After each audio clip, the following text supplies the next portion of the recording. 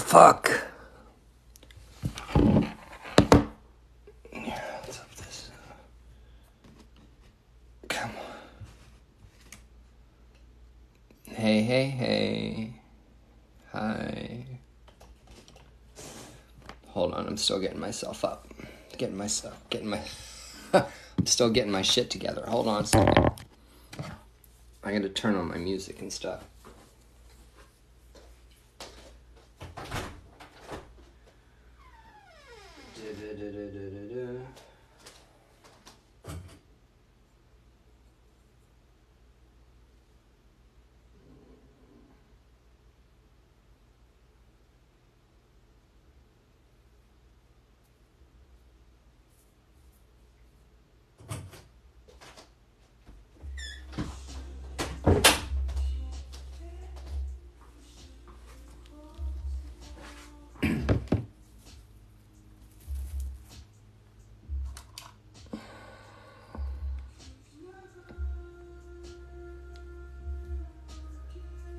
Ask away.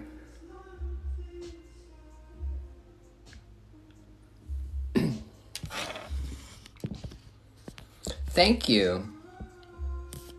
You can ask me whatever you want as long as you don't bring up me being white and telling me that I can't practice it, because I do. So you can ask whatever you want. So if you're not here to attack me and you're here to ask real questions, then I'll answer your questions.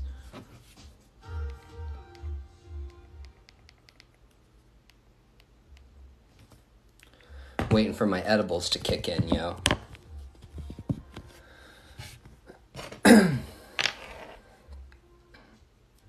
I just woke up. I literally just got up. I put my contact lenses in and they're dry.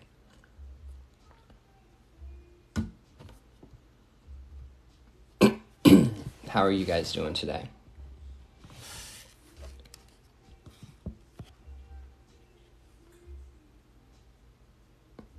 I'm not doing readings tonight.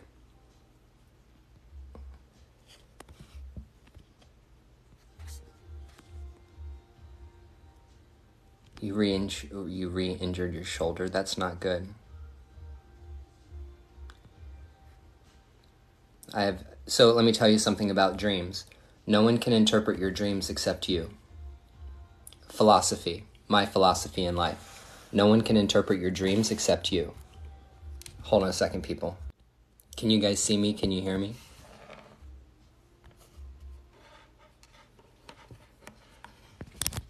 So you love Izili, you love Dantor, but you also want to be a part of Ifa, so there's no problem. Because you can get initiated in Haitian voodoo and you can get initiated in Ifa. There's no restrictions on how many religions you can practice. African religions and African spirituality isn't like that. You could get initiated in Palo Mayombe, Haitian voodoo, Obeya. Go get initiated in Ifa. Go get initiated in Lukumi. Go get initiated in as many traditions that you want. Thanks. I don't know why people say they like my voice.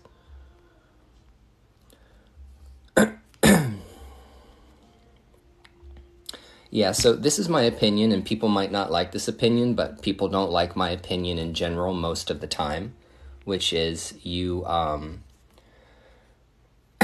only you can interpret your own dreams. Only you can interpret your own dreams. No one can interpret your dreams for you.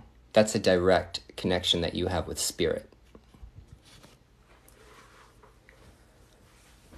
So here's one thing I do want to tell you about Ifa and Voodoo, is they come from the same place.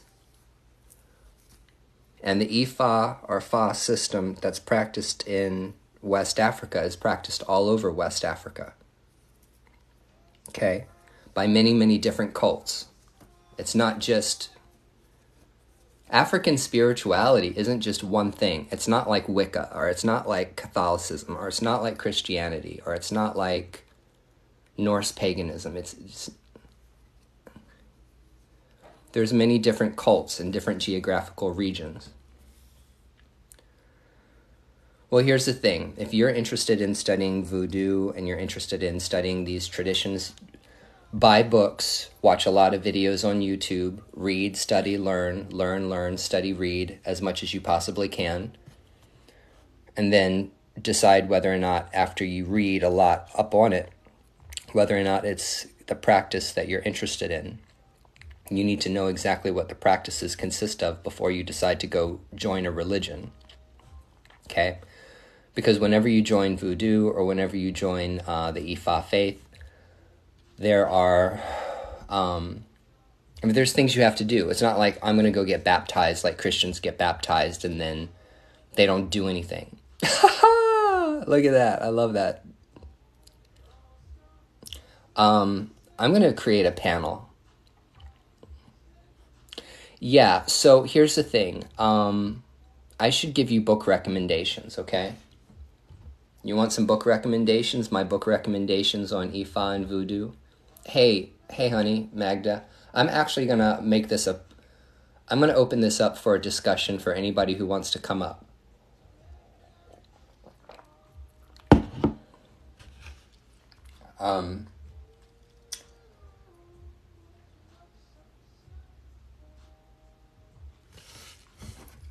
Hold on. The problem is one of the books that I find to be very, very, very good on Haitian voodoo. I don't have that physical copy, so I have to pull it up on Amazon.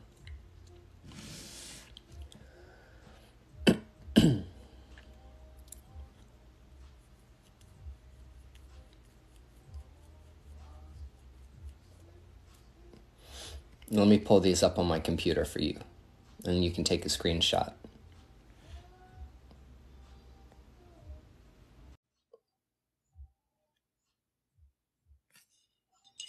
There she is. Hey, what's up? I'm like, there's a video about me, like not my video, but about me. I don't know that. How are you? I'm doing just fine. I'm getting ready to show some book recommendations for this person that's interested in my practices. So I'm gonna, and then I'm just like I'm opening it up for anybody who wants to come up and talk shit. Like, this is a talk shit kind of night. I'm waiting for my edibles to kick in. I love it. I just took my Adderall. I'm waiting for my Adderall to kick in.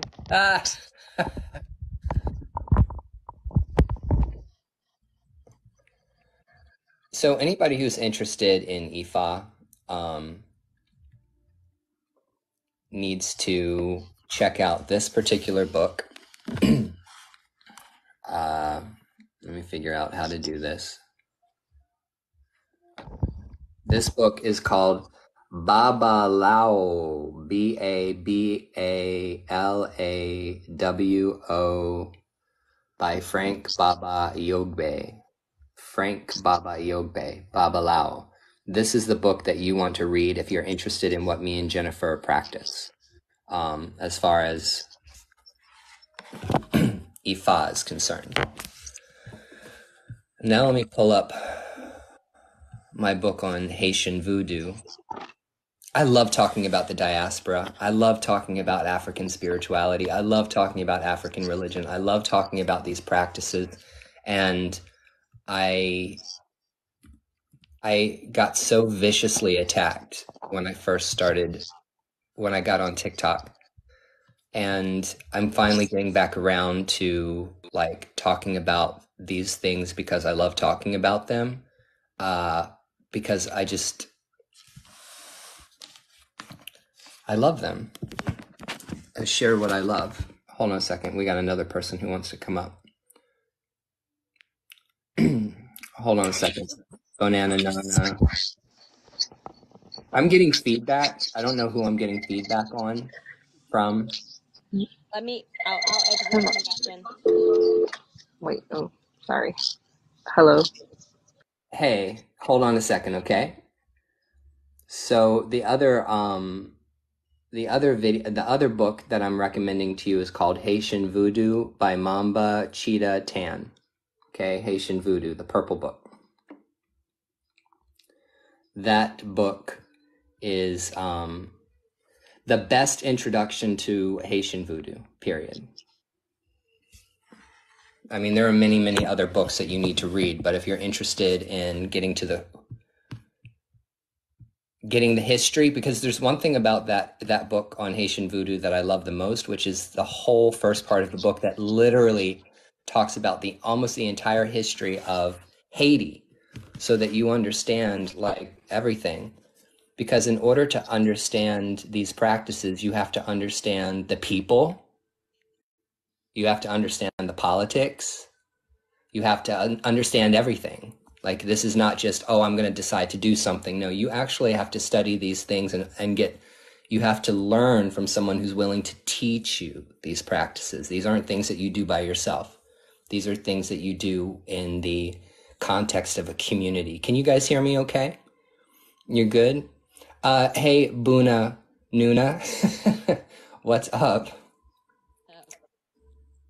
Share yourself with us. Okay.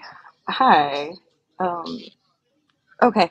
I don't really come on live like that, so I really don't know how to work this, but I also practice Santeria, the Lukumi. Oh, good. Oh, well, Yeah. hello. Brujo Yeah. Ryan. Hi, Busheshe. bendición. Iboruye boya, pochiche. So I'm a pete bida rula. I have my mano de ikofa. Ashe. Yeah. So, I be listening to you. The only thing I'm gonna just say, just be careful of what information you put out there because not every information is supposed to be accessible for everybody, especially when it comes to the Babalao stuff. Because if they don't have their mano de Ikofa or their mano de Orula, So I want to stop you right there, and I want to respect what you just said and tell you that I heard you, but I don't share any information that someone can't find in a book, period. okay, So that's the that's first good. thing. So if anybody wants to go buy Frank Babayogbe's Babalao, Hmm. all the information that I shared, they can buy. Like, I would Yeah, never talk about the mysteries. I would never talk about the of process course. of initiation, what happens in the room. I would Yeah. absolutely never. So I'm not a Babalao, and I never will be because I'm fucking queer, right? Mhm. So I am going to be crowned Oshun, and Oh, so congratulations. yeah, so I'm going to be crowned before the end of the year. So I'm going to become an Olorisha.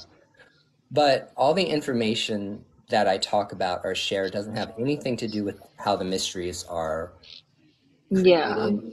But I totally understand and I appreciate you saying so. I'm not mad at you for coming up and saying that. But when it comes to Ifa, either Cuban Ifa or a Sheshe, Hmm. I tell people about how I got my Mano de Arula, what you can do, what happens when you get this. You get your warriors, you get your Arula shrine, all of that. But I'm not going to sit here and talk about Odus. I'm not going to talk about any of it because of my respect for it. I understand the Odus, but I don't even study it. Okay.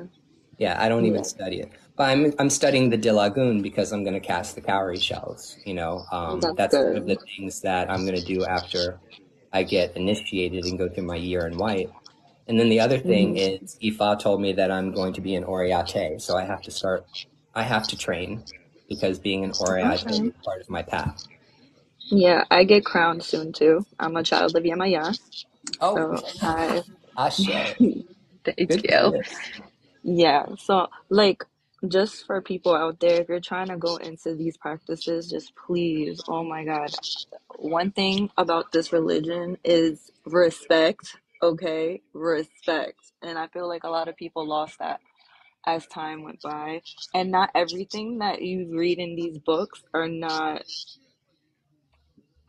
not accurate information because when it comes to these type of religions, whether it's Ifa, whether it's Lukumi, whether it's Candomblé, whether it's Ubanda, sorry, it's all verbal talk. You get what I'm saying? A lot of those stuff you're not gonna see in these books. That's Well, why this is a dying religion. I'm sure like this like with any other practice, they're when it comes to books, things have to be, or not have to be, but have been watered down to an extent, to be dumbed down. And there's a lot of misinformation, which is the importance of when you enter any practice to find somebody that you can find as an advisor, as a mentor, somebody to guide you, because there is so much in between that books and resources might not mention or might miss, that you learn through experience, or you learn from somebody that's been practicing or has more knowledge than you do. Oh, bendición, Iawo. Am pagan, so I always call Ryan. I'm just a plain white bitch. Oh, witch, bitch too though. But I'm a plain white witch. Okay. I have no knowledge on voodoo, hoodoo, none of that stuff. I mean, I have some knowledge, but I don't have any experience in it. I don't. That's not what I practice or teach. So I'm here. I came from a Catholic background, so I have lots of information in regards to religion, how they're actually very similar, and the different perspectives. So if anybody's here from from a religious background and needs guidance and advice, that's what I'm here for. But other than that, I'm just here to listen and learn. Yeah.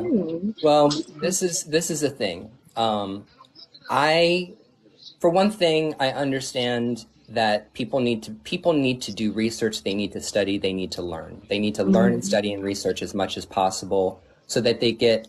And like, here's the thing. I want to know what people say. I want to know what people say. Like, I listen to Fox News, and I listen to CNN, and I listen to MSNBC, and I listen to the Young Turks because they're my favorite. And I listen, and I read everything from the New York Times all the way to whatever. The reason why I read all of these different news outlets is because everyone has a different opinion. Everyone has a different perception about how the world works. And I want to know what everybody has to say. And even if you're wrong about something, I'm still going to learn something. I'm still going to find out that you're wrong. Of course. Does that make sense? But my thing is, a lot of people go into these religions, okay, and they're just so misinformed, or they will learn and then they will switch it up and whatever they see as fit. And I don't think that's right either. You get what I'm saying? Because one thing about the religion, the core things still remains the same, always, no matter what. So you can go, different houses can do different things and different ilas, but the core stuff is still the same. It's like, personally, I get upset when I see people in the spiritual, like TikTok and whatever, and they start mixing things. And I see a lot of that. You mix palo with Sancocha, and like those are different lands, different systems. Yeah, they're similar energy, but it's still different at the end of the day. You get what I'm saying? And there's just a lot of wrong, and I be trying to like not call people out because I'm not the type. I like to tell people like, listen, this is what really it is. Don't get misinformed in here because a lot of misinformation is on TikTok.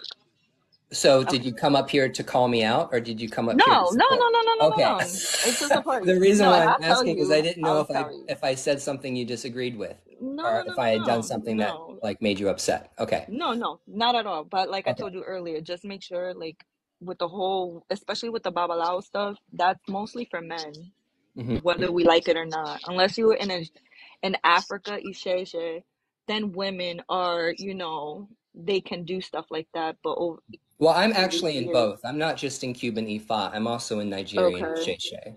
But Oh, okay. but I don't. I'm a scratch palero. I'm in Okay. the 21 divisions. I have my hand in Okay. Ifa. I'm going to be crowned Oshun in Lukumi. I'm part of Nigerian Isheshe also. I'm part of a lot of different practices. Mm-hmm. I've received a lot of things. I've worked with a lot of different people. So I'm not uneducated. I understand how the different practices work, and actually studying with and working with godparents from different traditions is actually what makes all of that come together. But anybody can do what I've done. Anybody can read books. Anybody can find godparents. Anybody can go study, receive their head washing, whatever it is that they need to do. But these spiritual paths are deeply personal. They're personal paths. These are personal paths, and every single person is different. Every single person, when they come to the mat and sit down and get read by Ifa, they're going to get their own Ita. They're going to find out about themselves. They're going to find out who their guardian Orishi is. They're going to find out what their taboos. Yeah. So here's the thing. Here's the thing about Black people. This is not a Black religion. It's an African religion. And the other thing is that these are initiation-based religions, period. I don't care if you're Black. And I don't care if you're angry because I'm white and I'm telling you and you're Black. These are initiation religions. You have to be initiated in them to practice them, period.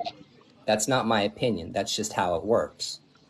Hotmom.com, that's not true. Because if you don't get certain like initiations done or certain ceremonies done, they won't even recognize you. No matter how many times you go to the ocean and you talk to Yemaya, she's not even gonna listen to you. I'm so sorry to like break it down, okay? And So no Odu it says anything about race. You have to be a certain race to get initiated. No, everybody has to go through it. Everybody, doesn't matter what nationality you are. so here's the Ethnicity. thing. Here's the thing about Black people, and here I go because they're going to call me a racist, and I don't care if you call me a racist. When I say that Ifa is an African religion and African spirituality, that's its origin. It comes from Africa. It's practiced a very specific way in Africa. It came across in the transatlantic slave trade. It's practiced a very specific way. These practices are practiced a specific way. And when you say I'm Black, it's not about the color of your skin. It's not like being a Black American, white American, Puerto Rican American, Cuban American. It doesn't have anything to do with your color, period. So that your tone doesn't mean anything when it comes to practicing these traditions. What matters is that you find godparents that will train you and teach you, because I'm sorry, you're not going to be able to do this stuff by yourself. You can't do it by yourself.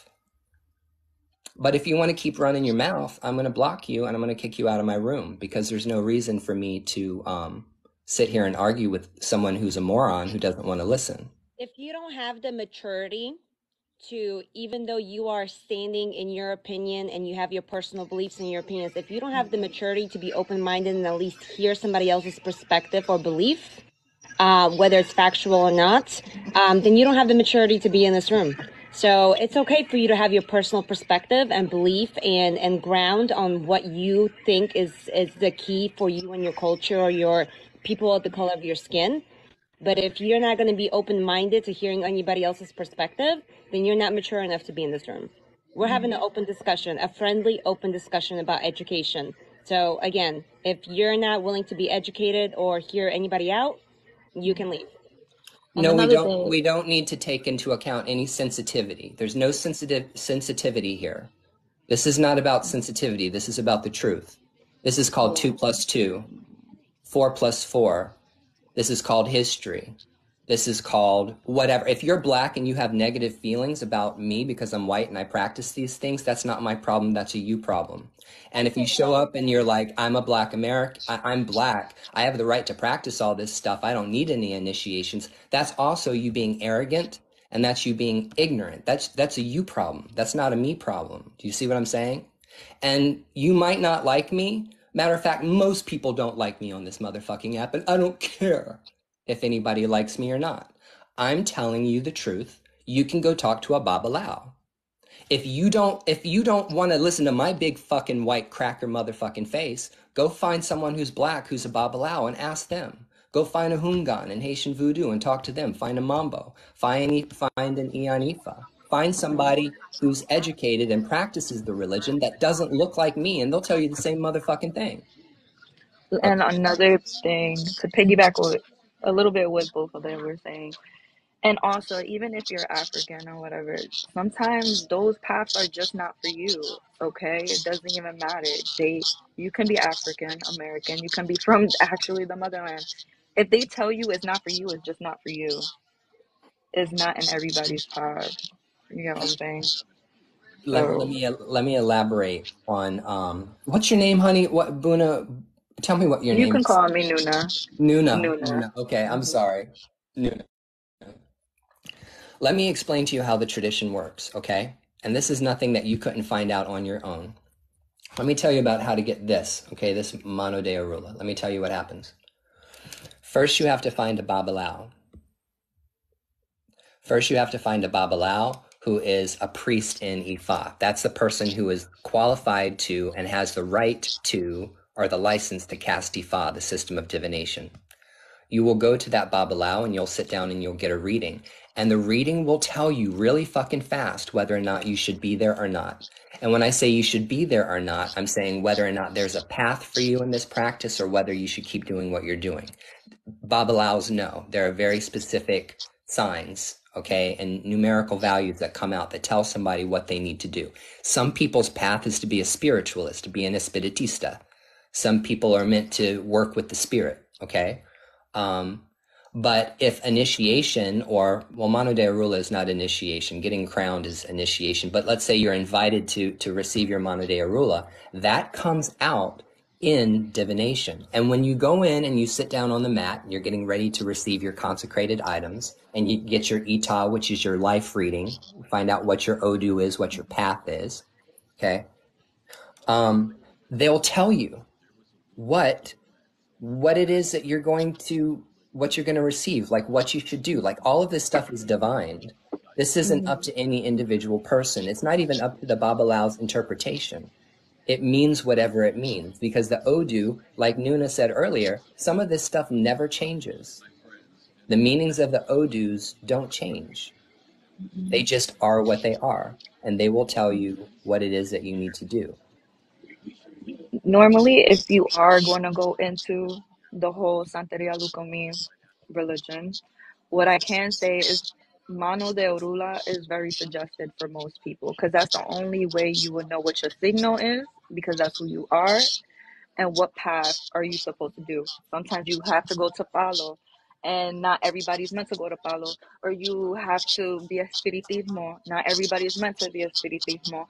Or you have to get cariocha. Some people or only receive olokun. It all just depends on what odu comes out. But yes, Mano de Orula is very recommended, especially if you're going into the religion. You don't have to go towards Ifa or anything to get Mano de Orula.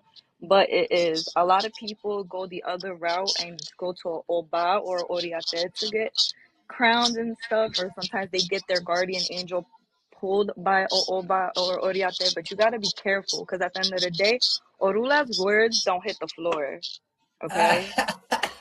So, like, yeah. Look, I'm an Ifa-centric person. I'm an Ifa-centric person. What does an Ifa-centric person practitioner mean? It means that Ifa and Orunmila, I go to my Babalao, period, when I have a problem, because that's my primary godparent is my Babalao. If you're an Ifa-centric practitioner, then you're going to Babalaos and you're getting advice thrown for you by Babalaos using And the Ifa. Oba can pull your head. This whole thing, Ifa. Okay, no. So what I'm basically saying, a lot of people don't go the Ifa, like, the traditional route. A lot of people get their ilekes, get their warriors, and then they go do their mano de ikofa, and whatever comes out in your mano de ikofa or your mano de orula or your odu, it tells you what paths you're supposed to take, right? A lot of people don't go that route anymore. A lot of people sometimes go the other route. They will just go, get a madrina, padrino, and then they go through like a oriate, because the oriate, they're the ones that do the itas, the italeros right there. They're the master of the ceremony. So they're the only ones that can actually really like pull down a guardian angel, but they have to have a certain amount of years of experience. And a lot of people forget that too. Yeah, so if you actually read and you study and you learn more about this, you'll find out that in Cuba, where most of this developed, okay, there's two traditions that run parallel with one another. They don't cross. One is Cuban Ifa, and the other one is Lukumi, which is also considered Santeria or whatever. I don't like using that. I like saying Lukumi. I want to call it Ifa and Lukumi, okay?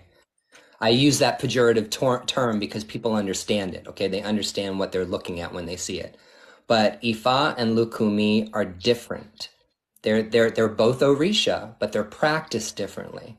So in Ifa, in Cuban Ifa, we're talking about working with priest of Orunmila, which are Babalaos that cast Ifa. When you're talking about Lukumi, you're talking about people who have been crowned priest or priestesses of their Orisha and cast the Dilagun, cast the cowrie shells. So I want everybody to understand, if you learn anything from this particular live, is that Babalaos cast Ifa, Olorishas cast the Dilagun. And they both have to do with and these religions are based on divination. That's why I love them so much. See, I'm a diviner. I like divination. I use oracle cards, tarot cards, runes. I've always been into divination. That's why I was attracted initially to get an Ifa reading, because I'm like, this is really, really amazing, old, ancient system of technology, spiritual technology. I want to see what happens. I got 5 readings over a period of 4 years with 4 different Babalaos, and every single time they read me, Orunmila never lied, period, about anything that was going to happen in my life. And I said, wow, this is crazy. I can't believe how accurate this is. And I continued to learn and study until I was like, until Orunmila was like, okay, you need to get your Mano de Arula, period. Stop coming to me unless you're going to get your, unless you're going to get your hand. But the point is that yes, there's conjecture about who can and cannot pull your guardian Orisha. There are some people that believe only a Babalao can tell you who your guardian Orisha is. There are people who say, well, Lukumi was here first, before the Babalaos came over, and so we do it differently, and an Oba can pull your guardian angel. I'm not here to debate these kinds of theologies. I'm not here to debate as to whether or not somebody feels that an Oba can or cannot pull their Orisha. I don't care. Because if you go down to Brazil and you go to what was the one you had said earlier? Not Candomblé, Umbanda. Umbanda. If you go down to Umbanda, that's an Orisha tradition, but it's spiritism. It's spiritualism. They don't run on the same. They don't do things the same way that it's done in Cuba. They do it very, very different. And you have to, how about this? How about we take a stop and take a step back and respect everybody for whatever their practice is, even if they're wrong? Can we do that? Can we do that just for like 5 fucking minutes? Can we all just sit back and say, you know what? Everybody is just where they're at. How about everybody is just where they're at? That white person over there who's using white sage because they read it in a book that it's how to clear their home. Let's not attack those people. Let's educate them, but let's acknowledge them where they're at. And everybody else who's practicing something else.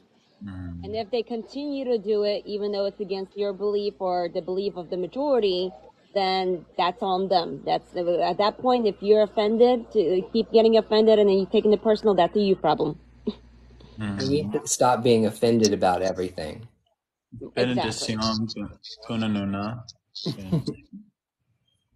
Hey, Derek. Hi, how are you?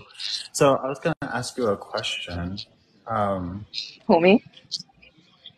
Either or. It's an open question to either one of the two of you, because I'm fresh. If you catch what I mean, I'm fresh in this. So I'm just wondering if there's anything that y'all could point me in the direction of, as far as like in the practice. Okay, so so you're talking about all the stuff I'm talking about, right, Derek? Specifically Palo. Specifically Palo, okay. So I have a book recommendation for people who are interested in learning about Palo Mayombe and Palo. Palo comes from the Congo. It's Congolese African spirituality, okay? It comes from a very specific region of Africa. From the Bakongo people. It comes from the Kikongo people, okay? There are a lot of people that say, oh, Palo Mayombe is a dark side of Santeria. No, it's not. They are not the same tradition. They are not the same religion. They are completely different. Their practice completely different, okay? Right. Like you can't perform Palo inside of a Santo room. Oh, like, no, what? No, you're trying to be on a solo, bro? So like, no. let me be clear. Let me be clear.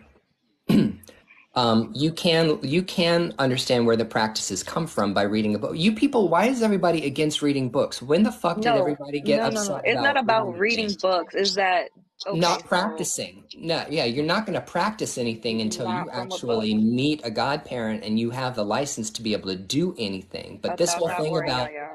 this whole thing about let's be negative about reading books, you people are going to be ignorant and stupid for the rest of your life if you don't read books.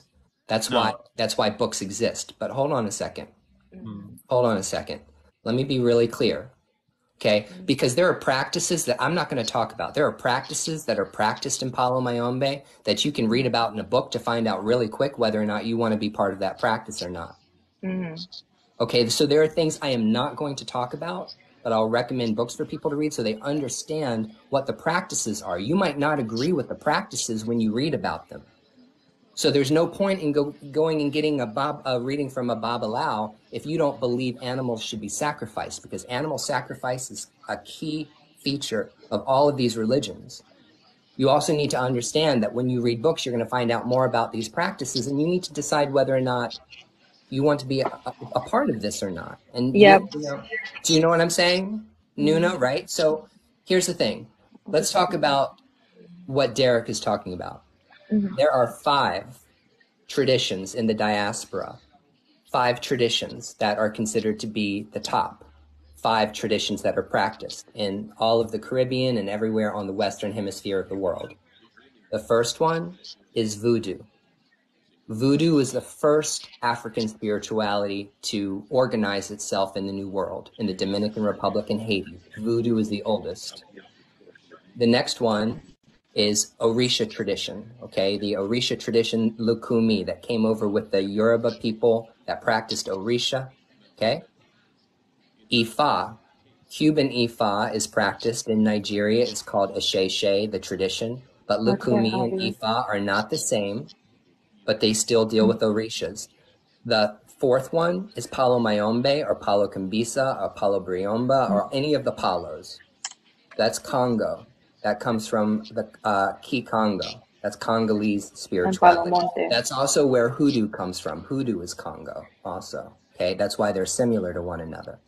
The last one is Espiritismo, spiritism. It's working the white table. It's working the Boveda. It's working with your ancestors and spirit guides. So there are 5. Palo is not an ATR, you're correct, because an ATR means African traditional religion. And any tradition that developed in the Western Hemisphere is a diasporic religion. So you are 100% correct. It is not an ATR. But hold on, Magda, let me finish. So the point is that all of these 5 traditions exist. And you can practice all 5. But they never mix. They never cross.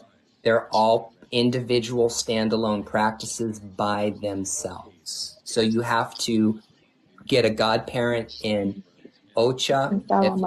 Malaikum salam. Assalamu alaikum. Yeah. And we could talk about Palo all night because yes, the way Congolese spirituality is practiced in Cameroon traditionally, in the Nganga, the shaman that practices African spirituality in Senegal, that is not the same way it's practiced in Palo Mayombe in Cuba. They're very different. And Palo Mayombe went through a lot of changes because of Freemasonry and other things that have come and gone. And Palo was also influenced by the Yoruba Osha tradition. So I mean, when you're talking about diaspora, I study diasporic practices. Lucy Progreso. No, I'm sorry. I was just. Oh no, you're fine. Yeah, I'm new, freshly scratched, and I am trying to ascertain more Spiritual information for virtue of the myself. dead. Oh, I'm And so happy for you. yeah, I want to learn in a very respectful, profound manner. I want to master each step as I go and not just jump headfirst into something that is unknown. So, I am definitely wanting to expand my knowledge, and I am just open to any kind of resource, books and or otherwise. I have a very All right. vivid imagination. I can link One connections. thing Yeah. I can say to you, Derek, if you want to really learn and stuff, start off with something really like small. Try to learn the impungos. Try to learn about the impungos, okay? I've been actually studying that one. I've been studying those as of lately. I'm learning the songs as is right now. Mm, Um, so that's one thing I'm gathering in, just so that way I can have that reference for those spirits. Look, Derek, Mm-hmm. this is the only book that I'm going to recommend to anyone ever, period, about Palo Mayombe. It's called Palo Mayombe, The Garden of Blood and Bones. Okay? I like that book. This book is a very good book, and it's for anthropology purposes. Okay? When I say Hmm. read books for anthropological purposes, that means you can read this and you can learn a lot about the origins of Palo. Hmm. But all of these practices, you learn them directly from the person who initiates you. That's the point. Mm. The point is that in these practices, you have to find good godparents that are going to train you, because there are a lot of people that will say, "Oh yeah, come over here, over here. I'll initiate you. I'll help you. I'll scratch you. I'll do this. I'll do that." And you pay them money and they perform the Leave. ceremony, and then they are gone and you never hear from them again. You get Right. initiated and you don't get trained. But I know that you're going to be trained just fine because you're taken care of and you have a good godparent. Hmm. So it all depends on your experience of being in these practices is only going to be good as your ability to pick a good godparent. And Leave. 100%, I will die on that cross every single day, every Young single day. Javi, loose. I just have a question, like in regards to like, so I'm pagan, right? Can you still consider yourself pagan but also be initiated to one of those practices, or is that like a contradiction? There's That no I don't know. I there's can't no answer that. I don't know. there's no contradiction, and I'll tell you why there isn't a contradiction. There's not a contradiction because in Ifa, there's no prohibitions in Ifa that you can't practice more than one religion, or that you can't be in syncretized religions, or that you can't be a Christian and come to Ifa and receive things. Like, these spiritualities don't do that. It's only Christianity and Mm. Abrahamic religions that have this concept that we're the only true people, we're the only Yeah. true I don't religion. know nothing about paganism and I would never claim to know anything about paganism. So I don't really Yeah. But know. here's the thing, though, about Magda, because I do practice witchcraft, European witchcraft, also, still, okay? If you're going to practice, let's say, Norse paganism, and that's part of one of your practices, that's one of the things you do, that's just fine. But you're never going to mix Norse paganism with African spirituality. They're not going to intersect with one another. You have your Norse pagan practices, and then if you got like initiated into one of these Okay. practices, that would be a practice in of itself. Like I said before, even people that practice these religions, they're all different, they're practiced differently. Mm-hmm. So then how do you decide, like, if I was to get initiated, right, let's say to one of these practices, then like if I'm trying to conduct, a working, for example, like how do I initiate, like this, not initiate, but how do I defer, do I do it through this way or this way? Like, is that just a personal choice? So, Yeah, but you gotta stay in one lane though, sweetie. Don't, like I said before, don't be mixing and matching and stuff because yeah. you gonna fuck So, around and find out. well, Okay? here's the thing. We'll put it this way. Um, It depends on what working you're going to do. So if you're going to make a spiritual bath and you're going to make it Palo style, and your godmother taught you how to make a spiritual bath, you're going to do that. And you're going to go to your Inkisi or Mama Chola, or you're going to go to whoever it is that you work with, whoever your people are, okay, that comes through the ceremony. You're going to do that practice as that practice. Mm-hmm. And then let's say the next day you're going to do a rune divination for yourself, or you're going to cast the runes for someone else. Then who are you going to call on? Well, you might call on Odin, if that's the deity that you bring down in order to cast the runes, or whatever the runic practices are, but they're always practiced separately. So it depends on what you're practicing in the context in which you're practicing. Just hold on, people. You guys have talked all kinds of shit, and I need to go back and read your comments. Because I also need to calm down and be more quiet, and my edible is kicking in, so I'm starting to feel that nice little happy relaxation feeling. And I don't want to come across as being all wound up or... I swear I could hug you. Who, me? Yes. You just make me laugh. So, like, here's the thing.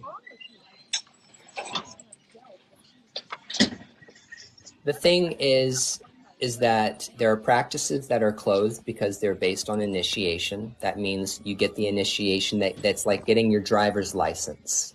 When you get your initiation or when you get embraced or you're brought into the fold by receiving any of the minor initiations. Minor initiations are things that don't make you a priest. I'm talking about other things. Okay? Like your entry level stuff, receiving your elekes, getting scratched, getting your mano de arula, okay, these kinds of things. Those give you a license. It's like handing someone a license, a card, where you can go and you can approach the specific entities that you want to approach respectfully because you've learned, because you've been trained, okay? And then there are other practices that are closed by ethnicity, okay? As an example, Judaism. You can't practice Judaism unless you're a Jew. Now, I mean, you can go hang out with those people and you can go to synagogue, and there are some people that say they convert to Judaism. But even if you convert to Judaism, you're never going to be a Jew if you weren't born Jewish. Okay, it's an ethnic religion. It's the same thing with stuff like hoodoo and Native American spirituality. If you're not a Native American that has a direct ancestral connection to a particular group of Native Americans, let's say Cherokee people, you don't have a right to practice any of that shit because it's not yours. You didn't get that. That comes through your blood. And like hoodoo, I tell people all the time, hoodoo is also a closed religion by ethnicity because if you don't have ancestors that were African slaves in the South, in the United States, hoodoo is not for you. So there are some things that are practiced because they're initiation based, and there are some practices that are done because it's in your blood, because it's your ethnicity. And I will die on that. So I do not agree that white people can practice hoodoo because hoodoo is an ancestral thing. And in order to get anything to work, you have to be able to pick up the phone and call your ancestors on the other line to pick up. And if you're white and you don't have any African slave ancestors to talk to on the other side, your hot foot powder ain't gonna motherfucking work. It's just not. Yeah.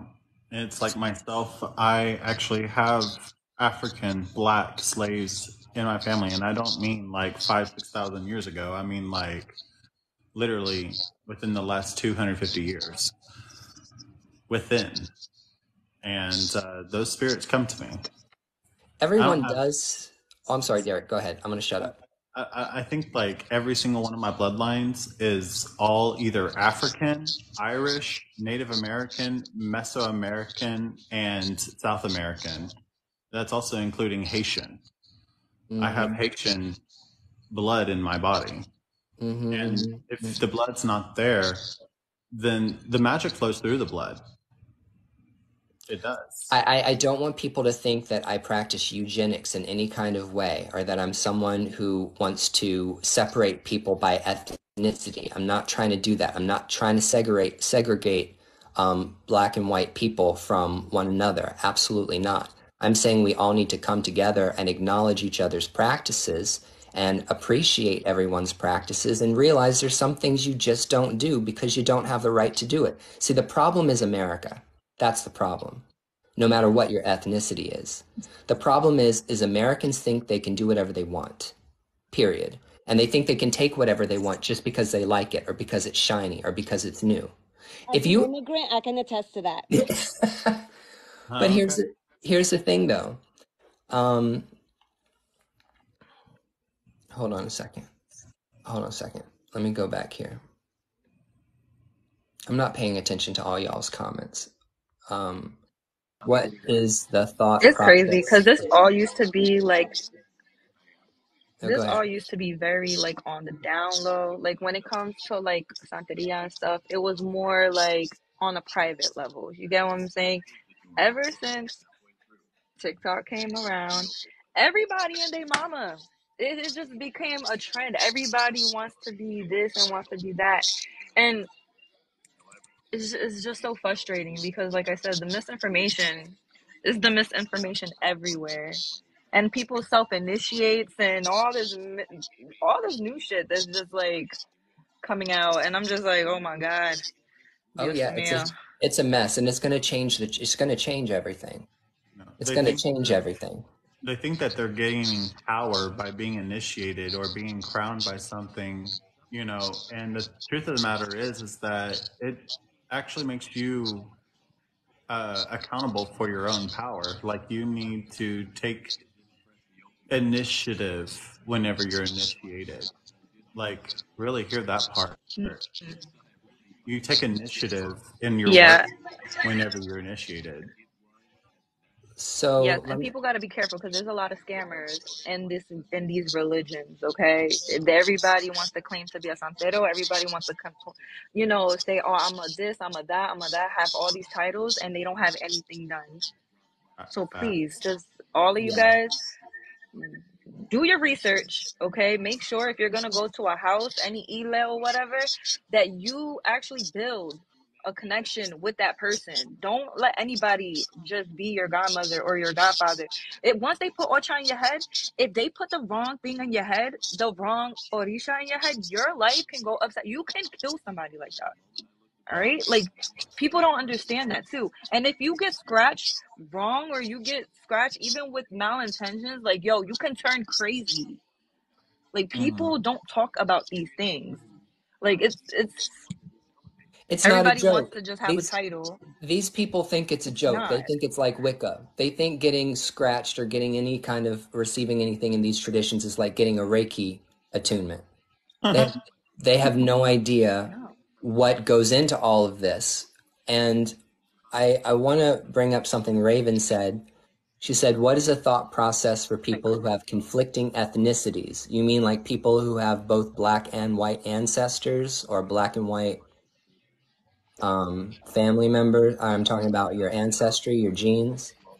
And then the other thing that spiritual virtue said, which is 100% true, is spiritism is an open practice. Anyone can practice spiritism. Anyone can practice a spiritismo. Anyone can create an ancestor altar. There's no one that can tell you that you can't put up a altar for your ancestors, period. I don't give a fuck who you are. That has nothing to do with traditions. yes, So, spiritual virtue. Spiritual virtue, yes, follow is raw energy. Okay, that's why it works fast. It works really fast. It's one of the fastest. Well, if Ocha and follow, that's why follow works so fast because it's straight up energy. But even then, a lot of people that work with follow, after time, that drains the shit out of you.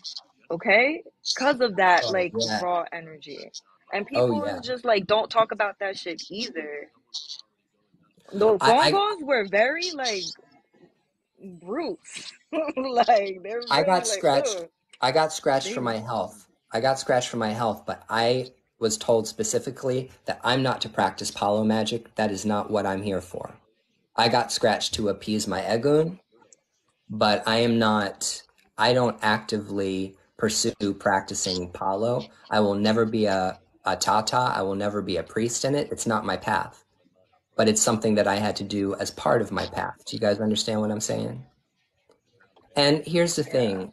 I just have to say something to this person who's on the hoodoo rant about white people practicing hoodoo. Are you white or are you black? Gullah, Geechee They said they're from person. the South and They, that there's a lot of white people in the South that yeah, they practice said they're voodoo. South, but they didn't say they were black. Are you black? Because you seem really fucking pressed that I'm telling you white people can't practice hoodoo or shouldn't practice hoodoo. He black. Okay, so here's the thing. Let's go ahead and Spiritual say this. virtue of the dead. Oh. Let's go ahead and say this then. If you want to teach people how to practice hoodoo, Go for it. Do it. See, I'm the kind of mind, this is my kind of mind. If you're white and you're interested in practicing hoodoo, or you want to learn hoodoo practices, find black people that practice it. And if that person wants to teach you how to practice it, that is up to him. That's up to the practitioner. Like you know who one of my best friends on the face of the planet is? Mama Sunfire. Mama Sunfire is one of my best friends in the whole world. I talk to her all the time and we chit chat. And she doesn't practice anything that has to do with Ifa or Lukumi. And I don't practice hoodoo. But we sit down and we talk about things and we talk about the similarities between the practices because they all come from Africa. They all come from the same place. But if she wants to teach me how to do a thing, like if I say, hey, there's this person bothering me on TikTok, like I cannot shake this person. I don't know what the fuck to do. I might say, you want to do a working for me? You want to take care of this person for me? Because she does work for me. So she might say, yeah, I'll do a working for you. Or maybe she'll say, no, just do this. Ba-da-da-da-da-da-da-da-da-da-da.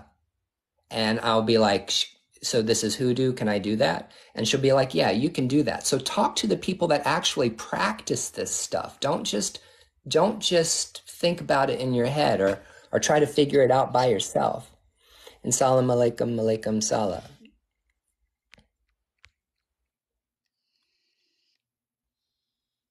I don't want anyone attacking me, and I don't want to attack anyone else. We can have a conversation and we can be logical and rational. That's not even a word. Reasonable, rational, logical, and we can have conversations about this. We can even be heated. We can even debate about it. But there's no reason that any conversation about spirituality ever needs to digress to the point of calling people names, cursing at other people, telling people to shut up, there's no reason to be like that.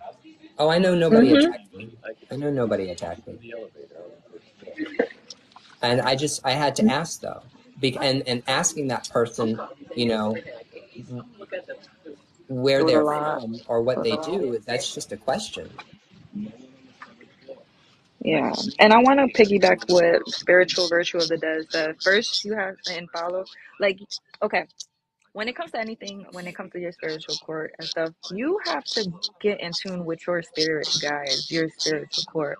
Start off with the Bovada. Everybody wants to run. Take your time, okay? Take your time. Start off with the Bovada. Do a glass. Start off with one glass of water and a white candle. Build that connection with your Bovada, okay? That is the biggest thing. The only practice that I can say that you can actually mix up with that is almost in everything, is espiritismo. Okay, that is the only thing. And a lot of people go into these practices, and they not even in tune and in line with their stuff. No, and it's just so aggravating. And then everybody wants to blame, oh, I got witchcraft thrown at me. No, bitch. It's because your own spiritual court is beating your ass right now. Yeah, Okay? it's your egg So bang. just get your shit together. Egun is first all the time. Everything starts with Egun. That's right. And so the thing is I'm really lucky that when I came to these practices, I came to people who were extremely well educated and very well versed in what they were doing, and they were not scammers, not scam artists, okay? Real practitioners. Most real practitioners will tell you, before you do anything in life, the first thing you need to do is put up your Bovada. You got to set up your one glass of water, white candle, white cloth, some fresh flowers, and it starts right there. It starts with a glass of water and a white candle. That's where your spiritual path begins. There. You have to start there. You have to start with your ancestors, or Eguns. Eguns means ancestors. You have to start with your own ancestors, because these religions are ancestral practices. But even though anybody of any ethnicity can practice them, everyone has to have their ancestors in alignment. Everyone has to have their ancestors appeased. Everybody has to know that we're all on track here. Because if the ancestors are not happy, no one's happy. They'll make your life a living hell. They'll make your life misery. if you don't listen to your ancestors. I'm not wrong about that. No. Is there a way to protect yourself in all practices? Yes, you just do cleanses, all right? Simple cleanses. Depending on what type of practice you're in, they have some edibles, they have, things that you can do. Even for those that are not initiated in these practices, you could do a white bath, a simple white bath, you know, that's wash yourself with some fruits and stuff like that. Give that shit to your egun. Put it on your bovada. Let them handle it. There's this book that I recommend to a lot of people. It's called Protect Your Light. Okay. Protect Your Light. So it's a practical guide to energy protection, cleansing, and cutting cords. Oh, I got to get that. It's a really good reference for like just like anybody, any from any, any religion, any practice. It's just basic stuff like how to properly cleanse your home, how to take a cleansing bath, cleansing shower, things like that. And if you want a book that's going to tell you about all the stuff I teach and talk about, you can buy my motherfucking book, Brujo, Grimoire of a Puerto Rican Witch. That's my book. And you can find out all the stuff that we're talking about here. It's all in my book. You'll find out these things, specifically espiritismo, because that's what I help people with. There's only one book, okay, and this is more of plant herbal. If you into herbalistic stuff, it's called the Ewas of Osain. The 101 Ewas de Osain. That in there, those, herbs and stuff, it has one for everything. Study that. That will help you a lot. I'm gonna tell you that right now. That's gonna help you. So, is that in English? So much. Do they have that in English? Huh? Do they have it in English? They do have one in English. Yes, say it again. What's the name of it? 101 Ewas de Osain. Hold on. Do I have it with me? Actually, it says PDF. I think you can actually get this. You can. Okay, cool. Awesome. Okay, that's about the herbs. Okay, that's also it. They have herbs for everything. Okay. And it's so good. And you got to even be careful of what herbs, because not every herb go on your head. Also, that's another thing. Okay, there's about 7 herbs that you can't put it on your head. You can strip away good spirit, good stuff. Yo, I get so passionate when it comes to these type of conversations because I feel like there's a lot of just misguided people, and then like I just want to just help everybody. Yeah, I wanted to help everybody too, but everybody before, not, since I got my mano de rula, people have left me alone. People have left me alone since I got that straight up legit. They have left me alone because people used to come around and attack me ridiculously, but they're not anymore. And I think that's very, that's good.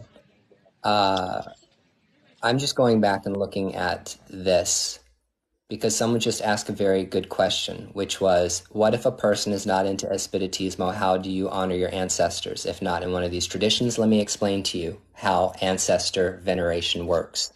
Okay?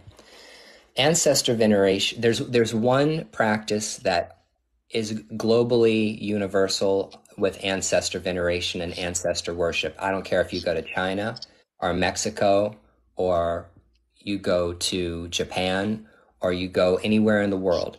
The way that people have honored the ancestors and served the ancestors for thousands and thousands of years throughout different cultures is we give them food and drink offerings. Okay? Thank you. I appreciate that, Galagichi. So what you do is you create an altar for your ancestors. Oh, look, Badass Ancestors. Yes, that is the book, Badass Ancestors. Get that book. When I was like, Ryan, my ancestors are fucking screaming at me. I don't know what the fuck to do. I don't even know where to start. He's like, go get this book. Best fucking book I've read probably in a year. Yeah. Yeah. And so here's the thing. Let me say something about your ancestor altar. There's as many ways to make an ancestor altar as there are people, okay? Because you might have like, the white table and the crucifix and the 9 glasses and all the stuff. But you might want to do something else. Like if you're not into that, if you're not doing that particular tradition, then you want to find out where did your ancestors come from, which is why getting a DNA test is good for you. Because when you drop that $99 and you look at your ancestry.com results or you look at your 23andMe results, you will see the geographical regions from which your people migrated from over the past couple of thousand years. Okay? So what can you do? Find things associated with the cultures in which you come from, right? It could be North Scandinavian, it could be Asian, it could be Indian, it could be anywhere, South American, wherever. Find things that represent your people and put them on a little shrine. Have a little place for it. Put out stuff. Always put out water. Always put out water. Always put out a candle for your ancestors, regardless of what tradition you follow. Water and a candle, fundamental, okay? And then give them food and drink offerings. Give them a shot of liquor. Give them some tequila. Give them some rum. Give them a shot of vodka. Give them a glass of wine. Give them a cup of coffee with sugar in it. You know, when you, more importantly than this, when you make food at your house, like say you make some chicken and rice, or you make some spaghetti, or you make some pizza or something, take a little bit of that food, put it in a little bowl, and put it on your ancestor altar and feed them. Okay, you're sharing yourself with them. You're sharing your food with them. It shows them that you want them to be part of your home. We want you in our lives. Yeah. And also talk to them. Talk to them like if they're right there. Okay, you build that connection with them because a lot of people will just change the water and stuff and thinking that's like building a, no, that's a little bit of the work, but you really got to sit there and you got to not meditate but just talk to them, man. I'm telling you, the more you talk to them, they're going to answer you, whether it's not through voice or whatever, but you feel me, they're gonna answer you. I'm telling you, that's the biggest way for me. I'm bougie. Okay, my Bovada is bougie. I wash that twice a week. All right, every Friday they get their flowers. Every Friday they get their flowers, and I change their glass over because when their glass starts to get really icky, your life is gonna get a little bit icky too. Okay, up here is gonna get a little clouded. You clean your Bovada so you can have a clean space, a clean mind. If you have a problem with Yeah. prayers or you want to use prayers but you don't know what to say, this book called Ancestor Paths, okay? It's written by a lady named Aladokun, Aladokun. It's called Ancestor Paths. Beautiful, beautiful book. It really is based in Espiritismo, and it has lots of it. It has all kinds of prayers to the ancestors, and they're generic in the terms that they're not associated with any particular path. Does that make sense? Yeah, I know this one, Alan Kardec. I love Alan Kardec books and stuff like that. I have an there you go. Yes, I have Alan Kardec book right there where my Bovada is at. And the prayer I always say when I talk to them before anything is the reckonship. Because let me tell you, that is such a powerful as prayer. You will see difference. I'm telling you. After a while, you keep doing that, man. But yeah, that's not for y'all. The book of the spirit, yes, peace. You see, y'all get it. Y'all get it. I like y'all. I like y'all. So let's talk about Alan Kardec for a second. Alan Kardec was a French teacher who became a researcher into spiritism and spiritualism in France. It's French spiritism, it's European spiritism. And the reason why his books made it all the way down to the Caribbean is because privileged and rich, light-skinned Cubans, Dominicans, Hispanic people were shipped back over to Europe to go to school. They would go, the rich kids would all be sent back to Europe to go to school, and then they would come back. And so what had happened was this Alan Kardec's books became very, very popular in France, in Europe, Spain, Portugal, all of that area. And when people would go back to train, or when they would go back to school, they found these books and they started bringing them down into Brazil. They started bringing them down into the Caribbean. And so this particular book, it's called A Collection of Selected Prayers. You will always see this book if you know someone who is practicing Espiritismo as it's practiced in our practices. A Collection of Selected Prayers is going to be sitting on their boveda, because what the Spiritism or the spiritualism that's contained in this brought was kind of like it filled a gap where a lot of ancestor veneration practices were missing. Obviously because the transatlantic slave trade, and obviously because a lot of things were lost. A lot of things were lost when they came to, yeah, it's a red or yellow book.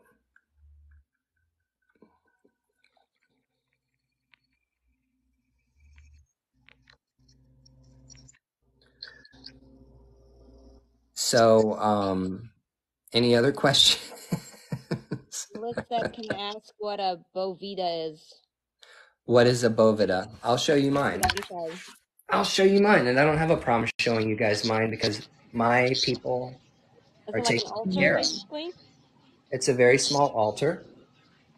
I wish I was home so I could have showed y'all mine. Y'all would have saw how bougie my I don't gitanas mind, are bougie. I don't mind showing people my stuff because my spirits are so fucking strong. Nobody can throw anything at them anyway. Let's get them a tea light. Where's your tea light? Let's light a candle for them. So the bovida in translation means tomb. It's the tomb, right? Like where you bury the dead. And in ancient cultures, especially the Taínos, who are the Native Americans that populated the Greater Antilles before Christopher Columbus arrived, they kept their dead around them, around the home. A lot of people buried their dead under their home. So the concept of having your dead close in ancient cultures, including the Norse people, is very, very popular. But when the Christians came along and told people that they couldn't have skulls and bones of their beloved ancestors hanging in their house anymore, a lot of traditional practices died. But when we have the bovida in our home, it's a place for our ancestors to live. And this is what I got going on over here. And they live with me in my kitchen. This is where this is. That's adorable. So I've got my little candle, and I have my madama. I have a madama, okay? That's a particular folk saint that is in the tradition. We're not going to go into it. And then what we have is we have glasses of water, okay? So I have a little Bible here for them. That's their little Bible. I have the collection of selected prayers in Spanish. I've got my 7 African powers statue over here. And I've got a candle for the Native Americans. And I've got this book. And if you're Puerto Rican, you should know what this fucking book is. You should know what this book is. I sure do. What we do is, this should be white, but it's not. It's not. It doesn't matter. I wanted to have color on in the kitchen, and they don't care, okay? I asked them. But anyway, what we have is we have a glass of water here, a large glass of water, and inside the glass of water we put a crucifix, a metal crucifix. And then, depending on where you're at in your spiritual practice, you'll start adding other glasses of water, smaller glasses of water, beside the large glass of water, okay? But bovida either has 1, 7, or 9 glasses on it, okay? But that is what I would say my bovida is. That's my ancestor altar. I got more than one ancestor altar, but that little one over there is for those specific guys. Yeah, so a lot of people start off with 1, then they elevate up to 3, then they do 5, then 7, and then up to 9. And each one, it defines something. So, like, 1 will be for the Congos, 1 will be for the Indios, 1 will be for the Arabs, if you have Arabs, 1 will be for the Gitanas, and so forth, so forth, so forth. Yeah. That's another thing people don't understand. Your bovida is really nice. I like your bovida. Oh, thank you. That's just what we got going on right now. People don't understand that. Here's the other thing. You ready? I'm going to fuck everybody up here with this hoodoo stuff. I'm going to talk about something that people might not like. And once again, me talking about shit that is going to make people mad. But I don't care. All right. So let's talk about it. Let's talk about white people and hoodoo. Let's talk about hoodoo, okay? Again, and root workers for a second. And let's talk about espiritismo.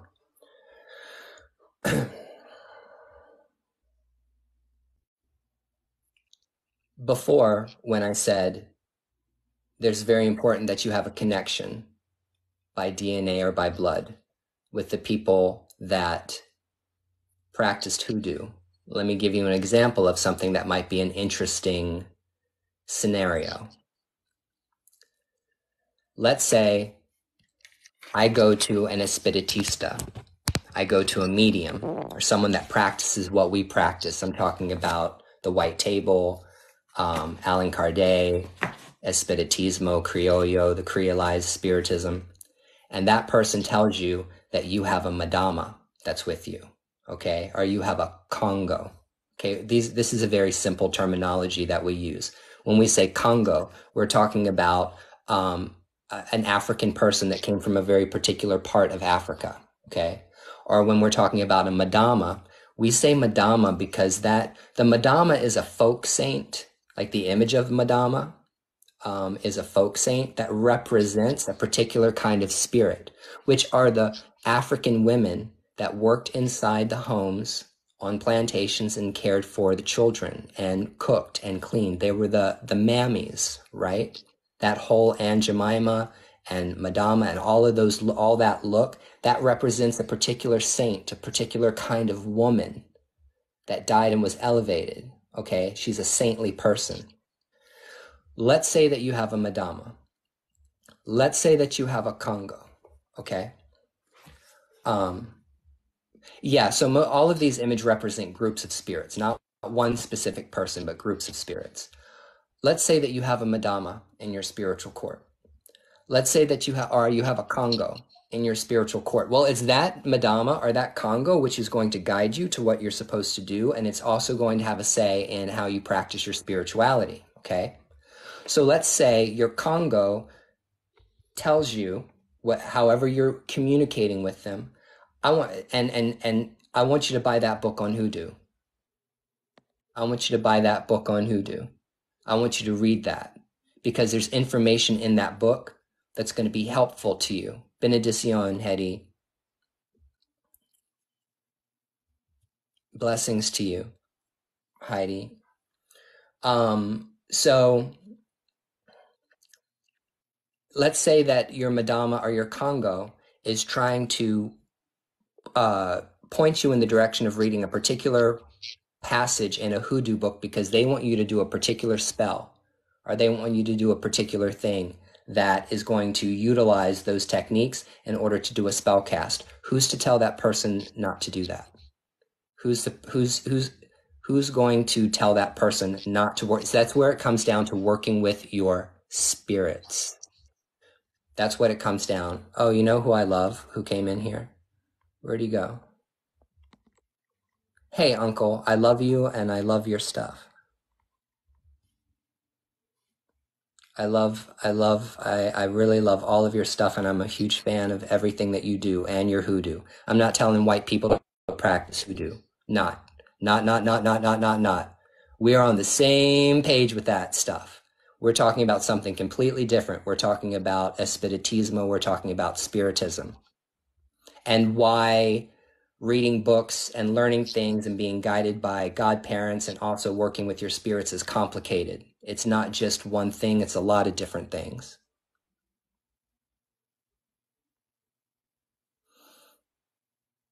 Absolutely. You need to read books. Read fucking books. Read as many books as you possibly can. If you don't read books, you're stupid. If you don't read books, you're not educating yourself. You don't know anything about the world. You know nothing about the world. You know nothing about these practices. You have to read books. Lots and lots and lots of books. I have done nothing but read like 4, 5, 6 books a week for the past 21 years. That's why I know all this stuff. I don't know the things that I know because I sat around on my ass. I'm a fucking dictionary over here. If somebody has a problem spiritually, I know exactly where to point them in the direction in order to cure that. I've spent the time studying this stuff, but my knowledge and my mind means nothing when it comes to actually practicing this stuff, because there are things that you learn and there are things that you practice. And practice is not having book knowledge. Practice is actually being able to call the ancestor or call the spirit and be able to do the working the way it's been prescribed to you by whoever taught you.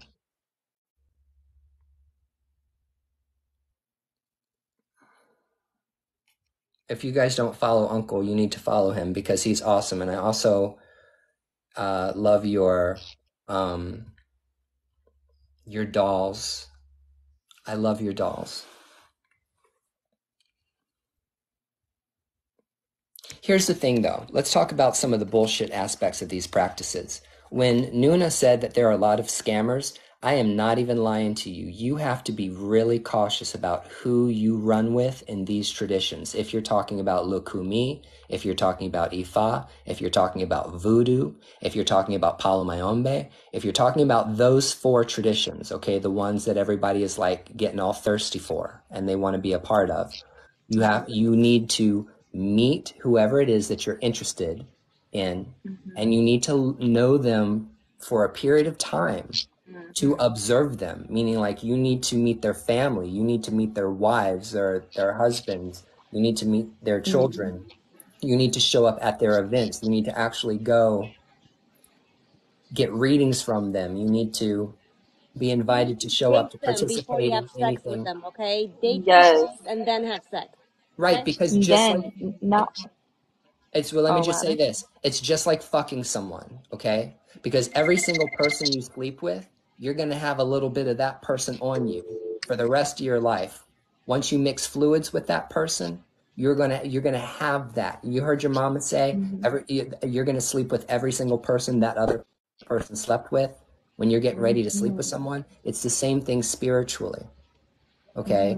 So and when you join someone's ile, when you join someone's house, you need to find out the kind of types of characters that are in that person's house, because when you join a house, those people's problems become your problems because now you're Yeah. part of the fucking house. Am I Now I right? gotta also, yeah, I gotta piggyback or something too. Red flags. Let's talk about some red flags. Babalaos do not give ilekis. If you hear a babalao trying to give you ilekis, please run.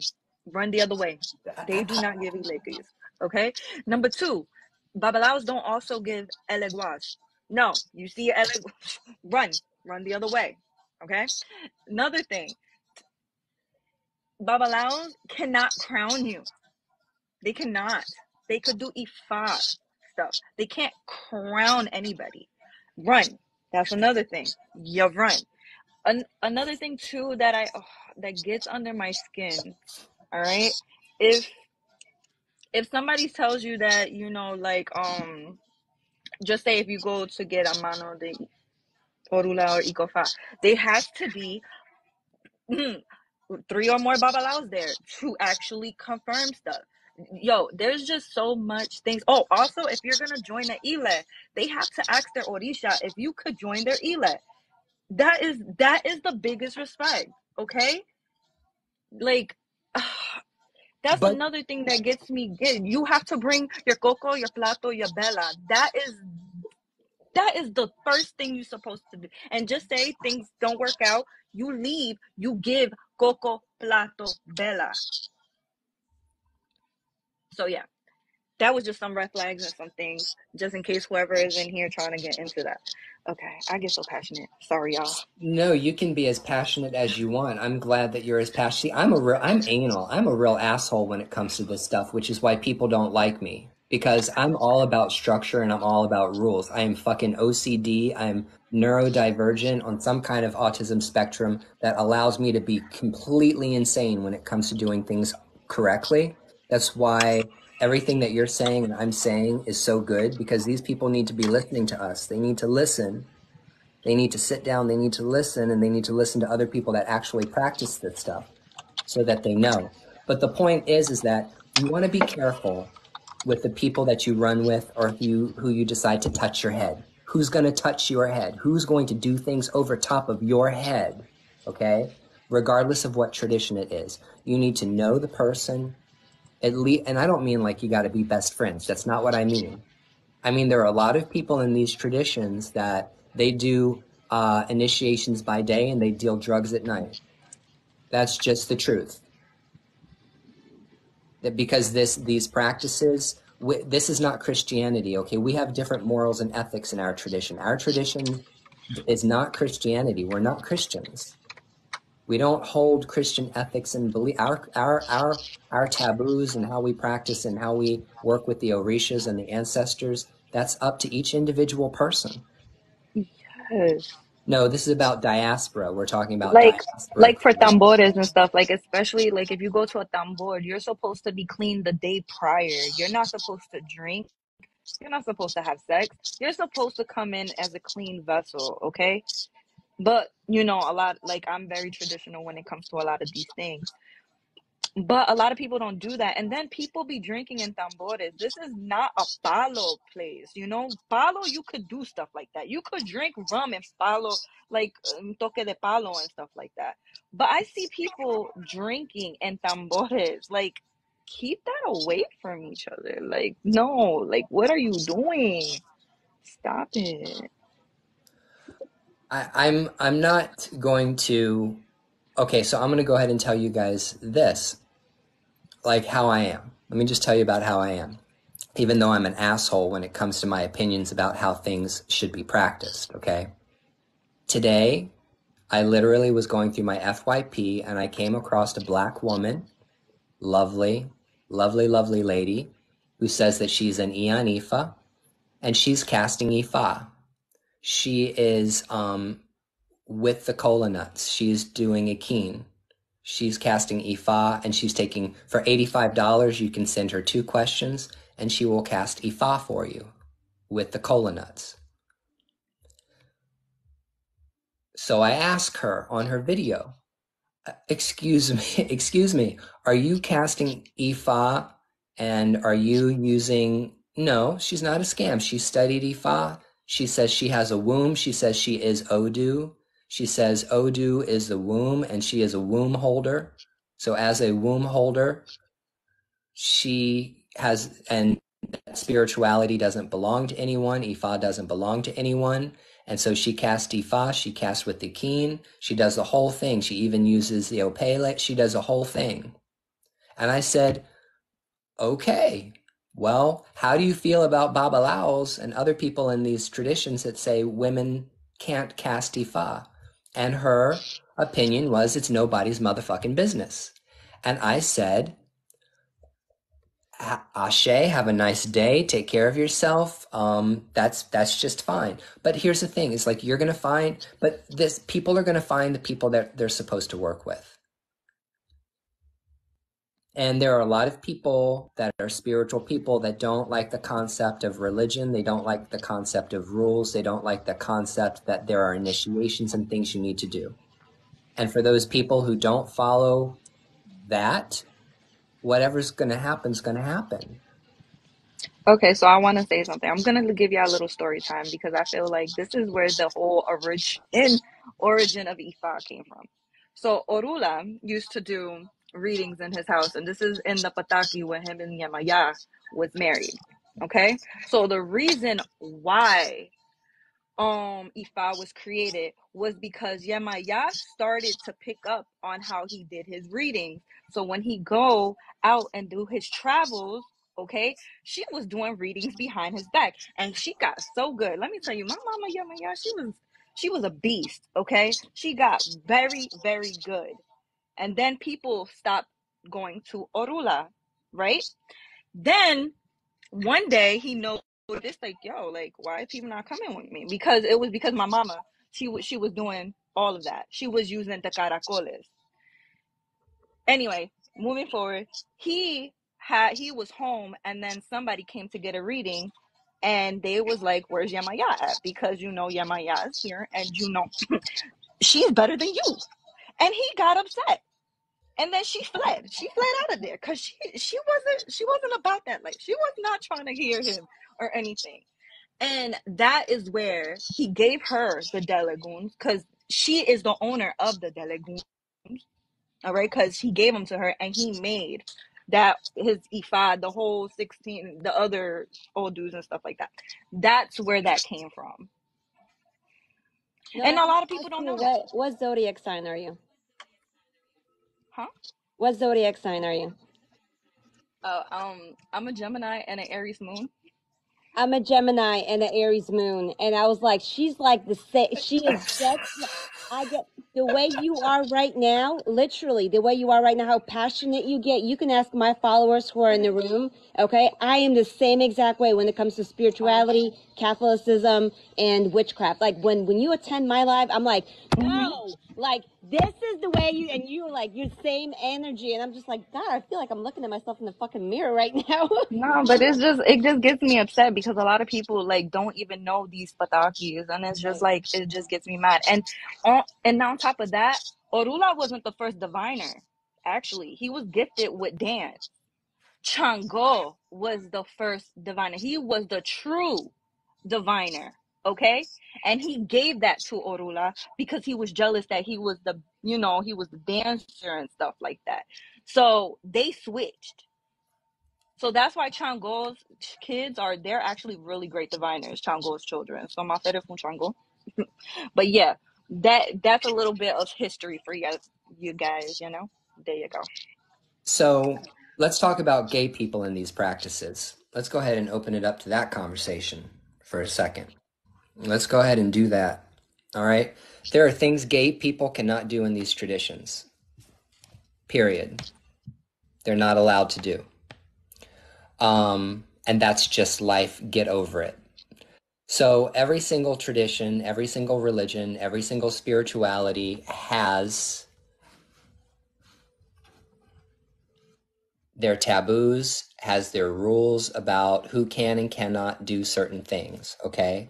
So there's a great controversy as whether or not someone who's gay can get scratched or not in Palo Mayombe. I am not going to get involved in that conversation with anyone.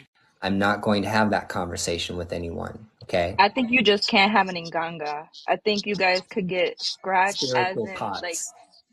yeah, you can't have an inganga. You can't have a kindembo at all. I So if know that. so here's the thing about Osign.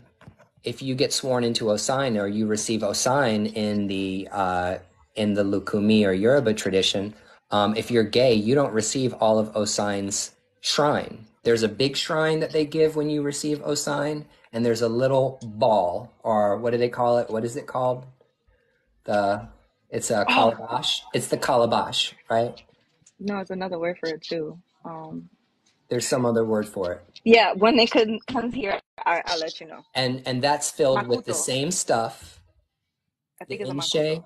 it's filled with the same stuff, and it's a little ball that hangs, and you bring it home and you hang it outside, and that's your Osign shrine. But both gay men and straight men can get initiated into those mysteries. You just don't receive the same things. And also, if you're gay and you get scratched in palo for a tata that actually will scratch you, that is not going to say, I'm not going to scratch you, because that's up to each tata. That's up to each individual priest, whatever they believe, they believe. If you get scratched into palo, they'll make you a spiritual pot. They'll create a pot for you to work with the egun, okay, the Congo that brought you to the door, that wanted you to get scratched in order for you to move forward on your spiritual path. So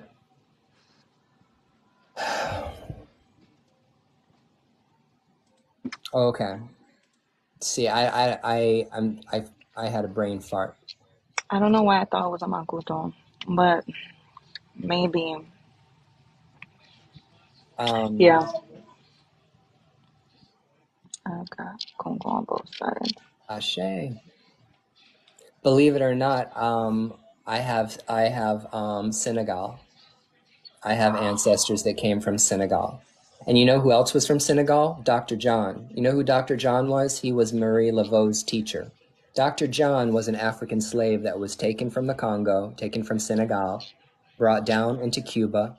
Oh, Chenilope, are He you a became babalao? initiated into Palo. And then from Cuba, when he became a free man, he went to Louisiana. He settled down in New Orleans, and he was Dr. John. Dr. John was a palero, and he trained Marie Laveau. And I didn't know whether or not people knew that Dr. John's practices were based in Congo, based in Palo. Oh, Iboru, Iboya, Bochiche, Amapete B. Hey, what's your Magda, name? Derek, are you guys okay? Because we're kind of like just talking and talking and Yeah, I'm talking about the sorry. traditions, but No, it's okay. Like I'm learning. I'm here for, like I said earlier, I'm pagan and my specialty is talking about, Catholicism, Christianity and converting and witchcraft. So, but I'm here for the conversation. Like I'm here to learn. So I'm enjoying this, but whenever y'all want to bring up anything else, I'm here as backup. So y'all keep going. um, I'm so glad that we have so many practitioners in the room that are part of these traditions.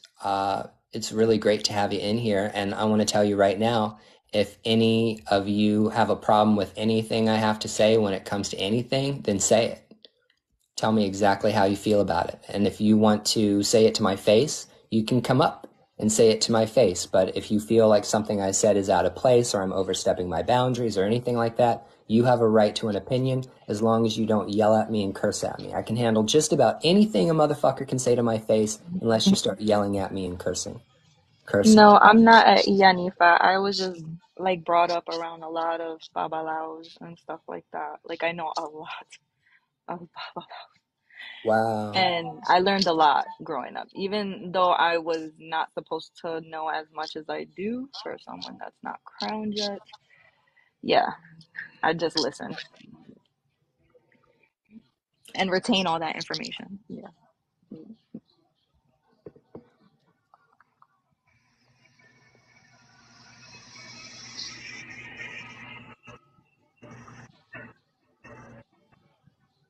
Right. So Mambo, I sent you an invite to come up, but you might not want to come up tonight, and that's just fine.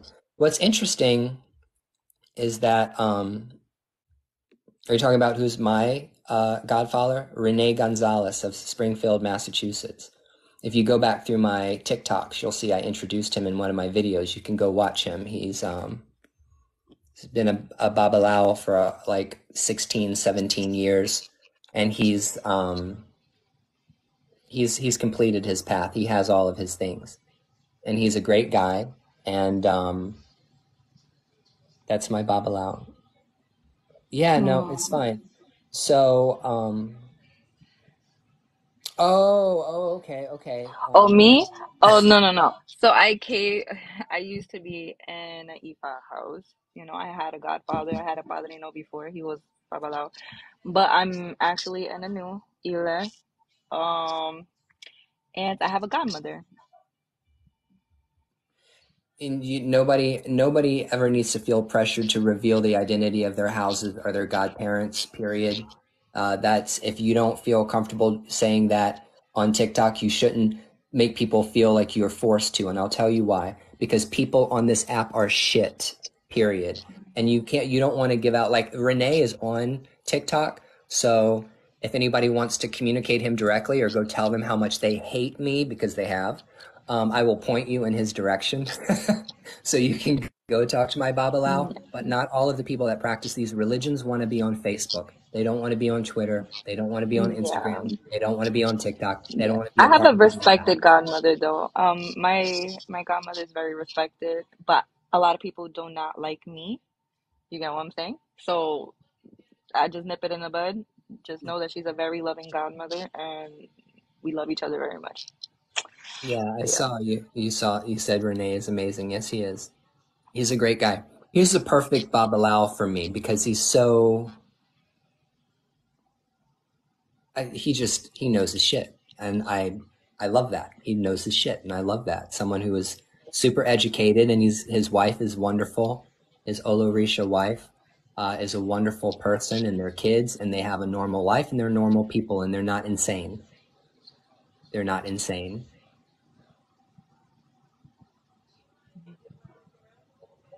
And So here's what's interesting about the traditions, though. Like the person who is in the room named Raising Bozeman's, her name is, well, I'm not going to say what her name is unless she wants to introduce her name, but she's a Mambo in Haitian voodoo. And it's interesting that different traditions have different taboos. And it just so happens that in Haitian voodoo, these taboos surrounding sexual orientation and I think gender identity and all of that stuff, that doesn't exist in Haitian voodoo at all, does it? Anyone can be a mambo, anyone can be a hungan.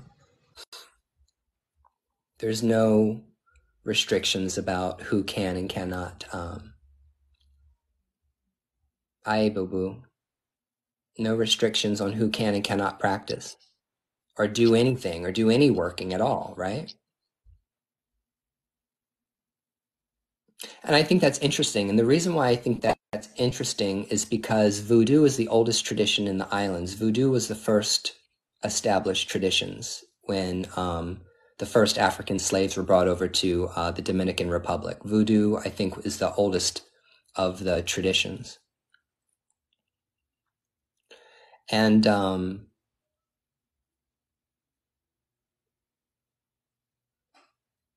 I love Haitian voodoo.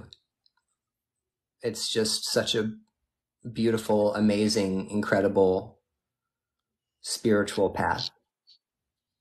And I received my initiation into the 21 divisions, which is why I am sitting here with you talking about voodoo. But long story short, what about hoodoo? Man, we just had that conversation. That was a long-ass conversation. You missed it. I don't think we're going to have it again tonight. We had that conversation. Watch it on YouTube later. Yeah. What's the difference between Haitian and New Orleans voodoo? I can answer that for you. Oh, no. Oh. No, go ahead. Were you going to say something? No. Yeah, I was going to ask the lady there. Yeah. So school me on pagan. Like, am I saying it right? Pagan, right? Paganism? Yeah, there you go. Yeah, so it's a very like laid back type of thing. Like you practice your way. There's no like real set in stone rituals or rules or anything like that. It's very, I would say, go at your own pace and free and go with the wind, and you know what I mean? So it's very like opposite of everything that you guys are saying here. That's why I love learning and being knowledgeable about other practices and what they do and how they practice. But it's just very go with the flow. There's no labels. There's no right or wrong way to do anything. It's really hard to break any rules. It's just it's there very are no flexible. rules. It's very flexible. You just make it whatever you want to make it to be your own, and you call yourself pagan. So somebody put nature based. So it's kind of like follow then, like similar It's to follow very because like Mother follow. Nature, like working with herbs a lot. We honor the earth, the trees. Like when we do workings, for example, whatever is left over for the working, whether it's the herbs and things like that, we return it back to the earth. We'll go bury it in our backyard or just like sprinkle it back into the grass. We believe in returning it back to where it came from. You believe in that the wind has energy. The wind, you can work with the wind, you can work with the moon, you can work with the sun, you know what I mean? It's just very whatever you want to do. You want to only work with the moon, you go ahead and only work with the moon. You want to only work with the sun, you go ahead and only work with there's no set in stone way, right or wrong way to do it. Now there's certain things that are probably like, yeah, I wouldn't if I were you. Like like hexing, for example, it has to be justified. You have to have a legit reason, because if you don't, your soul family's gonna eat you the fuck alive. You know what I mean? So there are Basically the same as okay. You have to. There are certain things that are like, yeah, think about it. Other than that, it's just like go with the flow. So I'm going to give this plug out because you can have my jelly roll. Ask me about Tansy for invisibility. What can I use for revealing or drawing attention? You want to pick up a copy of Witchfoot's book, which is called Spellcasting Companion for Physical Witchcraft by Witchfoot. Okay. This book has an entire list of herbs that you can use for anything that has to do with money and prosperity, if that's what you're talking about, drawing money, baneful workings. That's just, if you want a compendium of, or what I'd say the latest and most fresh and the most accurate correspondences of magical and medicinal herbs, magical herbs, then you need to get that book, okay? Now let me talk about New Orleans voodoo for a second, and let me talk about voodoo, period. All right. Voodoo comes from Benin, Togo, Ghana, Ivory Coast. And if you're looking at a map, to the right of Benin in Africa, on the west coast of Africa, there's Nigeria. Okay. So the Orisha tradition, right, comes from Nigeria. It's a Nigerian tradition. And voodoo is the tradition that sits next to the Orisha tradition in Benin, Togo, and Ghana. These traditions sit side by side with one another geographically in Africa, okay? Voodoo has a very specific pantheon of deities called Loa that are petitioned, are called on, or served, okay? There are very specific entities that are called and served that come from the voodoo tradition that's in West Africa. The Yoruba Orishas are actually incorporated into Haitian voodoo and incorporated into voodoo in the Nago Nation, okay, the Ogus. But if you practice voodoo, you are working with a particular group of spirits, whether it's Haitian voodoo or whether it's New Orleans voodoo. Dambala is the same Dambala everywhere. Okay, Izili Freda, Izili Danto, same Loa everywhere. Now they're groups of spirits, but at the same time, if you practice voodoo, that's a very specific thing. If you practice voodoo, you probably work with Papa Legba. Now in Santeria or Lukumi, he's called a Legua. In Ifa, he's called Eshu. Okay, in Palo Mayombe, he's called Lucero. Okay, so wait, so are we synchronizing? Is that what we're doing right now? what I'm doing right now is I'm saying that all of these traditions are different, all of these entities are different, but they all come from the same place, and they all come Similar from energy. the root. Similar energy, not the same spirit. Same thing. Okay. Similar energy, not the same spirit. That definitely confuses people, because now people, like, when you say stuff like that, people are just gonna, oh, okay. Yeah, that's why. Lucero and, Elegua is the same, Yeah, but person. you know who I No, could it's add in not. that group? I can add Ganesha from Hinduism, because Ganesha does the same thing Elegua does.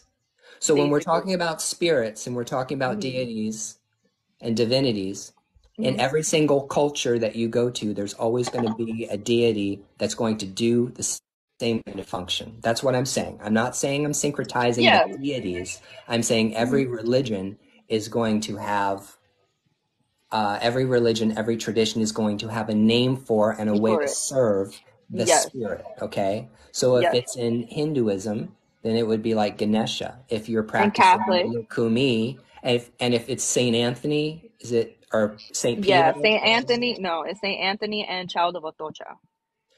Right. So you're always going to find a similar kind of entity, similar energy or entity in every single religion. But if you practice voodoo, you're working with the spirits that come from Dahomey.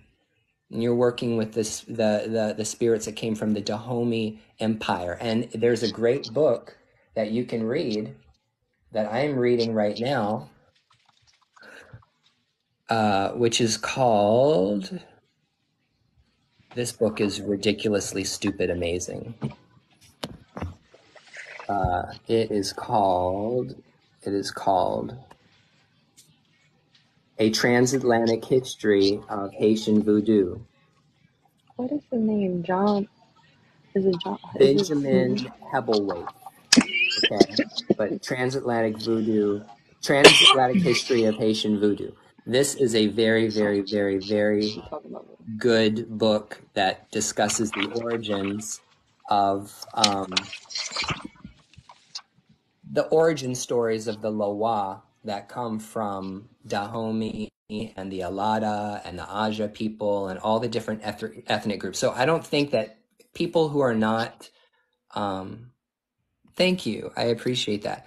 People who are coming to these diasporic practices and religions like Voodoo and Palo and Yoruba, it's not Christianity. You have to decolonize your mind. You have to decolonize your mind if you're going to be a part of any of these practices, because in Christianity, Jesus is always Jesus. God is always God. The Holy Spirit is always the Holy Spirit, right? There's Jesus, God, the Holy Spirit. Boom. You got your Trinity. You got your, if you do a certain amount of, if you do this wrong, you're going to go to hell. If you do this, you're going to go to heaven.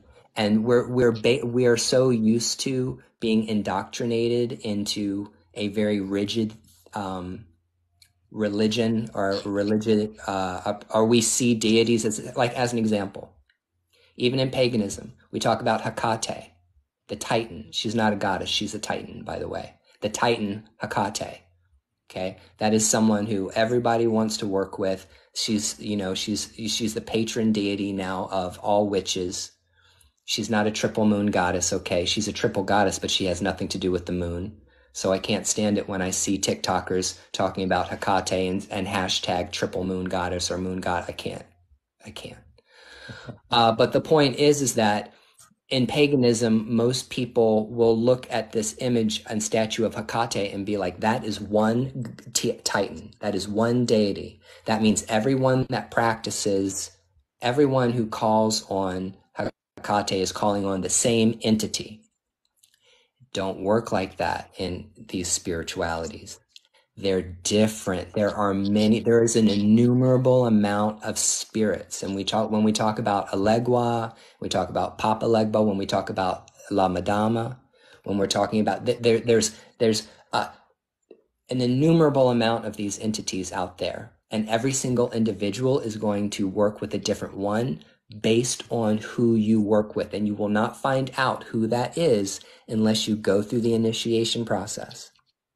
Do you see what I'm saying? So we're talking about classes of spirits or groups of spirits. And there are many. Somebody might say, oh, well, I have an Ogu.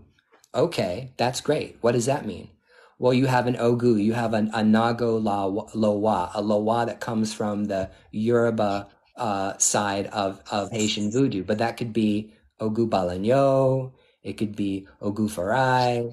It can be Ogu Asheda. There are so many different Ogus. Do you see what I'm saying? So there's many, these paths are really complicated. So that's why you can't just decide that you're going to practice it. That's why you can't just wake up one morning and decide, I'm a high priestess of Oshun, and I'm going to grab a pumpkin, and I'm going to stick a yellow candle in it, and I'm going to go down to the river, and I'm going to, put honey on it and all of this stuff. It's not like people can't do things like that, but it doesn't work that way. That's not how the religion is practiced. Because they don't recognize you. Because, as an example, let's say I was a god. Let's say I was an Orisha. I have indigenous Haiti in my DNA. So am I Haitian? Was I born in Haiti? No, I'm not.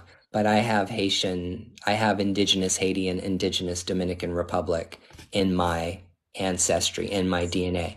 And what's interesting about voodoo, I don't know if you guys knew this or not, voodoo and Haitian voodoo is the Tainos, or the Native Americans that were in the Caribbean when Columbus showed up. They were embraced and brought into the traditions of voodoo. They were brought in. So they actually have their own divisions. There are Loa that are Taino. What the hell was I talking about? I was saying something that was important, and then I got distracted. The point of this, I started this an hour ago. The point of this is that if you practice voodoo, New Orleans voodoo or Haitian voodoo or the 21 divisions, that's Dominican voodoo, or Sanse, which is a spiritualist tradition of voodoo that nobody knows about, you're working with Loa, and you're working with a particular group of entities that come from a very particular place in Africa. Does that make sense? All of these religions are kind of split up by the geographical regions in which the Africans came from the old world, you see. I just want you to piggyback off of what you said earlier because you had mentioned Jesus. And as a pagan, there's a lot of pagans who actually work with Jesus. And, you know, we have him on our altar and things like that. So if anybody is interested, if anybody is open minded enough or is curious about what the pagan perspective of Jesus is, this is a book that was recommended to me probably about a year ago when I was still considering myself a Christian witch. That kind of changed my perspective of it. But there's a book called Jesus Through Pagan Eyes, which is a brilliant, brilliant book about you can still believe in Jesus, but it's the pagan's perspective of who he really was, why he was here, and the way he did things. It's very much of how he was basically practicing witchcraft. And he was gifted with gifts of sight and hearing and things like that. So when people say, oh, you're a witch, you don't believe in Jesus Christ. No, I believe in him very much. I just don't believe he died for my sins. I think he was crucified for being a witch. That's it. I'm not going to go on the Christian. I'm not going to talk about Jesus tonight. I can't. That's fine. I That's fine. can't. I can't mentally go down that road tonight. I'm not in that mode That's okay. because I could talk about Jesus for 8 hours, and this would be another 8 hour life. I'm But down for it. I'm just kidding. but you know what's interesting? What's interesting is that if you meet someone who practices voodoo or you meet somebody who practices Santeria, traditionally, if you ask them what their religion is, they would say, I'm Catholic. Mm-hmm.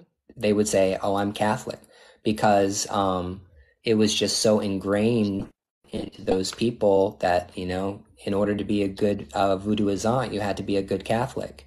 Or in order to be a good Santero and work with the saints, like you had to be both. You had to work with the right and the left hand, not good and bad, not dark and light. That's not what I'm talking about. I'm talking about you had to deal with Christians and you had to deal with your community that practiced the diasporic practices. So, you know, what's interesting is that only in America, only in the United States, with people who are just coming to understand these practices, do they come with all of this baggage and these problems. When in Cuba, in Puerto Rico, and all over the rest of the world, we've had to come to terms with interacting with the coexistence of these two dogmas, these two religions, these both of these practices.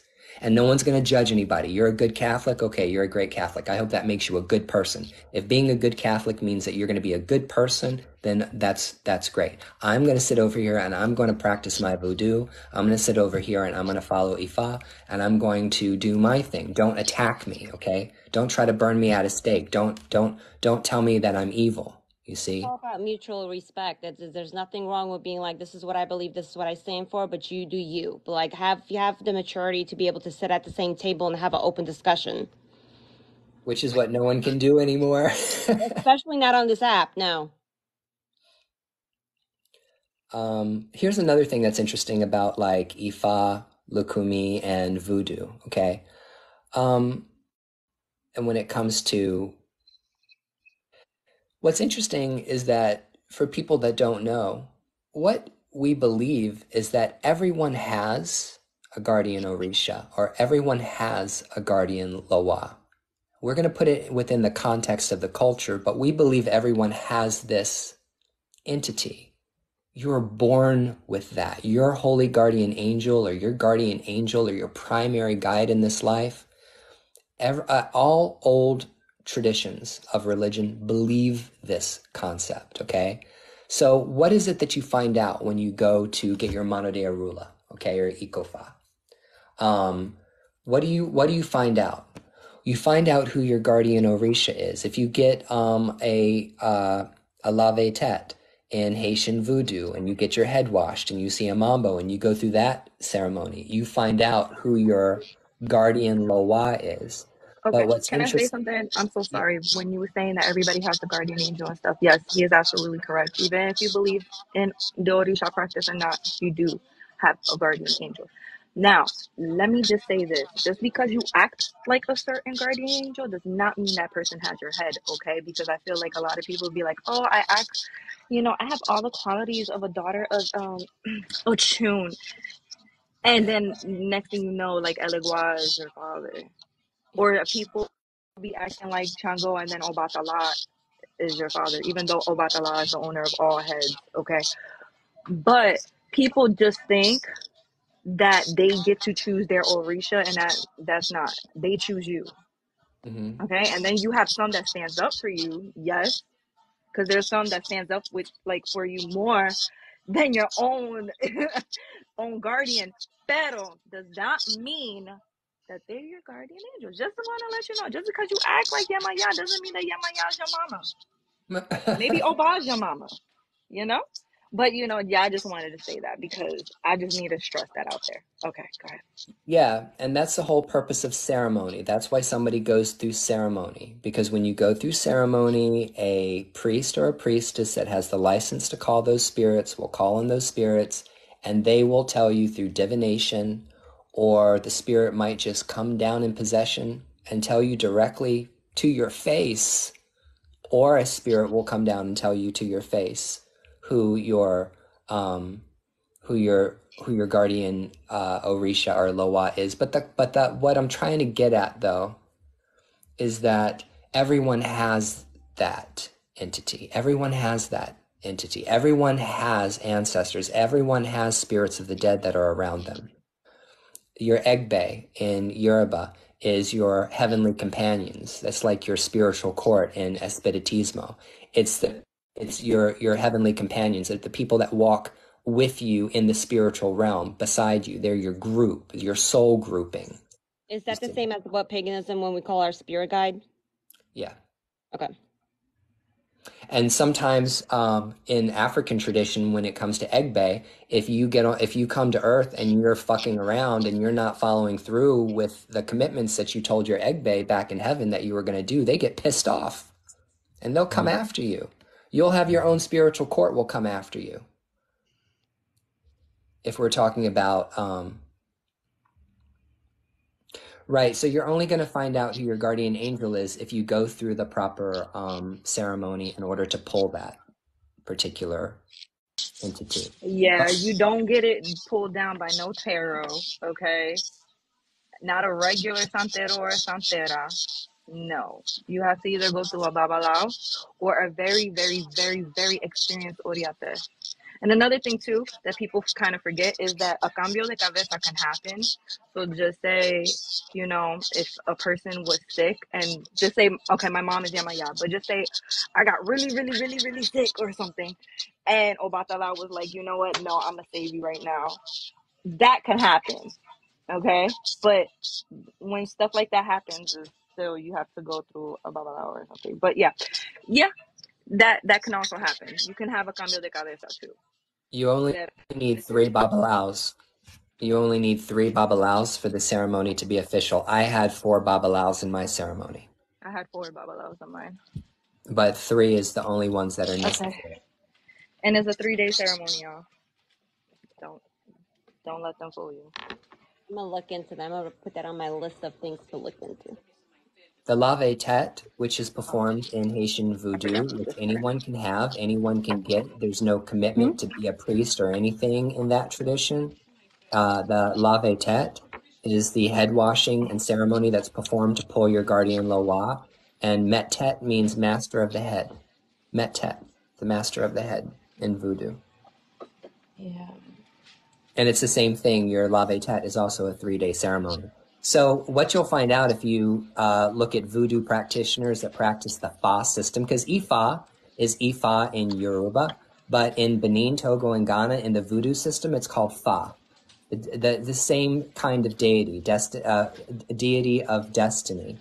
And in the Fa system of people that practice Fa in voodoo, they do a same 3-day ceremony as the Mano de Arula. They do the same thing. There's a 3-day ceremony that's done in voodoo using. Why does it take 3 days? Because there's a certain amount of processes that needs to happen. Yeah, I mean, we can't really get in depth with that. You have to go through it, right? But no, I'm going to tell her. I can tell her. Hold on. Certain things we can't say. I'm going to speak from my mouth and tell her, and if you don't like what I say, then you can tell me. Okay. This is what's going to happen. If people need to know what they're fucking getting into. Hold on a second, Nuna. There are people that need to know what they're getting when they do their 3-day ceremony, or when they leave, they won't know that they were supposed to get shit that they didn't get. They also No, need I to get understand what that, it but is. there's just certain things that just people have to go with blind faith in. Yeah, well, Like, I'm not yes, you going can to. say like I guess the He's water gonna Don't give tell you the down. me. flip notes. He's Don't gonna give tell you the me. flip notes Don't right tell now. me what I can and cannot say on my live. No, I'm not telling So, you what you can and right, cannot say. I'm just saying, out of the respect of the religion, there's just certain things that should not be said. That is what I'm saying. right. I understand that. So, if I say Okay. anything that you don't like, you can respond after I say Okay, then what I'm go going to ahead. say. I'm not stopping you. When you get your Mano de Arula, which means your hand in Ifa, it's going to be a 3-day ceremony. The first day that you show up, you're going to get cleaned off. There are cleaning practices that happen. They happen in Palo. They happen in Haitian voodoo. They happen in voodoo. There's always a cleansing process, okay? Because every time you go through either a minor initiation or a major initiation, it's like a little rebirth. It's like being reborn. Mm-hmm. It's the person that walks out of the initiation room or the room in which things are done to them is not the same person that walked in, okay? The first day that you go, you're going to get cleaned off by the Babalaos. That's also going to be the day that your items are consecrated. Your ritual consecrated items are going to be made for you. Okay. That's part of the making process because when you leave your Mano de Arula, you're going to go home with 5 deities. You're going to go home with 5 Orishas. You're going to go home with your Arula shrine and you're going to go home with your warriors. That's an Eshu, that's an Ogun, Ochosi, and an Osun. So when you leave getting this, you're also going to leave with a bracelet if you're doing Cuban Ifa, and they're also going to give you an aleke. Okay, you're going to get a necklace. You get a bracelet, you get a necklace, and you go home with 5 consecrated items. After you go in for that first first portion of the ceremony, which is maybe it's a Friday night. Saturday, you don't go in. That's work that the Babalaos and the priest or whoever it is that's working that is going to do they do other things that need to be done on your behalf before you come in the third day. When you come in the third day, what you're going to do is you're going to sit down on the mat and those babalaos are going to cast ifa. They're going to cast divination. And that is the most important part of the 3-day ceremony because it's going to tell you who your guardian orisha is, okay, who rules your head. Right. It's going to tell you your ita. It's going to give you your odu, okay, your sign. That means what is the energetic pattern that you came from heaven through earth with. It tells you what your destiny is. It gives you purpose. It tells you why you came here. It tells you why you incarnated in this life. What is your sign? Obara Meiji over here. If you know, you know. Okay? So the point is you find out what your Odu is. And then after you find out what your Odu is and you receive your consecrated items, you find out what your taboos are.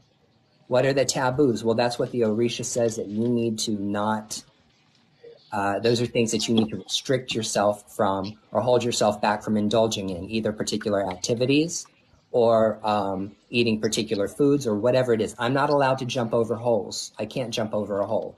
That's one of my taboos. Now that might sound stupid to you, but I'm going to elaborate No, I understand. on it later. But you find out your taboos. Then when you leave and you go home, guess what you have? Guess what? Yes, I'm a diviner. That's what I do. I'm a medium. I'm a spiritist. I'm all about spiritism and spiritualism and working with the dead. That's like period. But the point is that when you go home, now you know what your Odu is. You know what your sign is. Now you know who your Orisha is. Now you know who your guardian angel is. Now you have your taboos as to what you need to avoid in life to be successful. And you have 5 Orishas that you're going to care for and take care of until you die. Those are your shrines that are consecrated for you and nobody else. No one else can touch them but you. And you care for them. You care for your Eshu and your Ogun Ochosi, your Osun, your Orunmila. And guess what? If that's it and you never talk to or see another Babalao or have anything to do with any of this for the rest of your life, you are still responsible for trying to follow your taboos and you're still responsible for taking care of those Orishas. Period. Now, is there an option for somebody like myself, for example, who now I don't know enough to be like, oh, I'd want to be initiated, and of course, I need to like read up and like talk to somebody and things like that, right? But like, you caught my interest when you were saying, like you find out what your purpose is, why you were reincarnated, what you think, and then you find out what your taboos are. Is there kind of like how I'm a psychic medium and I do tarot? Are there people who are able to tell you those things without being initiated? So I'm talking specifically about Ifa, Cuban Ifa, period. I'm telling you how it's worked in that particular tradition because I wanted people to understand what they get when they go through this particular ceremony. I don't know how they do things, and I'm only speaking on Cuban Ifa as far as the process of getting that stuff. So what do you mean? You'd be elaborate a little bit more. Like, are there, so it's like, are you, for example, right? You've been initiated. Do you have the I'm not capability? initiated. Oh, Let me make it clear. In the diaspora and in African traditions, being initiated means a specific thing. And being initiated in these practices means that you're a priest. You've okay. been So made you have priest. the knowledge of it. Okay. You know how it works. Well, I've received a minor initiation that makes me an official member of the religion. I'm officially a member of the religion, but I'm not a priest. So Okay. basically, you have So, your fundamentals, you have your so foundation is it of. like, would you be able to, if I came to you and I said, hey, Ryan, can you tell me what my purpose is, why I was reincarnated, and what my, you can't, okay, that was my question. That Yeah, answers it. the only people that can do those kinds of facilitate those kinds of answers are the priests that are actually initiated to So be would able to you do that. have to go through an initiation to get those answers? Okay, that is exactly what I was wondering. Okay. Yeah, you will not receive that information unless you go to a babalao, unless you go through the initiation process. Let me explain to you how this works in spirituality. There are two kinds Yeah. of spiritualities. The first one is you learn and you study. And after you learn and study under a mentor for a prolonged period of time, they initiate you. Like if you join a coven of witches that practice Wicca, traditional Wicca, traditional witchcraft, you, high priestess, if you come into the coven, you're going to learn how witchcraft is practiced and you're going to learn and you're going to train. And then after a certain amount of time, they're going to designate you a priestess or they're going to designate you a priest. You learn and then you get initiated. It works the opposite way in all of these African diasporic practices. They won't teach you shit until you pay the money, make the commitment, swear the oath, or make the pact with the spirit, and then they will teach you what you need to know. So that's what's difficult. That's what's scary because you don't know what you're going to get. You don't know what you're getting yourself into. Yeah. Right. So that's why I'm saying before anybody makes a decision that they want to get initiated into any of this stuff or do any of these practices, make sure you understand exactly what's required of you or expected of you on the other side of receiving your minor initiation or your initiation. There's just things that you have to do if you're going to be a part of this. And you either do it or you don't. And I don't think if people don't do things that the Orishas are going to come after you and they're going to start attacking you and they're going to kill you and all these bad things are going to happen to you. I don't believe the Orishas work that way. Now, the Orishas will handle you. The Orishas will definitely slap you down and, put you in line. But I don't necessarily feel that, it's as dramatic as what people put yourself out there.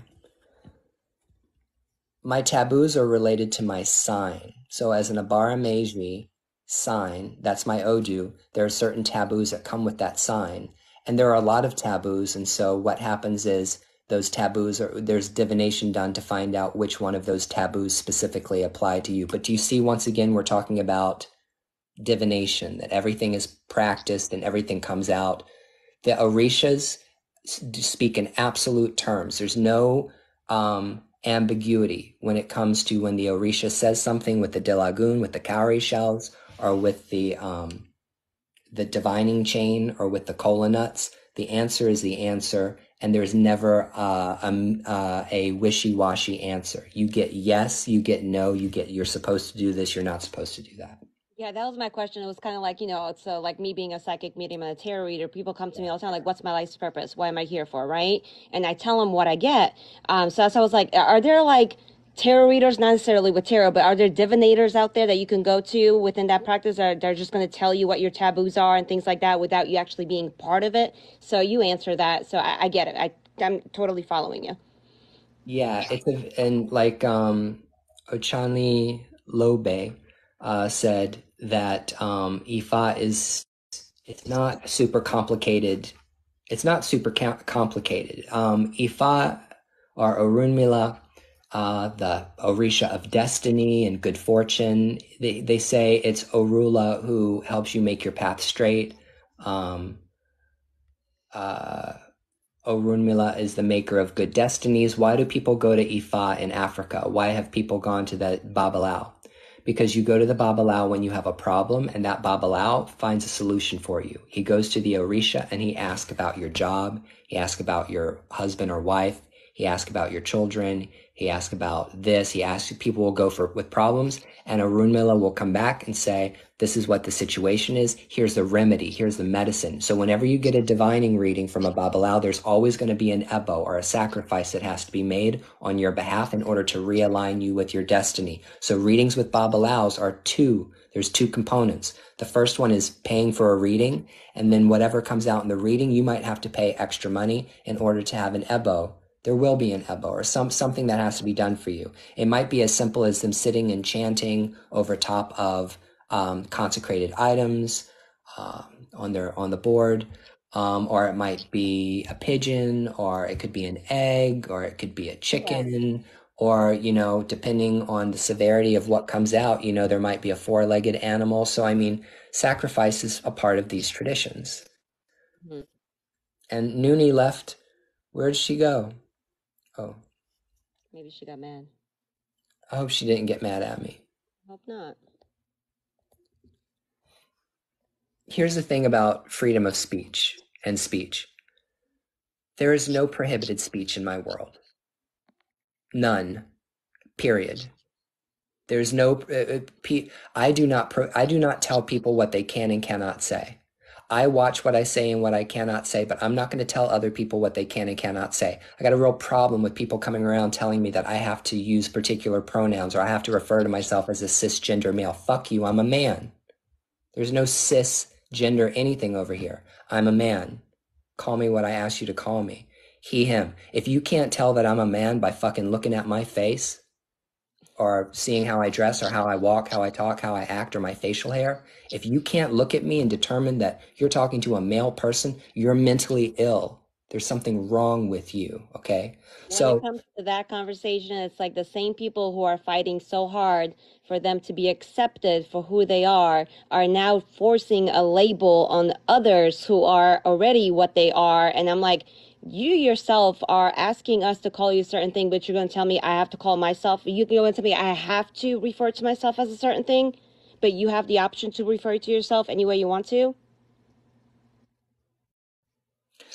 So, do you have something to say about that, Derek?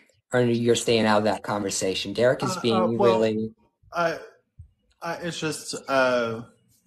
Mama's almost here, so I'm a hop out and I'm gonna go do some shopping, or I could just take y'all with me. I do have unlimited data. Go do your shopping, Derek. If you want to have yourself on silent, your microphone on silent, and take us everywhere in the world with you, you are more than welcome to. Hang with us as long as you want. I'll put y'all in my pocket.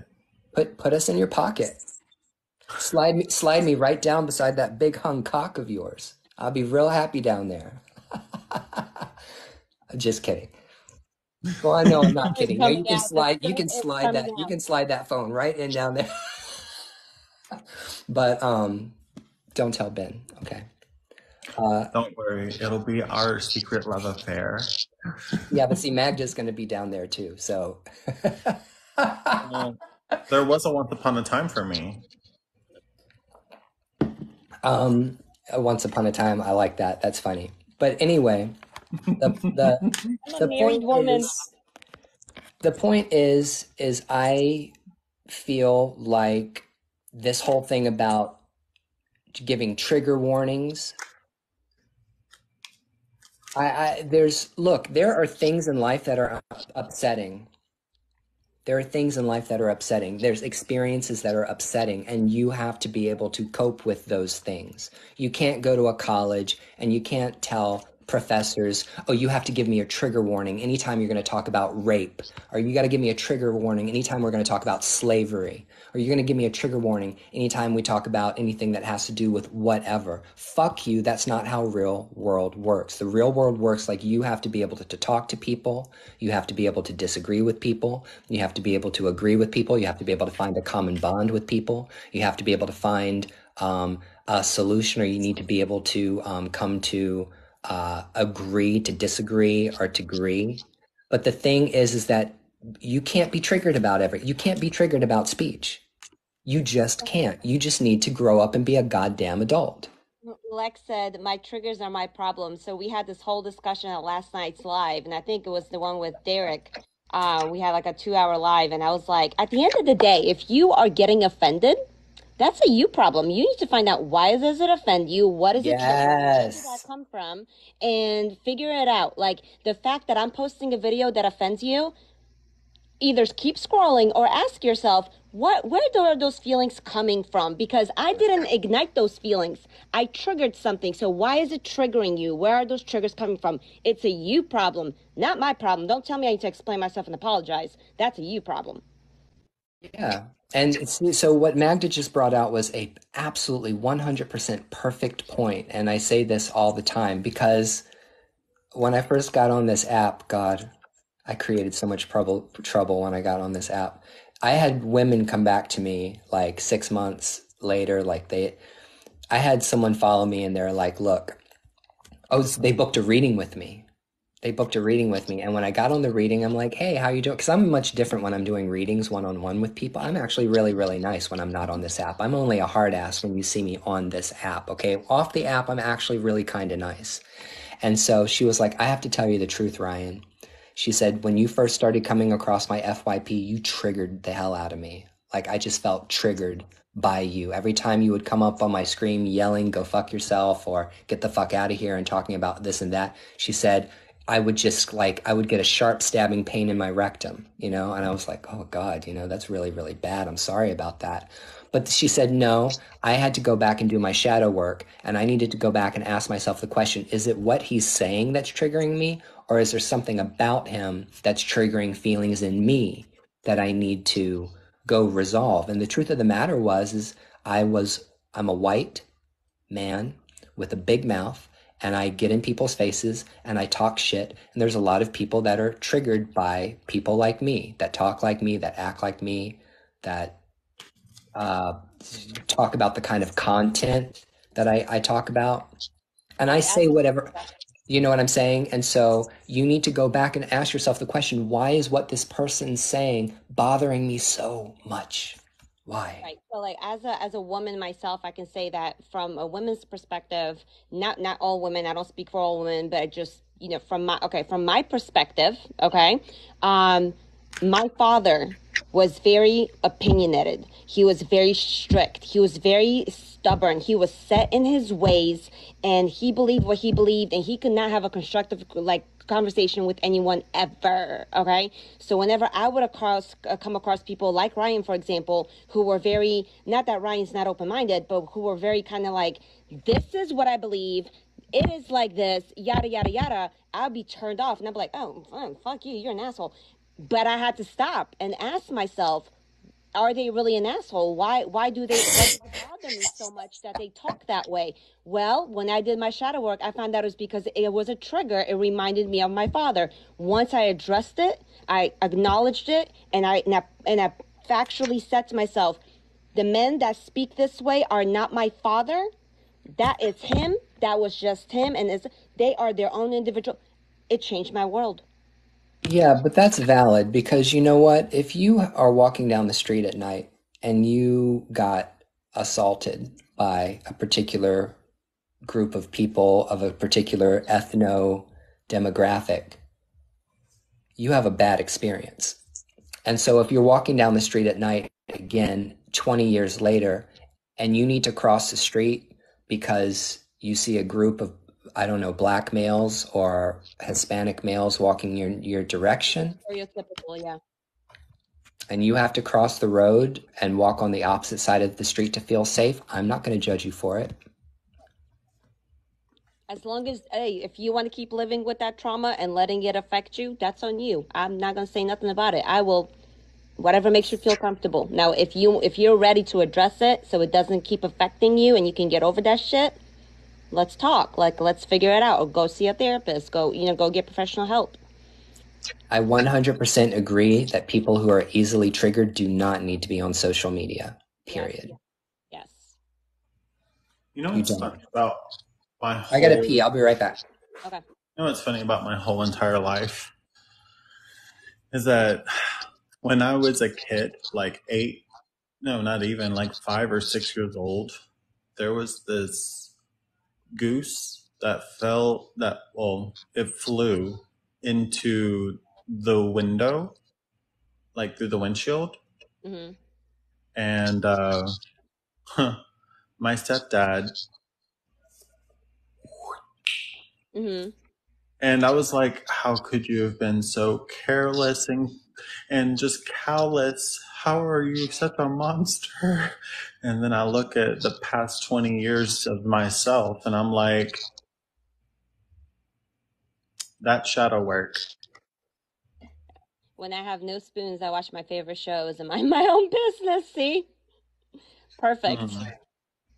Perfect mentality. Yeah, something that I mentor in, like, so I teach spirituality, spiritualism, witchcraft. I even teach tarot, things like that. But I also help people with shadow work.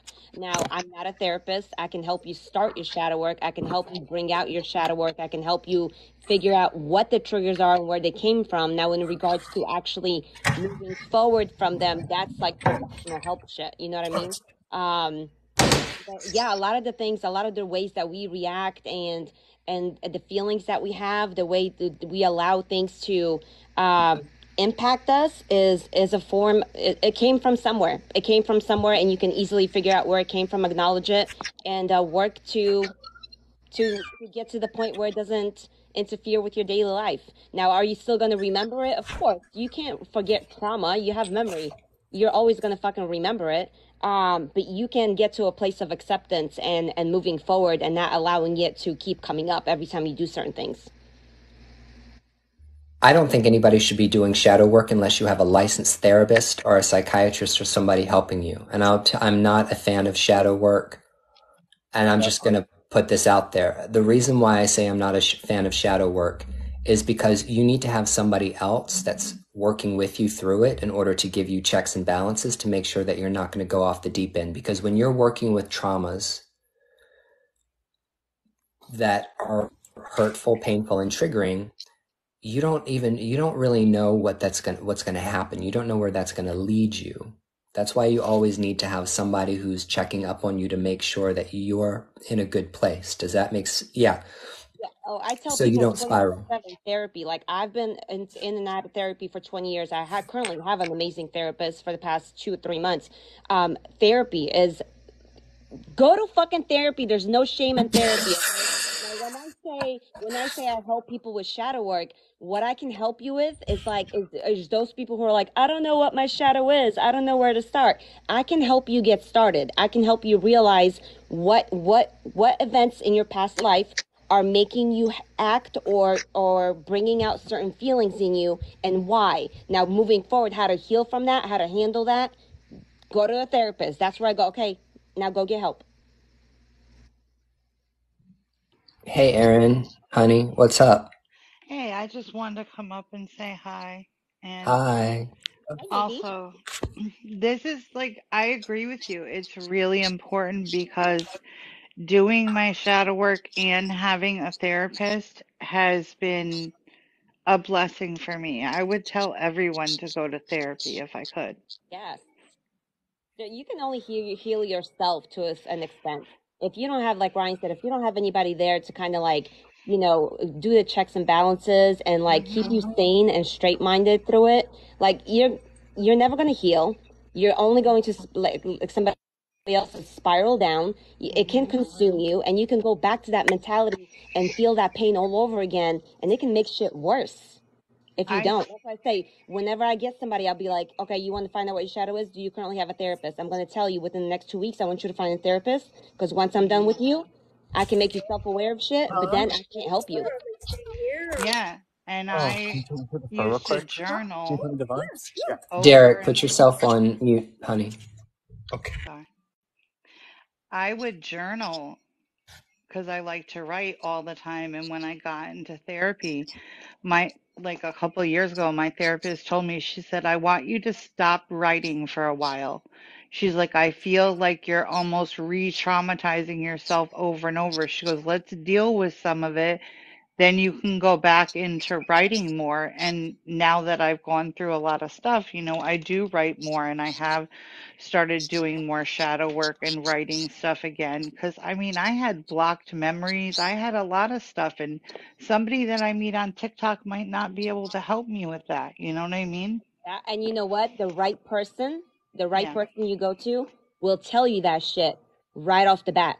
And they will Hmm. tell you, listen, we're going to unpack something, but if it's something major, I won't be able to help. They'll be honest with you. Now, there are many people on this app who are like, I specialize in shadow work. I'm a shadow work worker. And they have no medical background, no educational background, and they just want your money. And then when shit comes undone, and you're like, holy shit, I'm in deep depression. I don't know how to fucking get myself out of it. All they can tell you is, go ground yourself and meditate. Go ground yourself and meditate. Bitch, that ain't gonna fix shit. Yeah, I love therapy. I would tell anyone to go to therapy. It would be a huge suggestion. So I'm just going to go ahead and put this out there one more time. I think doing ancestor work is actually a great thing for anybody to do and start before you start shadow work, because before you start digging into your shadows, maybe you should learn more about your ancestors. Think about your parents.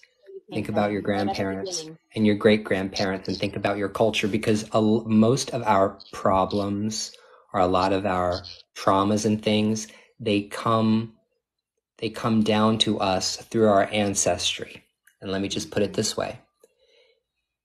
There's something called intergenerational trauma. And yes, it's a thing. And no, only a certain group of not just a certain ethnic group of people experience intergenerational trauma.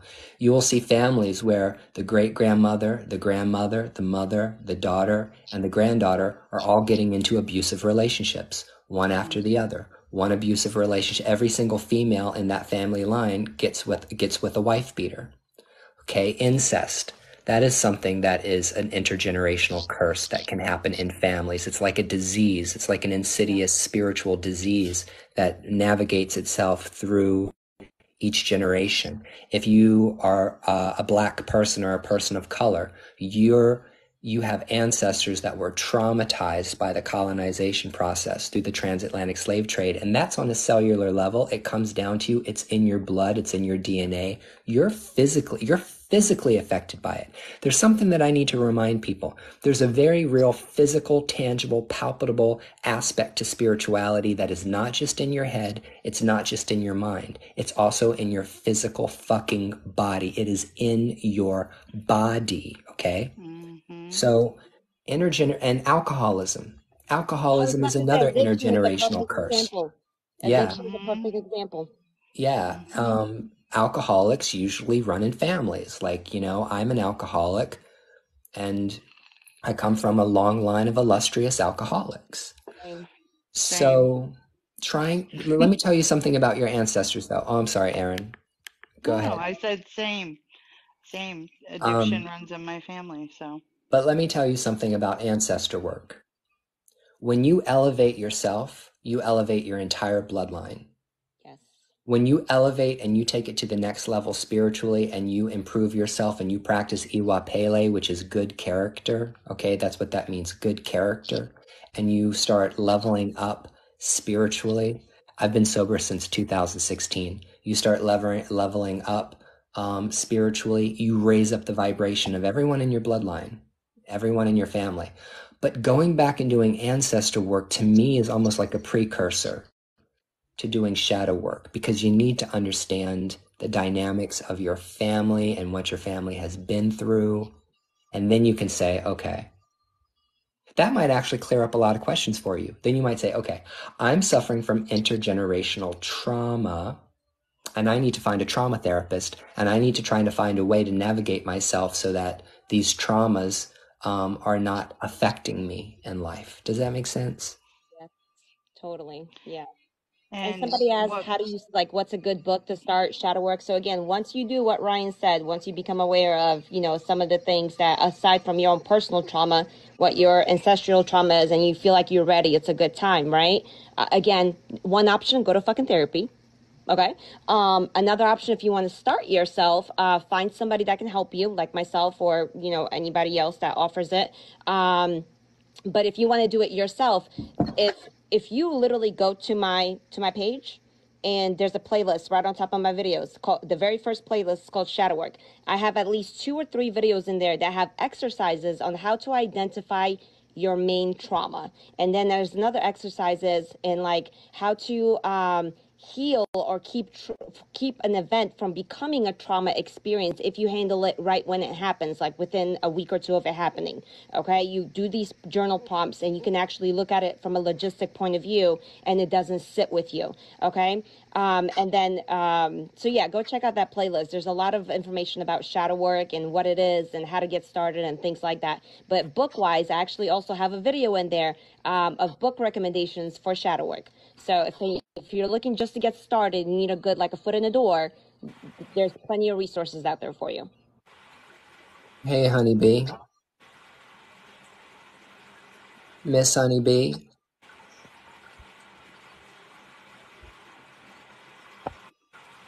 Maybe it was an accidental request. Let me see whether or not she comes up or not. If not, I'll disconnect her. Sounds like she's either washing dishes or taking a shower. All right, well. But speaking of shadow work, for those who are, okay, like for Aaron, for example, right? Aaron, you are in therapy, you're doing shadow work. Now, let's say you reach a point where you're like, okay, I'm very self-aware. I'm fully aware of what my traumas are. I am taking the necessary steps to be able to live my life without them affecting me going further. If you are looking for the next step on how to just grow as an individual and find out more things about yourself and just become a the better book, human and spiritually and things like that. There's a book that I found actually just this past weekend that I got for my students, and now I'm like, I read it and I'm like, shit, I'm going to do this shit myself. do you want to know what? I saw your video and it's already in my Amazon cart. I have it ready. I want to know. I want to know. I can't I want find to it right now. know. It's Yes. somewhere on my floor, but it's called Find Your Magic. Find Your Find Magic. your magic. It's somewhere on my floor. I think I have a screenshot of it. I might be able to send you, Is Ryan. it the Find Your Magic journal? Yes, right here. There it is. Okay, I just found it.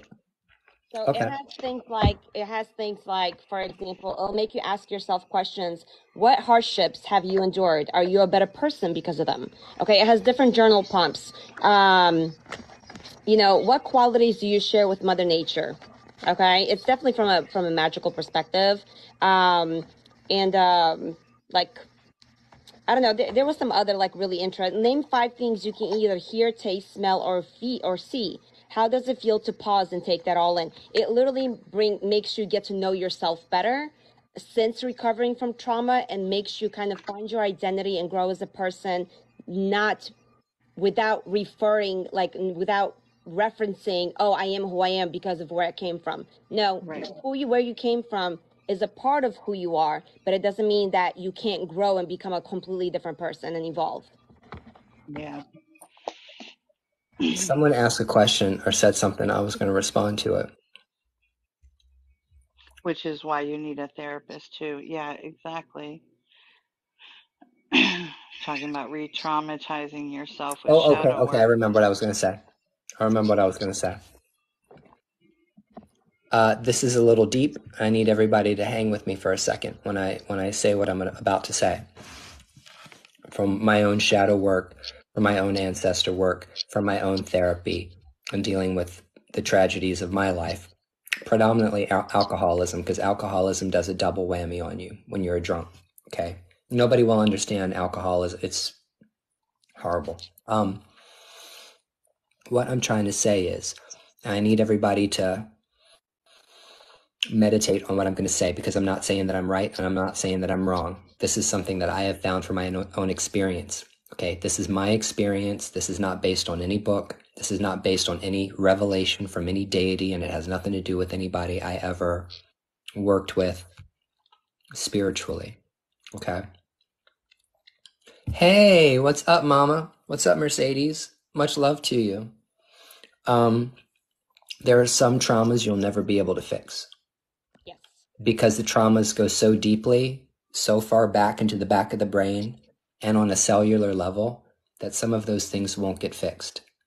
So even though doing shadow work would be good, shadow work is good if it helps you become better in your interpersonal connection with other people in the world. But there are certain things that you're not going to be able to fix, or certain traumas that can't be fixed. So what you have to learn to do is you have to learn to embrace that you're a particular kind of way. You function a particular kind of way, and you need to do you. You need to take care of yourself. You need to be you. Not what other people do might work for you. You have to find out how you can live your best life, and how you can be happy, and how you can navigate your life dealing with your triggers and your traumas, and how to crisis manage, how to self-soothe, and how to protect yourself. Okay. Become self-aware is what Become it is. self-aware. You still need to bring it out so you can become self-aware of what it does, how it makes you act, and just then having that knowledge on how to live with it. Being self-aware is key, but the more self-aware you become, the more you realize, damn, there's some stuff here that's really, really deep. I don't really know if I'm ever going to be able to get at it. So what I just wanted to point out is that shadow work is great, but shadow work does not mean you're going to fix yourself. It doesn't mean you're going to fix everything. It is not a magic pill. There is not a wand that you wave after doing shadow work for a specific amount of time that's going to make you better. Sometimes making it better is just never thinking and talking about it again. There's an article that came out in Psychology Today a couple of weeks ago, because I get that on my news feed, talking about some people process trauma the best by waking up in the morning and focusing on the here and now and what they're doing, because the only thing that makes trauma easier to deal with is time. Now, that is true. That's not an opinion. The only thing that heals trauma is time, significant amount of time. As an example, I was born and raised a Jehovah's Witness. If you don't know what that is, it's the people that show up at your door on Saturday mornings while you're trying to watch cartoons, trying to have Bible studies with you and try to convert you, bring them to take you to their church. Okay, I was raised like that. When I was 21 years old, they kicked me out of that religion. I suffered from a religious trauma, and I got kicked out because I sucked dick. So not only was I shamed and kicked out for being queer, but I lost my religion, I lost my family, I lost all the people that I hung out with kids. I lost everything. And I not only lost my religion and my family, but I was also publicly humiliated and shamed and ripped out of a closet, because I wasn't ready to come out of no fucking closet. Okay? So what I'm trying to say is that was very traumatizing. But see, I'm 42. So literally 21 years later, I can talk about it and not get triggered by it. But it doesn't mean that I don't feel a certain kind of way, because I'm always going to feel a certain kind of way about it. It's always going to be a sore subject, but I'm not going to be as triggered by it as I used to. Yes. And that's like a lot of people will say, I'll tell them, I'll do divination. I'm like, oh, your ancestors want you to do some shadow work. They want you to bring something out, whatever. They're like, I just did shadow work on this, blah, blah, blah. This is what happened to me. And I already did shadow work on that. It never fucking stops. Okay. Until they say, or until you decide, I am done addressing this. I've addressed it as much as I've addressed. Shadow work is never complete. Just like Ryan was saying, there are certain things you will never heal from. It'll never get better. You'll never feel better about it. It is what it is. It hurts you. It affects you when you think about it. And that's going to be it for hopefully not the rest of your life, but right now that's what it is. I think too many people associate shadow work with, I'm going to bring out my trauma, I'm going to know what it is, I'm going to see how I act because of it, and I'm going to fix it. Mm-hmm. Sometimes there's no fixing. Sometimes there's nothing there to fit. You just need to recognize what it is and why you are the way you are and let it be. That's it. Yeah. And like as an example, I'm just going to tell you guys something, and this is very intimate detail about myself. I never say things like this. This is like this makes me feel very naked. It makes me feel very exposed. It makes me feel very uncomfortable sharing what I'm about to share with you because I don't open myself up to talk about like my personal traumas and triggers. I mean, I'll put my dick in anybody's face every single day. Just go to my Twitter. But I mean, as far as like personal experiences, I get triggered when I see a father and a son playing together in a park or riding their bicycles together. Or like if there's a father and the son is, they're at the grocery store and the boy goes and grabs a box of cereal and brings it back to his dad and says, I want the cereal. And he was like, no, you already have cereal. Go put it back. I get triggered when I see healthy relationships between fathers and sons. I get triggered emotionally in a negative way when I see healthy, positive relationships between fathers and sons because of how bad Yours was, yeah. my relationship was with my father. And so, like, literally, I had to acknowledge that, wow, that's a real thing. Like, I feel upset when I see other people being happy. Yeah. And that hit me like a ton of bricks because you said something earlier about like things that you kind of, the word acceptance came to me before. Like, I didn't realize, I'm 47 now, and I didn't really remember until I was 44 that there was sexual abuse from a family member, my dad. And, I've dealt with that now and I'm okay talking about it and I don't get triggered talking about it. But what Ryan said, like, when I see things or hear, there was a song that came up that a country singer sang and wrote for his daughter. And I remember just sobbing when I heard it and realizing, wow, that, is something that I still have to work on. I have come to forgiveness and some other stuff and work through it, but you know, you just got to recognize that sometimes, like you said, it's never done, but we come to some acceptance with it So after like a while too. since we're all being vulnerable, I'm gonna put mine out on the table. This isn't something that like I've told many people on this app before, my followers, that I was SA'd when I was 10 years old. And but I never really said who or what. So since we're being vulnerable, let me say that one of my triggers is it's not really a trigger, but one of the things that always goes through my head, right? When I see my daughter interacting with her brothers, I automatically have flashbacks because it's obviously it was my brother who was significantly older than me. And things like when my twins were, 5, 4, 2, 3, whatever years old, and they would take baths together. That's where it happened. And automatically I would fear that one day one of her brothers, innocently or not, would show her their thing or so. So I always, like, I've recently, now that they're getting older, because it's getting past, they're 11, so they're getting past the age of when it happened to me. I'm starting to feel more comfortable and it don't all necessarily flash back to that as often as I used to, but it used to be like from birth on, like and another thing that would bother me is seeing, especially on this app or on the Facebook or anything, seeing other people having close relationships with their sibling, when they're like best friends and they hang out and they're like, oh my God, I love my sister so much. Things like that. I would be like, fuck you, motherfucker. You know what I mean? Like, it would make me angry. Like, I would, or opposite, it would make me cry. You know what I mean? Because I never had that with my brother. Now, to this day, I could say nobody in my family has TikTok. He doesn't have TikTok, so, and nobody here knows my family, so I can talk about it freely, but I never said anything to a person in my family about it. And it took me years. I'm about to be 39 years old, and it wasn't until I was probably in my mid 30s, like 34, 35, that I started being able to be in the same room with my brother without another person present and feel okay and be able to conversate with him and be like, how was your weekend? Because before then, we pretended like nothing ever happened, but there was always that me, like I was anxious. I would get a panic attack. You know what I mean? And to this day, nobody knows. And it is what it is. But yeah, that's some of my triggers or responses. And I've come to acceptance. That was part of my shadow work. Why do I act the way I act? It is what it is. It's something that only time will make better.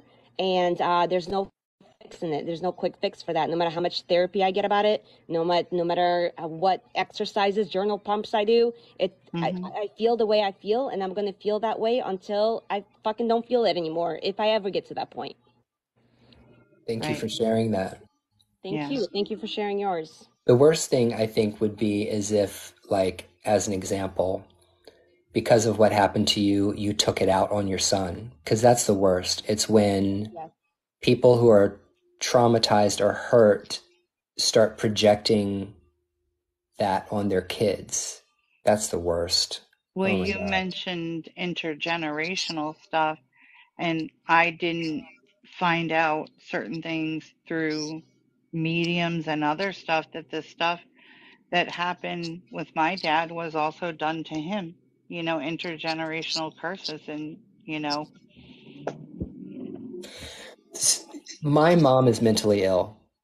I don't talk to my mother. I don't see my mother. I heard that she's now in a nursing home because she got dementia and Alzheimer's. My grandfather got dementia and Alzheimer's, and I'm desperately afraid that I'm going to have Alzheimer's and dementia when I get old. It's a big, real, upsetting, horrible, existential crisis Me too. My grandma possibility. has dementia. She's currently like in the bed like a potato, and I fear that because I have a memory of a goldfish, and the older I get, the worse I can literally do something 5 minutes later. I'm like, I no recollection of what the fuck I just did. Huge fear, but go on. Me too. And it kind of makes me really super nervous. It makes me same. ridiculously nervous. Legitimate fear, right? To have like the attention span and the memory of a goldfish, I can't. But anyway, the point is, and then I'm like, well, what if I get, I'll tell you what my biggest fear is. Let's go ahead and talk about fears. My biggest fear is that I'm going to get Alzheimer's and dementia, and I'm going to end up in this mental state where I don't have control over myself. And then suddenly I'm going to start acting and behaving in ways that, are inappropriate towards other people or are mean and angry towards other people. I'm not a mean, angry person. But that doesn't mean that I can't be a mean old son of a bitch and be combative with people if I'm in the state of having Alzheimer's and dementia. That's really, that's a big problem, because that's what I'm afraid of. But, saying things out loud is a good way of overcoming fears. Yeah. Saying things out loud help you to be able to at least cope with that. You know what I'm saying? And we're dealing with that with my mom right now in the last year or so, where she was forgetful, as she got older, but now it's getting quite a bit worse. So Yeah, that's my biggest fear too, Ryan. It's really funny because the more I get to know you, the more I'm like, I swear to God, this guy must have been like my twin in past life or something. We're so similar. I mean, I'm not just saying that to be funny. Like you, with a lot of the things that you say about like your life, the way you think and things like that, like I can not just relate to, but I feel like I'm the same exact way. So like fear wise, that's my biggest fear. It's like I don't care if I have paralysis. Okay, if I'm in my 60s and something happens to me and I'm paralyzed for the rest of my life. Okay, that's the card that I was dealt. I'm good. I don't fear getting cancer. I don't fear getting a disease. I don't fear dying in an accident or I don't fear none of that. I fear of losing control of my brain. My thoughts. I lose control of my brain all the time. I have super epilepsy. And that's all I do is lose control of my brain. And it sucks fucking dick. I'm And sorry. not in the less pleasurable kind of way though. Yeah, I'm so sorry, Christina. It is what it is, but like with having that being said, I died right before Christmas because I had like a super seizure. And when I tell you that like right after that happened, it made me tap into a whole different side of like powers that I didn't know that I could have. It made me realize a whole different like aspects of like all kinds of things. So like death, I've already been there and it's done. I'm done with that shit. Yeah, I'm not scared of Fuck a dying. I'm brain. scared of dying while my children are young. I want to wait till they're at least in their 30s. Like once they're in their 30s, like like as a mom, you know what I mean, as a mama bear. Like once they're in their 30s and they're full adults and like fully functional adults, listen, my job is fucking done. But like Oh, my I one have of my three fears is kids, like so I understand generational. completely. Yeah. I don't understand why people fear death because it's something that is absolutely going to happen, and I don't know how people can It's be the afraid of unknown. something that's absolutely inevitable. Um, so It's here's the inevitable, thing. but it's unknown. It's inevitable, it's unknown. Yeah, I know. I totally get it. I already bought my grave, But by the way. being, I you know, but you have psychic abilities too, Ryan. Like, so it's like being a psychic, like being a medium, having psychic abilities. We have that comfort, that reassurance. Like we talk to dead people. We know what Hmm. heaven is like. We know what the other side is like. So we have that like, Yeah. oh, it's gonna be a fucking part. I can't fucking wait to die. Like and I'm Yeah. welcoming it, you know, when it's time. I'm going to basically I'm leaving very detailed instructions about how all you witches can conjure my soul after I'm dead. So don't worry. When I Nice. die, I am going to be leaving specific instructions for people who want to call my spirit. But But there's like, someone leave said it in something. national treasure, like kind of hunt though. Are intergenerational curses just about things that are within our control and dependent on choices? And the answer is intergenerational curses are all the things you cannot control. Intergenerational curses are maladies that affect families one generation after another. Those are things that are out of your control. Now, how do you break generational curses? How do you break intergenerational curses? Well, you change. You're the You woman that fuck. says, I am not going to stay in this abusive relationship, and I'm not going to allow my daughter to watch me be in this abusive relationship. I'm going to empower myself. And by empowering myself, I'm showing my daughter that she does not have to stay with this wife beater, this person who is attacking me. Okay, so you lift up yourself, you lift up everybody else, everyone who's behind you and everyone who's coming after you. You know, when you wake up one morning and say, I got to quit drinking because my parents died of alcoholism, cirrhosis of the liver. My grandparents died of cirrhosis of the liver. My kid is becoming a teenager and now they're starting to experiment with alcohol. When you make the choice to change the direction of yourself and your family line, that is how you break intergenerational curses. You have to break them because you have to stand up and change yourself. Absolutely. Yeah. As an alcoholic myself, and I've been in recovery for 4 years, I can attest to that. I have, and that was one of the things I told Ryan. He probably doesn't remember when I first, like, you know, got on the call with him when I first started talking to him, because I've been following Ryan for forever when he was still Brujo Ryan. But like this is recent that we've actually gotten like on this level. But one of the things that I told him was that, you know, I had a fear of working with my ancestors because I come from a bloodline of women abusers, drunks, racists, things like that. And he taught me how to call on the ones who aren't those things, that you can Hmm. still work with your ancestors without working with the ones that did those specific things, because we're talking about ancestors from thousands and thousands and thousands of years ago, not just the ones from the last 100 years. So that really Yeah. reassured me and helped me a lot with my ancestral work as well. Yeah. So the thing about your ancestors is remember, everybody, that it took millions and millions and millions of people for you to arrive here, right? And your DNA, and you guys, if you come to my live more than one time, you'll hear me preach the same gospel. It's the gospel of Brujo Ryan. I've been preaching it for the past 4 years. Your DNA is a link, it's a chain that binds you to every single person who has ever come before you. And if you have children, everyone who's going to come after you, okay? All the way back to God, all the way back to the Big Bang, all the way back to the beginning of the universe. Whatever made all of this happen, it's in you. It's part of you. That's why we talk about like everyone has the spark of the divine. Everybody has the spark of divinity, right? That consciousness, that pure consciousness that animates the entire universe. You are that. You are part of it, okay? That's non-dualistic spirituality. You are one with everything else, okay?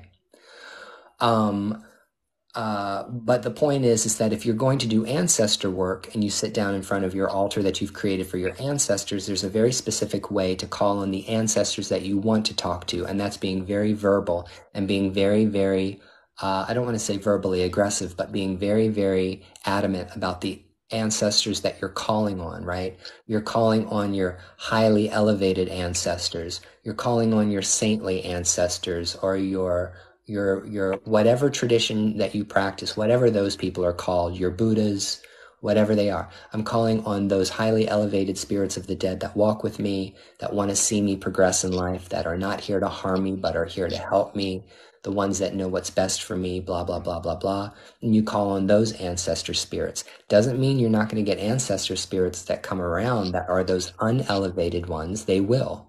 Matter of fact, you 100% can know that there will be low-level ancestral spirits that are going to come around when you start doing ancestor work. But part of ancestor work is knowing how to continue to petition your highly elevated ancestors to come down and give you strength and give you guidance, and also lift up those other spirits of the dead that need to be lifted up, to try to get them to incarnate as quickly as possible. See, in order to practice what I practice, you have to have, there's certain requirements. And when I say requirements, I mean you have to believe in certain things. Like if you don't believe that spirits of the dead are real and can interact with you, don't practice spiritism. Right. Don't practice magic. If you don't believe that reincarnation is real, or that we reincarnate, or that what we are comes back over and over and over again, there's no purpose in practicing any kind of spiritual anything, okay? Because there are certain principles that you have to believe in, have faith in, even if they're not automatically demonstrated to you, in order to believe some of these concepts, in order to work some of these paths. Contradiction. You can't do those while you don't believe in certain things. It's a contradiction. Like there's just, you just can't. You're never going to get anywhere. It's No. it's like getting on a bicycle that's tied to the wall and trying to drive away with your bicycle basically chained to a wall. You're not going to be able to you're not going to be able to climb the wall, and you're not going to be able to ride the bicycle away if you're sitting on a bicycle pedaling with something that's chained to a fence. You see what I'm saying? But when we're talking about spirituality, we're talking about revelation. We're talking about gnosis. We're talking about each individual person is going to come to their own conclusion about how the world works. And that's going to change. Your entire life, it's going to change. It's going to evolve. It's going to grow over time. There's Aaron. Oh my God, Moon Eyes. I know, that was so crazy. I basically performed an exorcism live, and I was inspired by the Holy Spirit that night, I guess. I don't know. Someone came down. One of my spirits came down, and like the entire live stopped, and I did a whole thing. It was crazy. I brought Jesus. I brought Jesus. It's fun. Look, it's fun, you guys. You know what my favorite thing about spirituality is? The analogies. Everybody has like 15 million analogies. It's so adorable. It's so adorable. Like, and that's the best, and that's the only thing you can do is explain it in analogies. Boom, boom, boom, boom. I do a lot of analogies. I like analogies. Oh, I'm not hating. I'm just saying, like, it's the best way to do it. So, Rona, when you're talking about like a curse, do you want to just tell me like what kind of, ask me about it now. If you don't feel comfortable talking about it over live or in chat, then yeah, you need to book a private consultation with me. But here's the thing.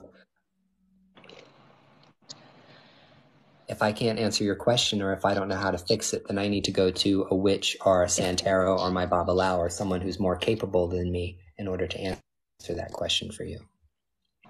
I'm just kidding. You know it's still amazing? Like, how many people, like, how open this shit is now. Like, God. As it should be. As it should be. Are you talking about open? What's open? Like, just how back in the day, like, you could practice, and then you had friends that knew you practiced, and then, like, that was it. Like, nobody talked about anything. Well, yeah. See, here's the thing about me. Like, the thing about me is I'm not worried about seeing people practice my spirituality. I'm not. Like, I practice a very particular kind of spirituality. Am I pressed when I see other people practicing voodoo or trying to call Orishas and stuff like that? No, I'm not. I'm not pressed. And I'll tell you why. Because because if you don't get initiated into certain practices, they're not going to come. If you don't have a particular bloodline or a DNA connection with a particular ethnic practice that you're participating in, they're not going to come. So what I'm saying is that I don't sit around worried about whether or not somebody is trying to cast Ifa or there's a woman who is, Oh no. casting Ifa. I don't care. I don't give a fuck. Oh no, of I don't course. care what other people do. And it's the same thing with witchcraft because people who are real witches know how to practice real witchcraft. Absolutely. That's it. I agree. I 100% agree with you, 1,000,000%. I just miss I miss the footwork. You know what I mean? Do you know what I'm saying? No, Like the no, fucking listen. footwork. No. There is still footwork, okay? People think there isn't. There is still footwork. So what it is that It on used this to be app there worse are though. many people who do things like, here's how you cast a spell. Now, if you're one of my students, I post that kind of video. Now, what my students know is that there's more to it than what I post on TikTok. They know that they need to come to me in order to make a spell, like, if they need help or making that particular, there's more to it than what in the 3-minute video that I post on TikTok. But there's newer people that come across this app and they see something, they're like, okay, this is exactly how I do it, so I'm going to do it that way, and they think it's going to work. No, baby, no, this is just an example. It does No. not mean it's going to work, okay? Yeah. Yeah. But to piggyback off of what Ryan was saying, it's really funny because I used to know someone, I haven't talked to her in months, but I used to know someone who identified herself as a bruja. And, she's like, oh, she practices Santeria and things like that. And she called herself a witch as well and all that. But she doesn't believe in hexes. Not that she doesn't believe in doing hexes. She doesn't believe hexes work. And I was like, that's a little bit contradicting to who you claim you are, right? Like, you should know that there could be shit sent your way and you need to protect yourself from it and you need to be aware of how to send shit back. Like, that's a given that you need to know when you enter the witchcraft practice, is that protection is for a reason. Shit can be sent your way. You need to know how to reverse the shit. Like, that's the number one thing that's taught in witchcraft. So, like, the first lesson is protection. And she didn't believe in that. And I'm just like, to myself, okay. Okay, then she wasn't a practitioner because there's nobody on the face of the planet that practices any kind of magic at all that doesn't know how to defend themselves or doesn't know how to throw that Yeah. stuff She back. doesn't believe that negative energy can be sent either way, to her, But from her. So that's why I was like, Okay. in my mind, I but was like like, real okay, talk though. this is Real talk. when I'm just gonna let you think what you think. I gave her my input. I said, listen, this is why it is what it is, and she's still set in her opinion. So I was like, okay, so a mature person will go, okay, I'm gonna just let you think you are who you are and do what you do. And when you're in trouble, you can come to me, and I'll think about helping you. I don't know. Meaning. So like between the two of you, how many times a day do you think that because I know when I'm scrolling in Witch Talk, there's about I don't know. There's more times than I have fingers and toes, and I'm just like, what are you No, so here's doing? my problem with Stop motherfucking witch that. talk. This is my problem with witch talk, okay? It's just funny, but it's funny to watch though. You can't lie. Like it's like watching a car wreck. No, it's Unfortunately, it's like not bad Jerry funny. It's Springer. not funny. It's It to is. me personally, it's not funny. To me, it's unfortunate, and to me, it's scary for Well, the new yeah, witches who but are you know entering that the the practice. but you and I both know that the practitioner that's like doing it, they are so passionate about it though. You know that they're passionate about it, and that's good. You know that their heart's in the right place. Maybe, I hope Yeah, so. but let me tell you something about one of those people. If one of those witch bitches out there decide that they're going to come for me because they don't like my big fucking white face, or because they don't like that I said something that they disagree with, like politically, and they try to throw shit at me, my spirits will literally beat them to a fucking pulp if they think that they can do that to me. If they think they can come for me just because they don't like me. Can I tell you how many hundreds of thousands of people have hexed me and cursed me and jinxed me, and how many thousands of Oh, I people believe have it. like put out candles and tried to kill me? Do you know how many people have tried to kill me in 4 years on this app? So Oh man, I found some dead finches around my shit, and I was like, "Hey, buddy, what are you doing here?" yeah, Jerry Springer did die. Yeah. But the thing is He that did. My problem with witch talk, and this is me, is that witchcraft is a specific thing. Just like Buddhism is a specific thing, Yeah, just like voodoo style and is a shit. Yeah, specific thing, just like Catholicism is a specific yeah. thing. These are all paths and they're all practiced a specific way. And I think that witchcraft has become an umbrella term that people think is like New Age. Because New Age spirituality and religion is basically we're just going to take everything and we're going to throw it into a pot and we're going to stir it up and we're going to take out anything that we feel is baneful or anything that is negative and we're just going to focus on love and light. And now everything Oh, is Ryan, I was perfect. literally about to say, Ryan, what's my favorite term? What's my favorite term? I taught it to you last live. You just said it. I just said Love it, and love and light. light. Love and light. Love and light doesn't fucking exist. That's Um, like I'm in the South. I'm in Florida. It's like, be blessed. stay Stay blessed. blessed. Stay Have a blessed. blessed day. Have a blessed Yeah. day. I love when people come to my lives and they're like, I'm going to pray for you. I'm like, okay, you do that. Go pray. Hey, cool. Thank you. I'm down. I'll take it. I think that when it comes to witchcraft, I'm going to tell you, and magic, this I'm just going to tell you how I feel about it. My spirituality is based on nature. And even though nature is exquisitely beautiful and exciting, it's also scary as fuck and it will kill you. Nature does not give a fuck about you. It doesn't give a Nature has fuck no about your feelings. feelings. No It doesn't feelings. give It's a fuck about about your balance. life. It doesn't even care about your life. Your life doesn't have a value when it comes to nature. So if you get up in the morning and you go outside and you go out into the woods and you find a rattlesnake or you find some other poisonous snake and you think it's cute to pick up a stick and start poking at that snake and fucking with that snake, you can't be mad or angry when that snake bites you. And when it bites you, it's going to bite to kill you. And if it does kill you, no one is going to be mad at that snake for behaving like a What's snake. that? Well, I'm Oh that yeah, motherfucking snake. I'm that snake. If you come thinking after about me snakes. and you push me back into a corner, don't be surprised when I clap back at you and you break your leg.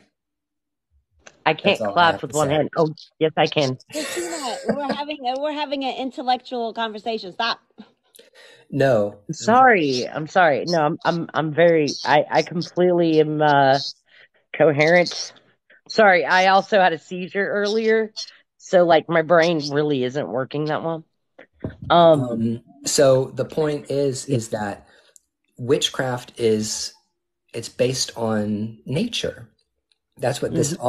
all of these practices that originate that are not Jewish, Christian, or Muslim, not Semitic, and some other Far East Asian and indeed, uh, Arab religions. These traditions are based on nature, and in witchcraft and all of these practices, there is a light and a dark side. Now, when I say light and dark or light and shadow, I'm not talking about like necessarily evil, because fire is can do good and it can cause harm. If you know how to light a match properly and you know how to handle fire, if you know how to light candles or make a bonfire, and you can if you're trained, okay, if you're trained to handle fire properly, you're not going to have a problem with fire, okay? But if you don't understand the impact, if you don't understand the consequences, if you don't understand the level of damage fire can do, and you're careless with fire, it will burn down your home. It will kill. It will take out a forest and all the animals in it. It will kill anyone, mother, woman, and child. It does not matter. You see what I'm saying? Mhm. So when you come to spirituality, that is of these practices, these paths, if you only focus on love and light, you are a very unbalanced person. You're a very unbalanced practitioner because sugar will kill you just as fast as gasoline was. If you drink a gallon of gasoline, that's going to kill you. But if you also sit around and eat spoonful of sugar every single day, or all you eat is sugar, that's also going to kill you. You're going to get killed one way or another. You Sugar see what and I'm salt. saying? Either too much sodium or too much sugar. Right. And you have to have both. Um, and the both part can get really, really, really nasty.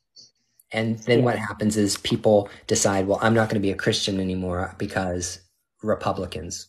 So they use like a political reason. A lot of people I've seen, they're like, oh, I don't want to be a Republican anymore. So because of their political choices, they decide they don't want to be Christians. So now they're not Christians, but they bring all of the Christian mentality or that colonized worldview into pagan practices. So now they're practicing Yeah. paganism, but they're practicing it with a mental framework of Christianity. That's your first fuck up. And then the next thing is, if you don't have a proper appreciation for how dark darkness can be, then when you actually find out, you're gonna you're gonna put your tail between your legs and you're gonna run back to Jesus. You're gonna run back to the church. Do you know in a No. mediumship reading that I gave, a tarot reading that I gave to somebody, I literally told them, you need to go back to the Catholic Church.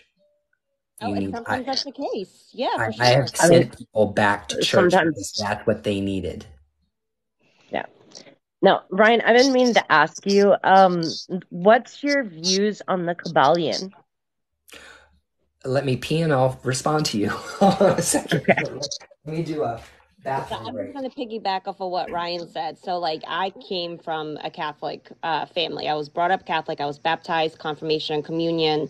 I went to Catholic school majority of my life, things like that. So when I first started approaching spirituality and witchcraft, especially, there's a part there, like there's a good time, and for some people it takes less time than others, where you have Yeah. to literally unprogram yourself. You have to Yeah, literally absolutely. Yeah. because it's a way that you were programmed to fear. You were programmed to have guilt. You were Yep. programmed to believe certain things. So it's for the Oh, first year. especially with Catholicism, not in like a hateful Yeah. way, but yeah. For sure. The first Yeah. year of my practice, before I even entered witchcraft, like I just thought about it. Like I knew that's what I wanted to do, but I started very slow. That I took that first year to approach just spirituality and meditation and divination, and I focused on reprogramming myself and reading books like pagan like Jesus through pagan eyes and how to be a Christian witch and things like that. And I what the first book that I read, the very first book that I read was the Bible, the old version before Yeah. 1940, before our recent human man started putting it in easy English and putting things in there that were never in there, never meant to A friend exist. of mine has a Bible from the 18s. That's beautiful. But yeah, the very first book I read when I came out of Catholicism and I was approaching spirituality and witchcraft was the fucking Bible. I wanted to educate myself. Where are all these books?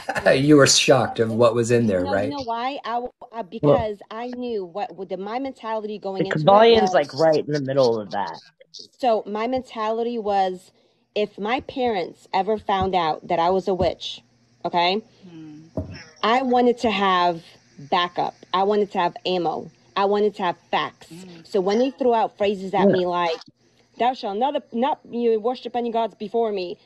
Did you read that whole chapter? What happened before that and after that? Where did that come from? What was the full story though? Because All right. 9 out of 10 times they're gonna be like, yeah, exactly. That was a specific thing that Jesus said to the Hebrews when he helped them, you know, go when they split the waters and he saved them, and there was another town over where they were worshiping gods. They were making them sacrifice each Did other, it? and he said that for as an example of, do not go to them and interact with them and become a part of their culture, their practice, because then the whole point of me saving your asses is going to be pointless. Yeah. That's where that came from. It had nothing to do with us not being able to work with, not worship, but work with deities. I think also that social media has made spirituality slash witchcraft slash everything else trendy. And people do see videos and they think, oh, well, I Yeah. can be like Sabrina and do this, this, and this, and I'm gonna It's like get making an rich omelet. and find my And you know what? boyfriend. And And you know what, Aaron? That's just fucking fine. If somebody wants to put on a black pointy hat and a pair of black pointy boots and put on black nail true. polish and and walk around with a broom in their hand and say that they're a witch and that they do all this, and oh bitch, don't fuck with me, I'm gonna go home, light my candle, I'm gonna set you off, I'm gonna have a I'm gonna be having you hanging upside down over top of a candle later tonight and all that shit. Let them You do better that. watch out. Yeah. Let them do it. Let them play, let them cosplay witchcraft. Absolutely, 100% let them do it. Uh, Because by the way, I was raised super Pentecostal with snakes. I don't know if I mentioned that. And my first What was your tattoo is the question? Virgin Mary, and it was on my snatch. It's still there for full color. Go me. I think Christina was asking about Kabbalah, right? the Kabbalion, The the book. Kabbalion. Well, what do you want? What do you like? What about it? Why do you think I What were would have an your? opinion How did about you it? feel about it? I mean, it's a spiritual text. It's a spiritual book. It's like the mother of alchemy, right? Well, yeah, I mean, to some people, but the thing is, the occult Western mystery tradition doesn't fascinate me. I've read every book on the magical grimoires. I know how to conjure angels and demons in the Solomonic tradition. I know how to do those things, but I don't have a desire to. I also know the Hermetic Order of the Golden Dawn and all their levels. I understand Crowley and Thelema. I've spent my time reading all of these books, but they don't. I'm not interested in them. They don't get my dick hard, so I don't pay attention to them, and so I don't have any kind of. I don't really know what to say. I mean, it's a good book. I mean, if it's a spiritual book, do I think it's a be all end all? No, nobody's a be all and end all. No. I don't know why. I just felt like with what I don't know why I felt like it fits in the conversation, but evidently it did not. And whoopsie doodles. Well, let me tell you something though. Let me tell you something about magic, because somebody asked a question earlier in this live, and I meant to ask. They said, what do you think, what is more powerful, voodoo or Native American magic? They came in with one of those questions. What kind of magic is more powerful? Who is more powerful? Okay. The answer is, it depends on the individual, and it depends on the strength of the spirits that walk with that individual, period. Doesn't mean anything else. Doesn't mean anything else, because if you're Norse, pagan, and you've got that blood and that ancestry that connects you back to your Viking ancestors, and you've been able to do the work to conjure and pull those spirits, and you've come into contact with Thor, and you've come into contact with Odin, and you know the mysteries of working that pagan tradition, I don't care what you practice, that person is going to be a very, very, very powerful opponent when it comes to coming up against witchcraft with them.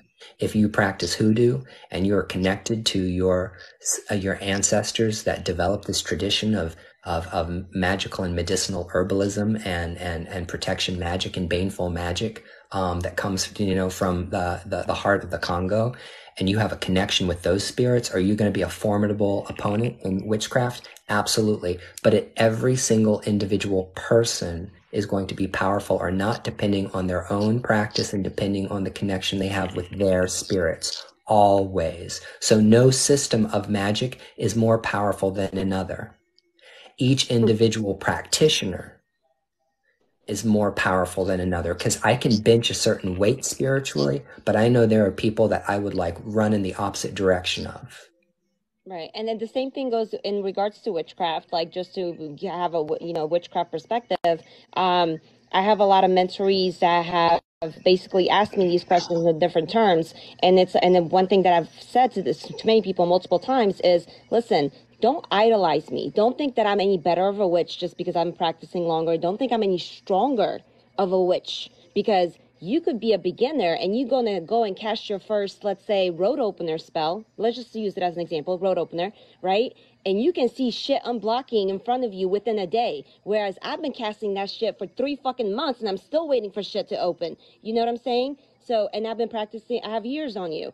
So the same thing goes for me. I've been practicing for about 5 years almost, okay? I can go against somebody that's been practicing 20, 30 years. I can be way more powerful than them. The amount of time you've been practicing it depends on your legwork, how devoted you are, your energy, what you put into it. Absolutely. These practices are you get out of it what you put into it kind of deal. Yes. The one thing that I made sure to do and still do is not rush anything. Because I was stuck really for a long time on my age and how old I was. And I had to You're not get even past old. that. You're not even I old, know. Erin.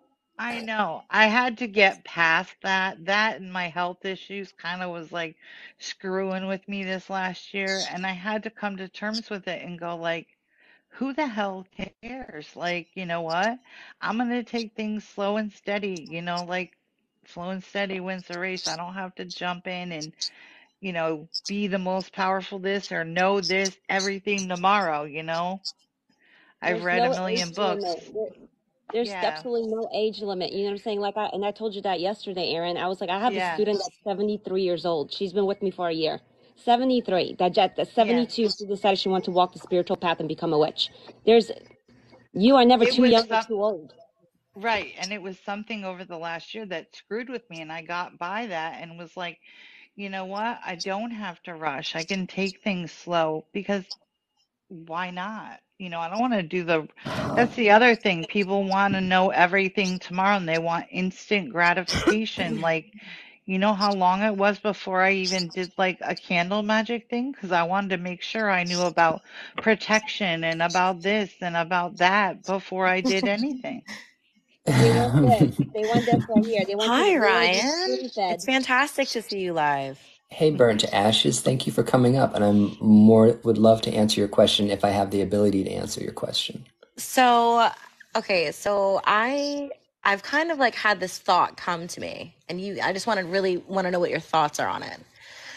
So, I've kind of come to the thought of I think that our perspectives change, right? Like as we grow. And I feel like because I was so deeply embedded in like the Christian Lutheran faith from the time that I was young, right? And my as I grew older and I started to sort of like question things, and my grandmother, she would always tell me she was a practicing pagan up until like the late 60s when she met my grandfather, and she married and moved from Scotland to the States. And she would always tell me, careful what you're reading, be careful what you're listening to, know where your roots are, know where you come from, without Mhm. like, diving too much into it. So Mhm. as you go along in your life, I feel like, your ideologies change, right? And you take things from different people and different cultures and different backgrounds. And I thought, well, what if this is like time, right? And pieces of our soul sort of like they act through time in which these old religions were active, right? And as we grow older, we acquire more knowledge through our old lives, right? And so that's where our beliefs change. Obviously, life, experiences and things like that. But I just really kind of wanted to know like what your thoughts were on that. Because I've seen you change so much as an individual and as a practitioner. And I think it's fantastic. And I see that you're fucking glowing and it's so cool. I appreciate that. That's very nice of you to say that. Well, here's what everybody needs to remember, okay? Because I can think about these things rationally and logically. Like it's like someone who practices. We were talking about quantum entanglement and quantum physics earlier today in one of my videos or something. It's like I'm like one of those scientists that can see on a piece of paper how absurd the universe behaves numerically, and Yeah. I can see the equations and I can see how insane it is, but my everyday interactions in life don't change. There are two realities. There are only two realities, but now we're talking about this dualistic of light and shadow, good and bad, right and wrong. There's a reality as it actually is, and then there's a story that you tell yourself in your head about how that reality works. There's two realities. There's a reality that is completely objective, doesn't have any feelings about anything, is just doing its thing, and we're all experiencing it. And then there's a reality that we buy into because we tell ourselves stories about that reality. And so reality, that the point for me, the point of spirituality is to get to a direct get into direct contact with what is. Right? How somebody goes about getting into contact with whatever that is different for everyone. They're all going to figure it out at some point in time in some future life, maybe in this life. 99% of us are not going to get it in this life. That's why there's always a small percentage of people that are unique and special, and you look at them and you're like, God, that person has figued it out. They are not coming back. We're all going to find Ryan, it at some point in time. I said, oh, thanks, Ryan. I appreciate that. Yeah. Because you were I hope you pointing in my do. direction when you were saying it. So I'm just kidding. I'm sorry. Go ahead. So all of the things that you're saying to me, do I think that there's something to what you're saying? Absolutely. Of course. And if what you're saying means something to you and it's helping you put together pieces of the puzzle, then that's good. See, and then when it comes to like beliefs and spirituality, there's only two kinds of beliefs. There are beliefs that lead to positive outcomes, and there are beliefs that lead to negative outcomes. And that is not debatable. That is 100% accurate every single day of the week, 100% of the time. So like there's spirituality and there's ways about going things that are going to make you a better person, make you feel better about yourself, empower you, bring you protection, bring you wealth, bring you love, bring you children, whatever it is you're looking for. And then there's the other spirituality that rots at the soul and turns you and makes you a horrible person. And so we can determine whether or not a spiritual path is helpful or harmful just by looking at the people that practice it. You see what I'm saying? Right. I mean, I think that's with everything, regular social interactions, But I feel like I still didn't answer your question. I mean, I don't think you did either, but also at the same time, can you tell me more about what you're, try to be more with me so I can understand. Take your time thinking about it also. It's just that I found out that one of my spectrum disorder problems is that I misinterpret people a lot.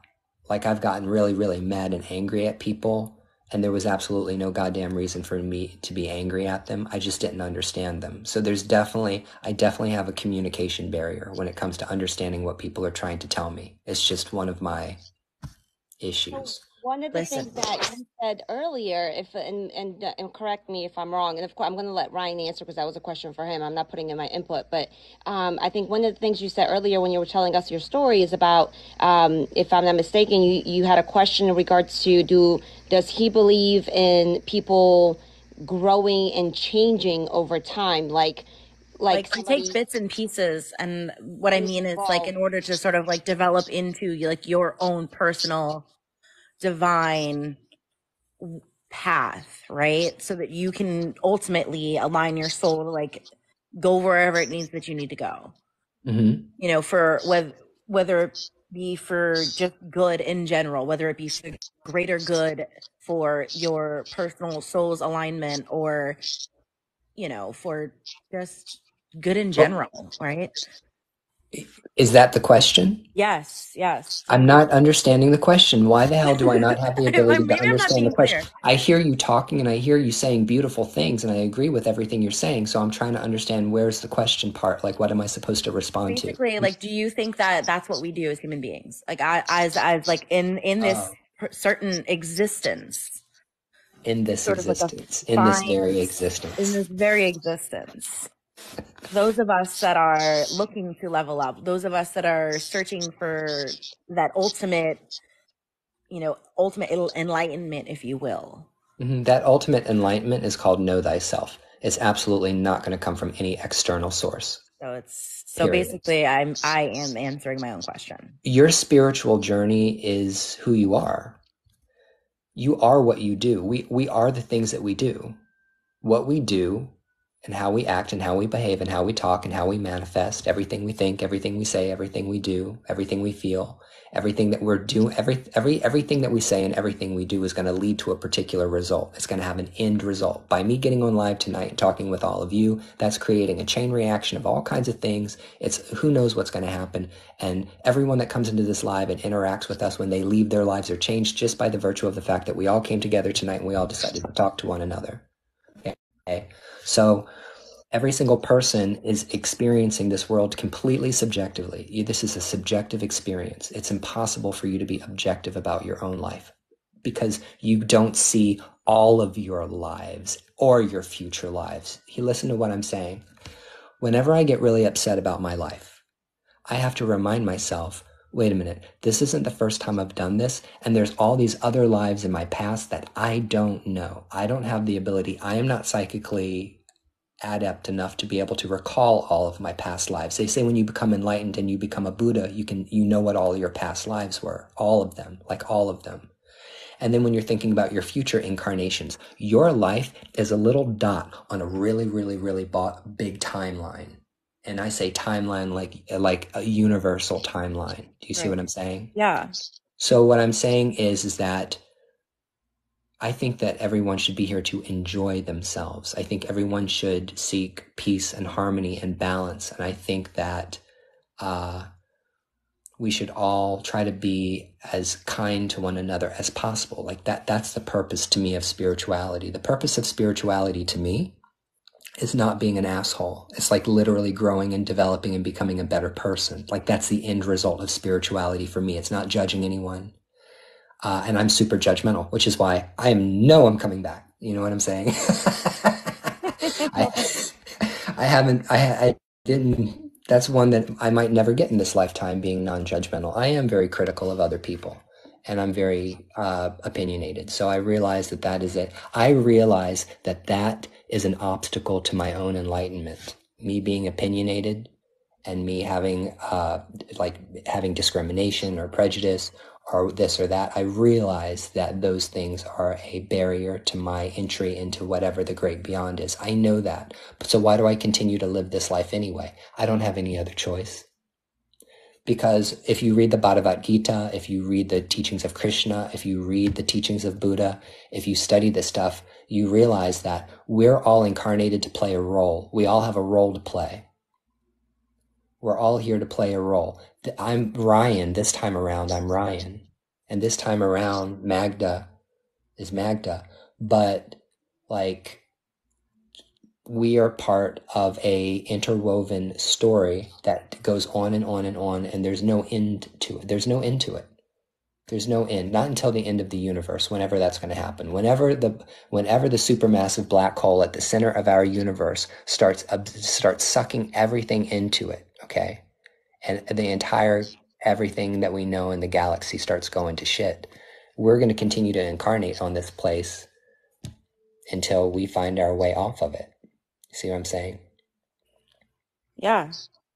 But here's something that Tiffany just said. Thank you, Tiffany. That was a really, really beautiful thing that you just said, which is it's my personal belief that any spiritual progress you make in any lifetime, you never lose those gains. Those are things that your soul always knows. So that means the next time I incarnate, hopefully when I incarnate, if I do a good job of trying to remember, think, remember what it was that happened in my past life that I learned from, then I'm not going to have to go back and repeat those mistakes because I'll already know on a soul level, my core, my spirit will already know that alcoholism is not the right path for you, so I'll probably avoid alcohol or some other reason.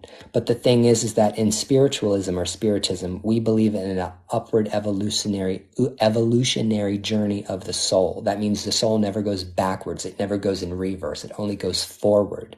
Any gains you make get better over time. They don't get worse. Does that make sense? Absolutely. You don't have to start from scratch every life, basically.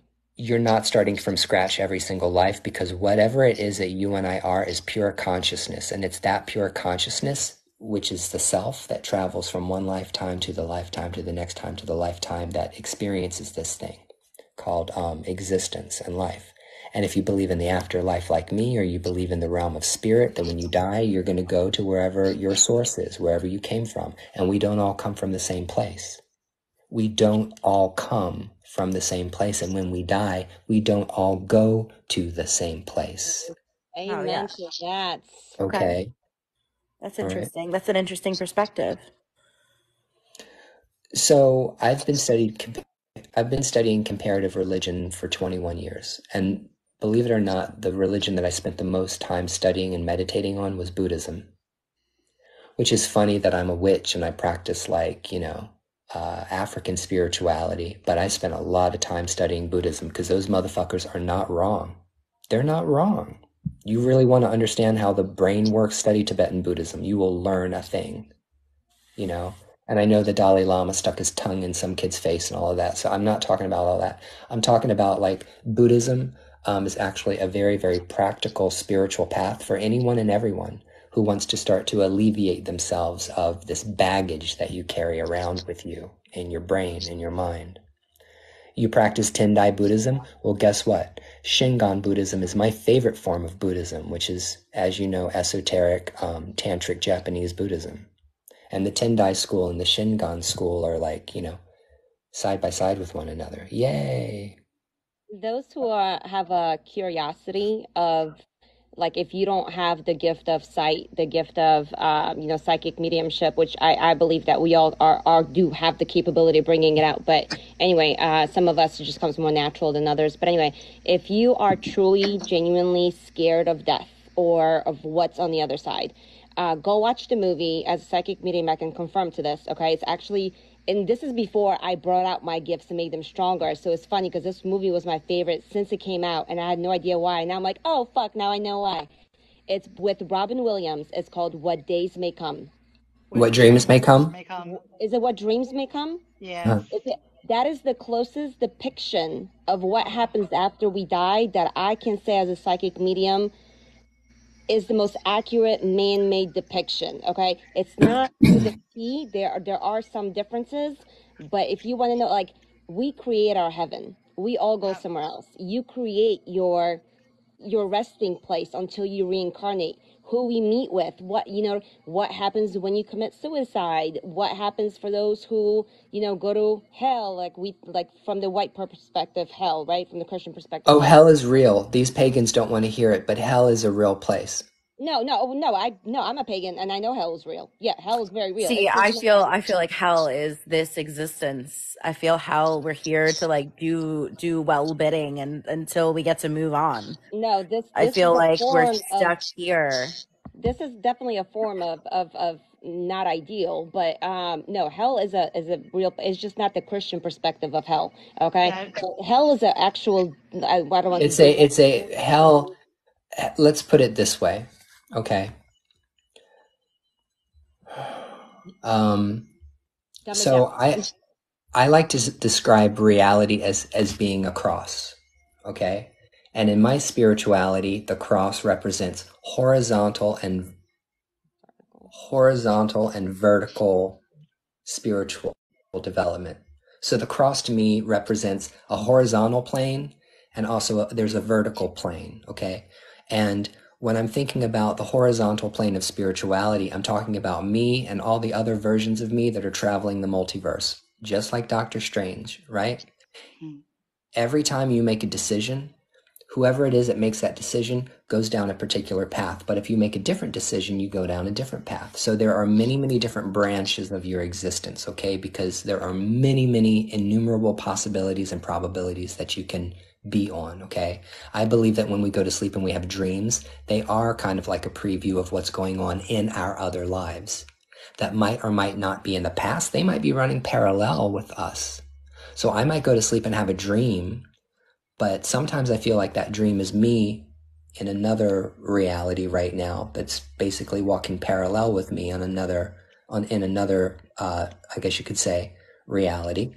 And then I believe that the vertical part is dimensions. There's different dimensions to reality, starting with the most base to the most fine. Like, as an example, a rock is a particular type of energy, which is different from, let's say, a tree, which is different, let's say, from a bird, or different from, like, the atmosphere, or different from space. I believe that there are different realms, and I'm not the only person who believes this. Norse teaches this.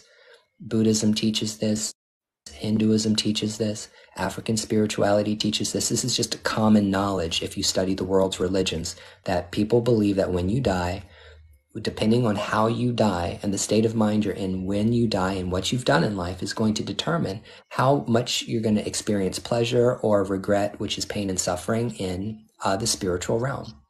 That's the whole purpose of calling on the wandering spirit, or calling on demons and stuff like that, or other spirits of the dead that have been tortured in life or have been harmed in life, angry spirits that you can use to curse another person or send to attack them. If you're practicing witchcraft and spiritualism, you have to believe that these different realms exist. You can't say I believe in reincarnation, but then say, well, I don't believe hell exists. Well, it might not be hell like the Catholic version of hell, but there are many different hells. There are multiple versions of hell. And there are many, many different heavens and multiple versions of heavens. There might be a heaven that Christians die and go to. And there's also a heaven that Buddhists die and go to.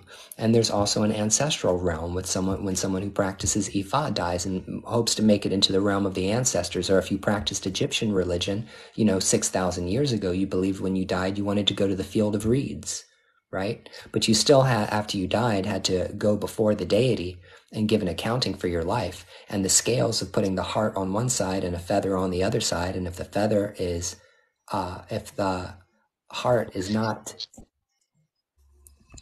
what is it? If the heart is heavier than the feather, then you're not going to make it into the field of reeds. You're not going to make it into the into that paradise. So here's the other good thing about having separate worlds in the afterlife. Why would we want to allow just anyone into the realm of the ancestors? Why would we do that?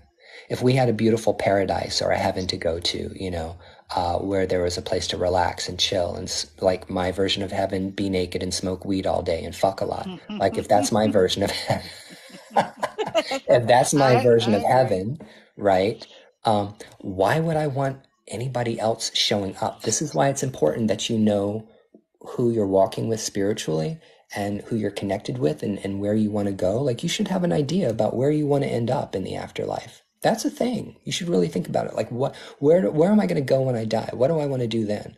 Like go ahead and start making plans. Like how do you don't know how you're going to die, but what do you want to do after you die? These are things to think about and meditate on. And I think it's been programmed in us for so long because of, Christianity and because of religion, that we need to just, we don't know. We just don't know, right? You can't, but it's like, no, like Ryan said, you can very well decide ahead of time. This is what I envision my heaven to be, my happy place to be. This is where I want to go.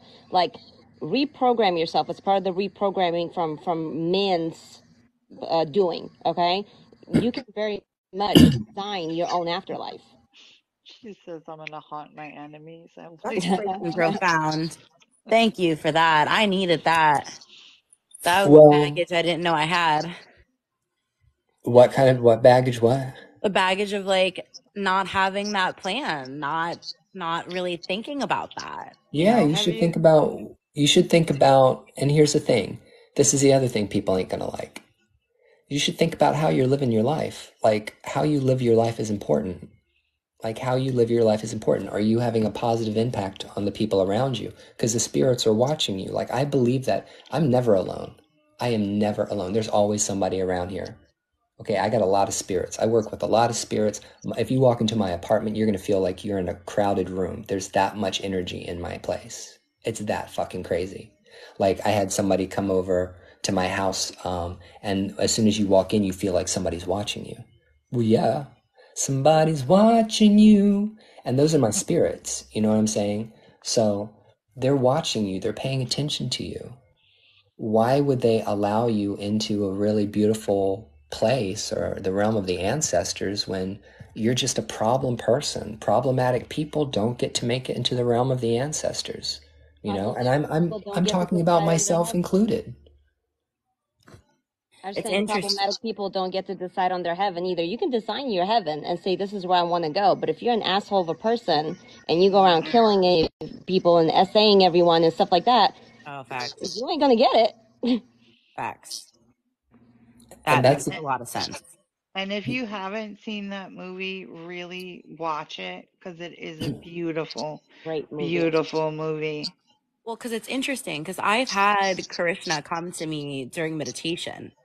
I've had that happen. And I've also had situations where I believe that I've seen parts of Odin just like showing up out of nowhere. And I also think but like, was it? And then I also remember seeing like Gabriel and So there are so many different things that have happened to me, and maybe it's just coming up just because of exposure and things like that. But also at the same time, I don't want to doubt my experiences. So don't doubt your experiences. Don't. Do not doubt your experiences because you're the only person that gets to have your spiritual experiences. You are the only person that gets to experience your dreams. You're the only person that can handle your relationship with your ancestors. You're the only person that can get up off your ass and go out to the forest and forage your own herbs and learn plant identification That's what I and do. teach yourself how to practice witchcraft. That's life, right? But you got to trust yourself, you know? I heard there's no coincidences in magic. Like No, things there you, isn't. yeah, I believe that. That's because nothing just happens randomly. Everything happens for Mm-hmm. a reason. But let me Right. be really, really clear about this because I'm not saying that everything happens for a reason. Like if a child comes into this world and they get kidnapped and they get assaulted and they get murdered, that there's a reason why that happened. But that has nothing to do with that kid's karma. The reason why that happened was because there was a sick, disgusting fucktard out there that thought it was a good idea to act on these evil, satanic, horrible, terrible, drives that was mentally ill or out of control that really needs to be exterminated from this planet as quickly as possible. So there isn't a reason why that child had to suffer. The reason why that child suffered is because somebody else came along and harmed that person. So there's always a reason why things happen. We don't know what the reasons are, and they're too deep to try to put together the pieces of the puzzle as to why. Because when you start thinking about, like, how did I get to this live? Well, what were you doing earlier today? What were you doing yesterday? What were you doing the day before that? What were you doing a month ago? What were you doing 5 years ago? What were you doing in your childhood? You could take this conversation if you just wanted to examine your life, and you could start going backwards, and you would never find the reason why you showed up here in the first place. No, because going backwards isn't going to benefit you in any manner. You must move forward. Exactly. There's only Sometimes one direction, supposedly, and that's in a forwardly direction, at least in this dimension, at least in this realm. one thing that spirituality and religion have in common is that many of us believe that at the end of the day we have free will. We are given free will. We are a human, so we may be spiritual, but we're still human, living a human experience. So I tell people that I do readings for example, this is the way things are planning out based on the energy as it is today. Now that you know this, tomorrow you might go and deliberately make a different decision and change the whole fucking reading because you have free will. So it's, why did that child suffer? Because that man had free will and he decided to do that. You know what I mean? That's the reason. Sometimes it's just humans being fucking humans. So I have another question to sort of piggyback off of that. I've had situations in my life where I meet random strangers, don't know how or why this happens, but like it's like as if something comes over me and I say exactly what it is that they need to hear. And I'll never see them ever again in my life. And it takes me like I would say like a good 7-day recharge. That's a And I gift. don't know where this comes from. I don't know how. I don't know them from a fucking hole in the wall. That's a But gift, it Julie. just and it's like I almost like collapse because it like takes it out of me. Mm-hmm. And I don't know I don't it's I don't want to like I don't know if I should channel something like that. And So my opinion is that you have mediumship abilities. Okay. My opinion is that you need to be able to get a control over those mediumship abilities because if you don't control them, they will control you. Okay. It's like doing shadow work. It's being able to specifically have boundaries between you and other people, knowing what's healthy for you, knowing what's not healthy for you. And if you're born to be a medium, you're going to receive spiritual downloads or spirits are going to talk to you, and it's up to you whether or not you share that information or not. There might be times you choose not to share information with someone. There might be a time that you feel so strongly that this person could be harmed that you share information because you're trying to help them. You're more than welcome to inbox me. My inbox is open. As a psychic medium myself who had to learn how to, you can't, people say, you can't shut it off. Yes, you don't, you know, you don't shut it off. You can't ever shut it off, but you can turn it on mute. Okay, The you last can't one have has the flipped me discipline. over on my game so bad that I have sort of taken a breather and taken a break. But Yeah. I've also recognized some other negative things happening in my life since I've started taking that break. So imagine mediumship being a muscle. Okay, imagine it being a muscle. If you want it to become stronger and have more control, more strength, and more power over your muscle, what do? You exercise it, right? So shutting it off and ignoring it isn't going to make it any better. You're still going to have these experiences. They're still going to come over you and they're going to drain you every fucking time. But the more you open up yourself to it and train your muscle, and basically put yourself in situations to do mediumships or to open up to spirit, things like that, you will become more tolerable. Your endurance will become stronger and higher, and you will know how to put it on mute when you need to, and not be open to it when you need to. There's also what else was I going to say? There's also, I don't know, I lost my train of thought. I'll chime in when I have it. So, if you're a spiritual worker and you were born to be a spiritualist or a spiritual worker, you have to exercise your gifts. And if you don't exercise your gifts, you can get sick.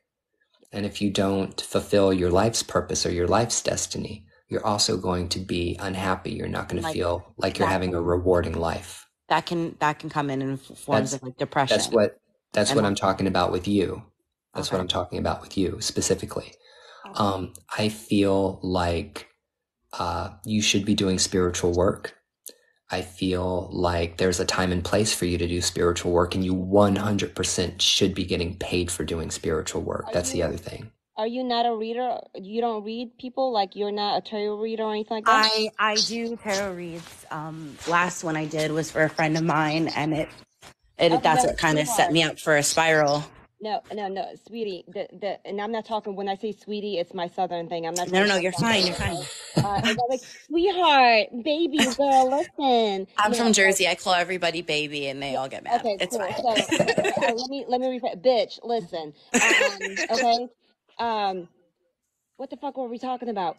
Well, No, when it's you came into the room, as soon as you got into this panel, the image that spirit gave me about you, because I get that a lot. Whenever I enter, like somebody new comes in, I get a vision about who they are. I literally saw you guiding people and being a reader and passing on messages. Like that is who you are. you just need to learn boundaries. You need to learn healthy boundaries, and you need maybe some guidance and counsel, and maybe a mentor or somebody, which me and Magda are both spiritual mentors, counselors, and people who help people on their path. I'm not trying to sell myself. I'm not trying to take your money, but I'm saying that, like, someone like you could really benefit from some life coaching sessions by people who already practice this stuff and have already navigated through these difficult things. That's a good thing about having a mentor. You have somebody to talk to about these things. And most of us talk about these things in an echo chamber because we're solo practitioners. We don't get to talk to other people about these things. Come on up, Lumi. Just That's come on in. Come Well, on. the and most I just want to, can beautiful. I really quickly, Ryan, I You're just want to fine. tell you something. Absolutely. You really helped me about 18 months ago. Oh, good. You helped me check myself in one of my very many ignorances that I had. And it made me do like some deep evaluating, because I looked up to you before, but then you called me out and you were like, you fucking bitch. And I was just like, wait a second. Did I And really? I was like, Oh you know my God, what? did I? I am He's so right. sorry if I did No, that. no, no, no, no. But you were right. You were totally right. You were right on the money. And I was an asshole for saying what I did. I don't even, to be honest with you, I don't remember. I don't know. It doesn't even matter. I don't care. I was not, I was doing my fellow human being a disservice. And that's what I did. And you really, really opened up my eyes to it. And that's Oh, all that wow. matters. Awesome. Oh, good for you. No, good for you. Oh. Good for Oh, fucking you, Ryan. I remember what I was No, going to say. Sorry, I just remember what I was going to say because Ryan go said ahead. discipline, and boundaries, discipline and boundaries. When it comes to spirit and opening yourself and channeling spirit and opening yourself to that energy, you also, if it's not even recommended, you need to You set boundaries with spirit. Like, spirit knows not to ever fucking come to me when I'm sleeping. You better never fucking wake me up. Ever. I don't want to wake up and see somebody and be like, and get do not fuck with me when I'm sleeping, okay? So you literally have the ability, the human ability, to set boundaries with spirit. So if you're scared of like seeing ghosts, or you're shadow people, or you're scared of the impact of the energy, how quickly it comes, you literally say, you will come to me in this manner and at this level whenever I'm ready for it, and that's it. Set boundaries. Also, dreams. Yes. Best book on dreams, please. I got one. Oh, I have really one good. too. Oh, good. Because I got one too. I have the Dream Interpretation Dictionary, Symbols, Signs, and Meanings. I've been interpreting dreams since I was 15, and I feel like for anybody that's looking to get into it, this is a great, like, it literally has Snoop Dogg in here. If you look up Snoop Dogg, what does it mean when you dream about Snoop Dogg? I'm not kidding you. It has everything. I've just started to practice remembering my dreams, and I'm finally starting to remember them more and write them down what I remember them. Sometimes if I can't find a pen, I just find my notes thing on my phone and I hit the record button and do like talk to text because I don't want to lose it. So, but like, no, having people like you, Ryan and Magda, and other people I've met, you are important to a lot of people, and you do help a lot of people, and you should know that, Thank you. because even me, the stuff I've been going through lately, having you in my life, or even just meeting Magda recently, like everything I know happens for a reason, because I've been, on a path, and then I had like a letdown, and then, and then people just get put in your life, and it's just, I don't know. I feel a lot of gratitude tonight is coming out of me. I feel extremely humbled, and I have a lot of gratitude. Thank you Yeah. so much. Thank you. There's a really interesting conversation going on down here between me and Lumi Bells. I want to answer some of her questions because she's asking really good questions. Like, Lex, come in the box. I invited her, but it Lex, says it you don't won't have to allow show her to your come face. up. You can turn your camera off. You don't have to show your face, Lexi. Get in here. Oh, wait. She only Does she has have enough followers? 185 followers. She doesn't have enough followers. That's what it But is. was All your right. question in regards to like dream interpretation, or how to remember your dream, how to strengthen your dreams? What was your actual question in regards to dreams? I had a weird dream about an alien with a bunch of jars. So dream And ever since, I have not been able. So I was on antibiotics, which I don't recommend. I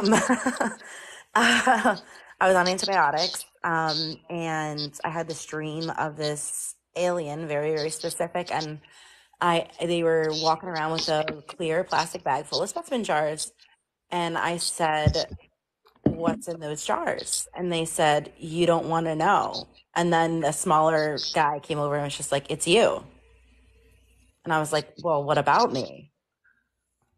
They were like, "It's everything that's you." And then there was this one jar that had this gelatinous, galactic, charcoal gray stuff. And they said, "This is all your hate."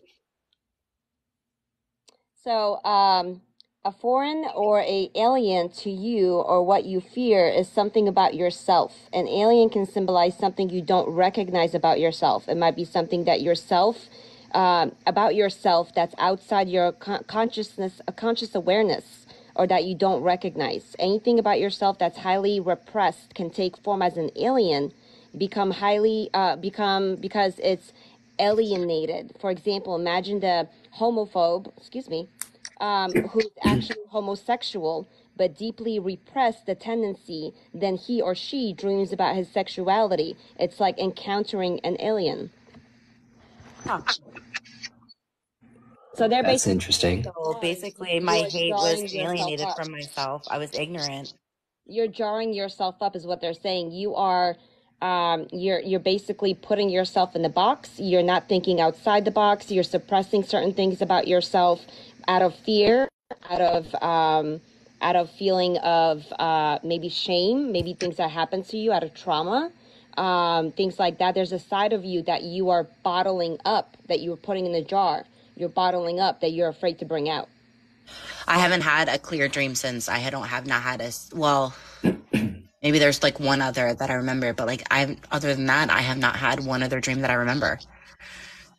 I'll tell you mine after, but I want Ryan to be able to answer. Yeah, go ahead, Ryan. Right. There's a No, way you that say it first, because dreams are a complicated subject for me, and I have very particular opinions about them. But go ahead, Aaron. I had I've been dreaming a lot lately, and this morning I woke up and it was an actual, like, felt like a nightmare.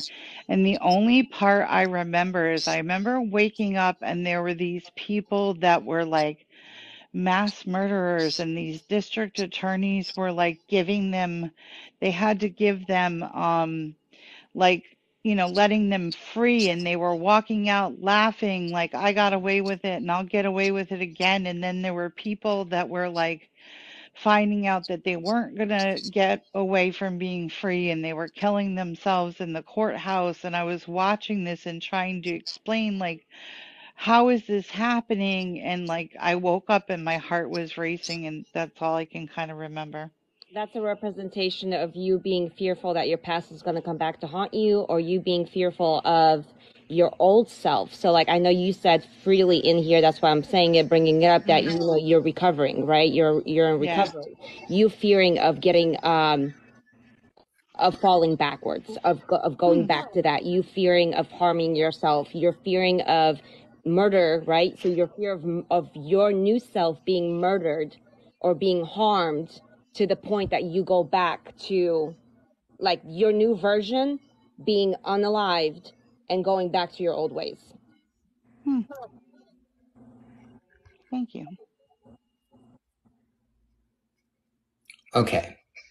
So I don't want to talk about dreams. I determined that in the past 10 seconds. I'm sorry. No, go ahead and talk about them. No, just because I haven't listened, you know that I can take somebody else's opinion and belief. No, it's not that. It's just that I don't put a big importance on dreams as if they have a concrete meaning in life. I look at dreams to be either the psychobabble that bubbles forth from someone's subconscious because they can't process information or they don't have the ability to process it in their waking hours, or I look at it as the ancestral brain manifesting to an individual. I think that dreams are always connected to ourselves. Yes. And I think that the only person that can interpret your dream is yourself. I don't think a book is going to help you interpret any particular dream. Like, I don't think if I dream of a butterfly, I need to go try to read a book or ask somebody, I dreamed of a butterfly last night. What does a butterfly mean? It doesn't mean anything to them. Right. No, I see what your perspective, but you are correct in the fact that it is a subconscious. That's what it is. It's your subconscious fears, your subconscious self, things you've repressed, or sometimes even things that are to come that you are, because you're naturally clairvoyant or medium, that come out. Predictions, things like that. But it's a subconscious thing. Now, I believe in symbolism. Okay. So is the symbol, like, for example, we talked about aliens, is it going to mean the same thing for everybody? No, absolutely not. I might give you the information of what a basic definition of dreaming of an alien is, but now you need to look deeper into it within yourself and try to figure out, okay, now that I know this, how does it relate to me? Is it true, or could it mean something different? Like, it's a matter of looking at yourself and then interpreting it in a deeper form. Yeah. And I think that the topic of dreams, and because I'll ask Jennifer, I'll tell Jennifer about my dreams and I'll say, what do you think? What do you think about that? And Jennifer always has something productive to say when it comes to dreams and the way my mind works. But I fucking love her. I feel like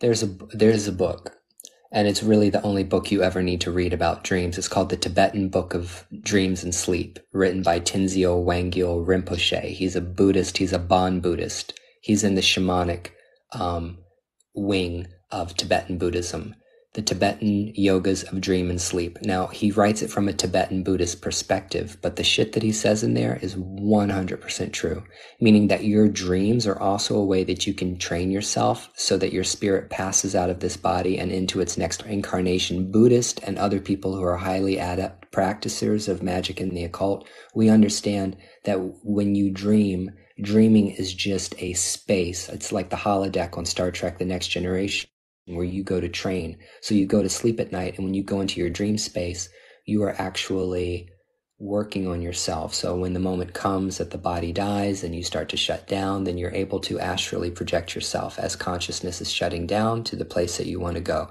That is what astral travel is supposed to be about. That's what it used to be about. Creating your astral temple. There are magicians and wizards that at the time of their death will project their consciousness astrally into the created temple that they've created for themselves, and they will stay there until they settle. They will continue on their spiritual work from their spiritual temple, or maybe they'll move on to something else. But dreams are really a practice for the next life and death and dying, and also for communicating with spirits and opening yourself up to deities. Dreams are really super incredibly deep, and just as deep as talking about regular consciousness. So that's why dreams to me aren't as simple as I went to sleep, I saw a whole bunch of images, I woke up, I felt some kind of way about it. I either forgot about it, or I asked my friend who was a psychic what it means. Like it's very complex. It's not just like we think about dreams as one-off experiences, but you don't think about your past week as a one-off, every single experience as a one-off experience. Right. When you think about like the past 7 days of your life, you take into account everything that happened to you over the last week. Like the reason you got here was because of this. It's the same thing with your dreams. You dream because this, and it's really, really, really deep in the subconscious mind, and it manifests itself. But we can't look at dreams as like one-off experiences, because you might say to yourself, well, I dreamed about a dragon. I was using what you said, Ryan, about looking at your hands. I started doing that at night because I'm trying to, use my dreams for like if people want to come to me or talk to me or stuff like that for my highest good. And I've been using that trick that you said about like I'm gonna see my hands in this dream, and then you said that like last week in a live, and I've been doing that like every night. Yeah, has it worked? I don't remember seeing my hands yet, so not yet, but I'll keep practicing. Yeah, well, there's all kinds of techniques. There's a book called Lucid Dreaming, Gateway to the Inner Self, written by a man named Robert Waggoner. And that particular book is really good. And if you want to see that guy interviewed, you go to my TikTok profile page, click on my YouTube channel. When my YouTube channel comes up, scroll down to the Lucid Dreaming playlist. Because I don't know if you guys know this about my YouTube channel, but I literally have thousands of videos like on my YouTube channel. No, like I have did not like know that. collections. I have collections on Buddhism, on Taoism, on Hoodoo, root work, conjure, Santeria, Ifa, everything, Norse paganism, the occult, everything. I've lucid dreaming, Reiki, everything. So if you go to my YouTube channel and you look at all of the created playlists that I have featured, including the ones that I've made, you will literally be able to watch like just a ton of information that teaches you what I have found to be true when it comes to this. And there's a lucid dreaming playlist where this Robert guy is interviewed, and he talks about his journey as a lucid dreamer through life. And it's absolutely fascinating. And I'm jealous. Because I wish I could lucid dream like that. What are your thoughts on the Akashic?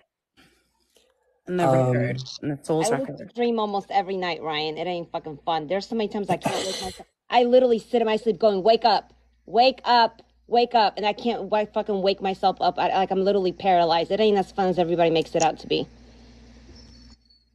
Let me just answer this question. Lumi Bells, I still haven't answered your fucking question. And the question is, can a god, goddess, or deity or some other entity have a soul connection with you or some kind of connection with you in this incarnation? Yeah, 100%. I'm a child of Oshun. So you definitely do have ties, and think about pacts that you might have made with deities, gods, goddesses, or spirits or entities in past lives, in other religions that you practiced in a past life. Before we change the topic, I just wanted to say real quick, in regards to recalling dreams, there's a book about something like about, I can't remember, but this was taught to me long time ago. But if you're trying to recall your dreams, it's actually been psychologically proven. This is from science, okay? This is not from spirituality. This is science perspective, okay? If you repeat something for 21 to 30 days over and over and over, you will literally start to either, depending on what it is. So if you're trying to believe something, you will literally make yourself believe it if you repeat it to yourself every fucking day. Okay. So with dreams, I tell people, I don't believe when people say, I don't dream. Bitch, yes, you do dream. You just don't remember shit. Okay. Everybody dreams. Alrighty. What you can do is literally keep a notebook next to your bed opened with a pen ready to go, right? Clicked already. The second you open your eyes, write down everything that you remember, even if it's just a color, even if it's just a shape, even if it's just a name, a part, anything that you recall, okay, at all. Because the first 5 seconds that you're awake, you will recall something. It's just we don't pay attention to it because we're so used to, I don't dream. Write that down. If you do that for 21 to 30 days, you will literally start recalling more and more and more and more to the point that you will remember your entire dream. Lumi Bells, it's not always right because, I'm not a eugenicist. I'm not somebody that believes that everything in the spiritual is related to your blood and your DNA. I'm not. People might watch my videos and they might think, wow, look at this fucking Nazi over here talking about DNA and blood and all of this and blood magic and pacts with spirits and ancestors and stuff. Not like that at all. I don't believe that at all because I believe that the spiritual world can do whatever the fuck they want. Those people, they can do whatever the fuck they want. We don't have any control over them. That's what also makes me laugh when I see people thinking that they're summoning and commanding entities. It's not that easy to do. Huh. Yeah, I see. You see a lot of that here on TikTok. A lot. And then there's also with sleep paralysis. Let's just, while we're talking about dreams, this person asked about sleep paralysis and lucid dreaming. So how do you guys feel about sleep paralysis? Because I used to have sleep paralysis before I started receiving initiations and the spiritual work that I've done. Actually, I don't have sleep paralysis anymore. That was removed from me. So I do it. That's why I don't like it when I lucid dream, because a lot of times lucid dreaming is fun. You're very full aware that you're in the dream. You're aware that this is just a dream, and even if something bad happens, you could tell yourself, "Oh fuck, yeah, well at least it's just a dream." You can wake yourself up, like you could say, "Hey, wake up," and you literally wake up. But the part that that's the glorified part, and the part that nobody talks to you about is when you are in a dream you don't want to be in, and you're literally sitting there screaming at yourself to wake up, and you are in the stage of you are fully aware that you are asleep, but you can't move your body. I have had that when my eyes are closed, I'm laying there in the bed, I'm still in my head, I'm fully aware that I'm fully asleep, but I can't move my fucking body. I cannot open my eyes and wake up. So I've experienced that more than a handful of times, which is why I don't like it when I lucid dream. And something that happens, lucid dreaming happens to me about 5 out of 7 nights. I'm so jealous of you. It's not fun. It fucking sucks when you're trying to wake yourself up and you can't. Yeah, but I want more lucid dreams because I literally become a superhero in my dreams. Like literally, I can do stuff in my dreams that I absolutely could never do. I can fly. I can pick up cars and throw them. I have turned myself into a giant spirit jellyfish fighting bad guys. They were like shooting magical I'm not that magic. creative, Brian. I dream Oh my about God, like normal shit. I am so cool in my dreams, and then in like real life, I suck. That should be a bumper sticker. What? The jellyfish. I might not be cool in real life, but I'm cool in my dreams. Yeah, I'm cool in my dreams. Yeah. I'm a superhero. I have done the most crazy stuff in my dreams, and I wish that I dreamed more so that I could experience those things. Literally, I had this dream that I was on this like cruise line or this big cruise boat, and I saw that people were running away from like this, running away from a particular like area of the boat. And then suddenly I saw like this door open, or maybe it was like a staircase that was coming up from the bottom of the boat. And this like very evil demon looking thing started walking up the staircase, and it looked like Freddy Krueger with no clothes on. So it's like it was a man's body, but it looked like it was burned all over to a crisp or whatever. But it was like, it was this demon thing, right? And so, really, ancient Ascension. So I decide that I'm going to fight this motherfucking thing. And as it starts coming around, I go, "Pah," like that, you know, and I fly up in the air and I fly backwards. And then all of a sudden I see myself expanding and the thing starts like shooting magical, like, you know, magical shots of whatever it's shooting at me.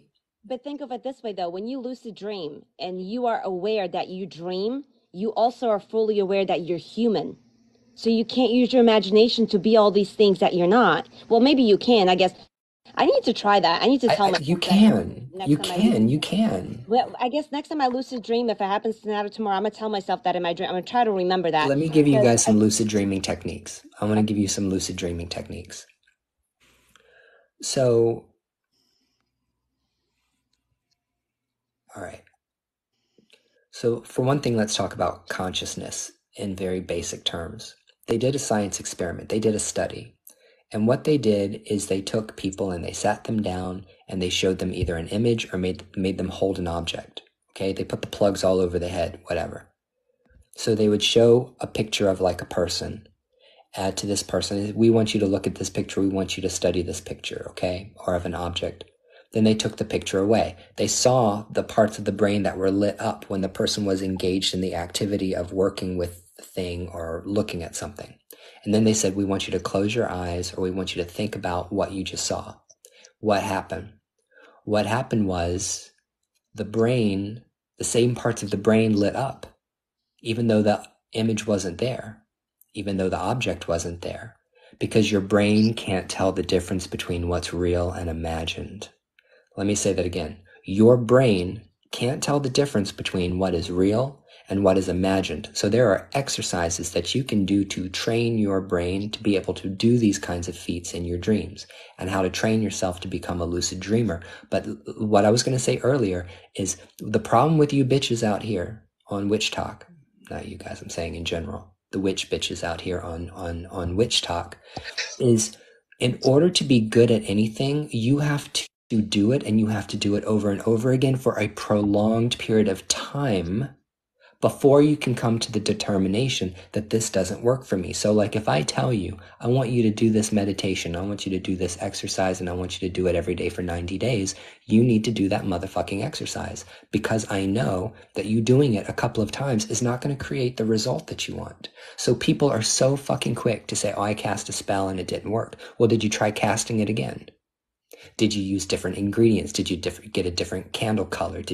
What did you do? Like, where is the effort? Where is the persistence? Where is the dedication? Where is the, if you really want something bad enough, you're going to find a way to get it. And if I really want to be able to turn myself into Doctor Strange in my dreams, I'll figure out how to do it. There are ways to do it. I'm going to figure out how to do it.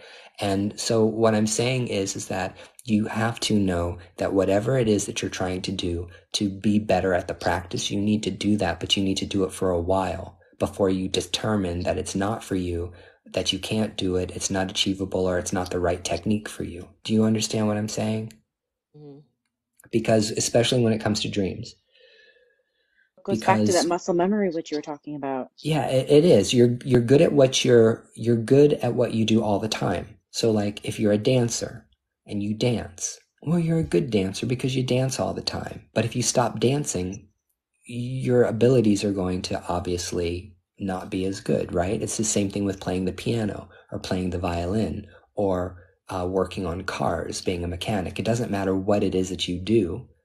It just matters that if you do it all the time, you should be good at it. And so you have to get into a practice of doing something so that it's second nature to you. I mean, there are certain spiritual techniques you should be able to do if somebody woke you up in the middle of the night. I'm talking about like protection magic, stuff like that, you know? So my opinion is that you guys need to put effort into your practice, your dream practices, and whatever techniques you're using, don't use more than one or two. If you start trying to do more than one technique or more than two techniques at a time on any particular psychic ability, you're not going to achieve anything. Your brain can't digest more than one or two prerogatives or one or two distinct prerogatives or possible outcomes. Like, do you guys understand what I'm saying? Like, you actually have to be more focused. You need to focus more on less things to try to become good at something instead of trying to do everything and sucking at everything.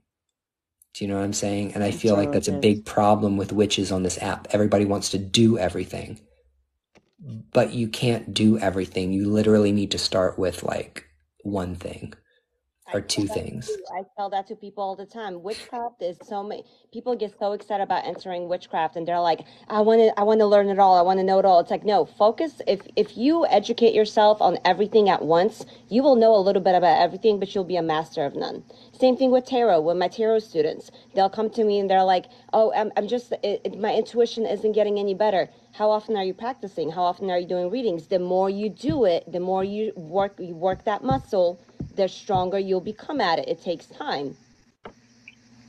Nobody gets a membership to Planet Fitness and goes 2 or 3 times and then gets angry because they didn't lose weight. If you do that, you're stupid. Like, literally, you're a fucking moron. You don't need children. Your driver's license should be taken away from you. But I'm going to try that, though. I'm going to try that, though. In my next lucid dream, I'm going to tell myself, okay, Magda, because as soon as I become aware that I'm dreaming, I become human. I become my human self, Magda. I realize that I have no powers, but I'm going to play with it. I hope I do remember, because I'm going to be like, okay, go. See, and I'm totally different, because if I realized that I was dreaming, I would be like, I can do anything in the universe. I have the power of gods. Like, if I could, when I come alive in my dreams, I am not there to play. Like, I think that's the difference. It's because I'm so aware of my physical body while I'm awake and my limitations and things, that if I go to sleep and I wake up in my dreams and I realize that I'm in a dream and my physical body has absolutely nothing to do with my ability to do shit in my dreams, I go crazy. I go so crazy. Do you remember the last live we did, the 8-hour live, and I kept shuffling my cards? I was hearing, and the fucking card that kept coming out. Guess what? I just picked up the deck for the first time all night. What fucking card came out? The fucking world card again. So last live we did, every time I shuffled, the first card that would come out was the world card. Oh, it was haunting me, and I just picked it up, and the world card came out the first time. Something about you, about the world card. I don't know. I feel like there's a very physical component to everything that we do that nobody takes into account. Like, as an example, magical and medicinal herbalism.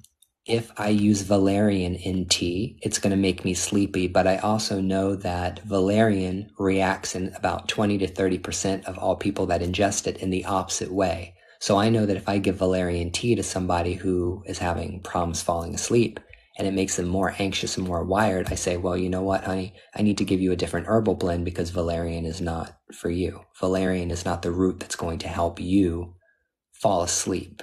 You see what I'm saying? Maybe you need catnip. Maybe you need lavender chamomile. Maybe you need some, something else, some other kind of tea. But magic and witchcraft, there's a very real physical component to it. There's a very palpable component to it, and energy. It's like Reiki. Reiki is energy.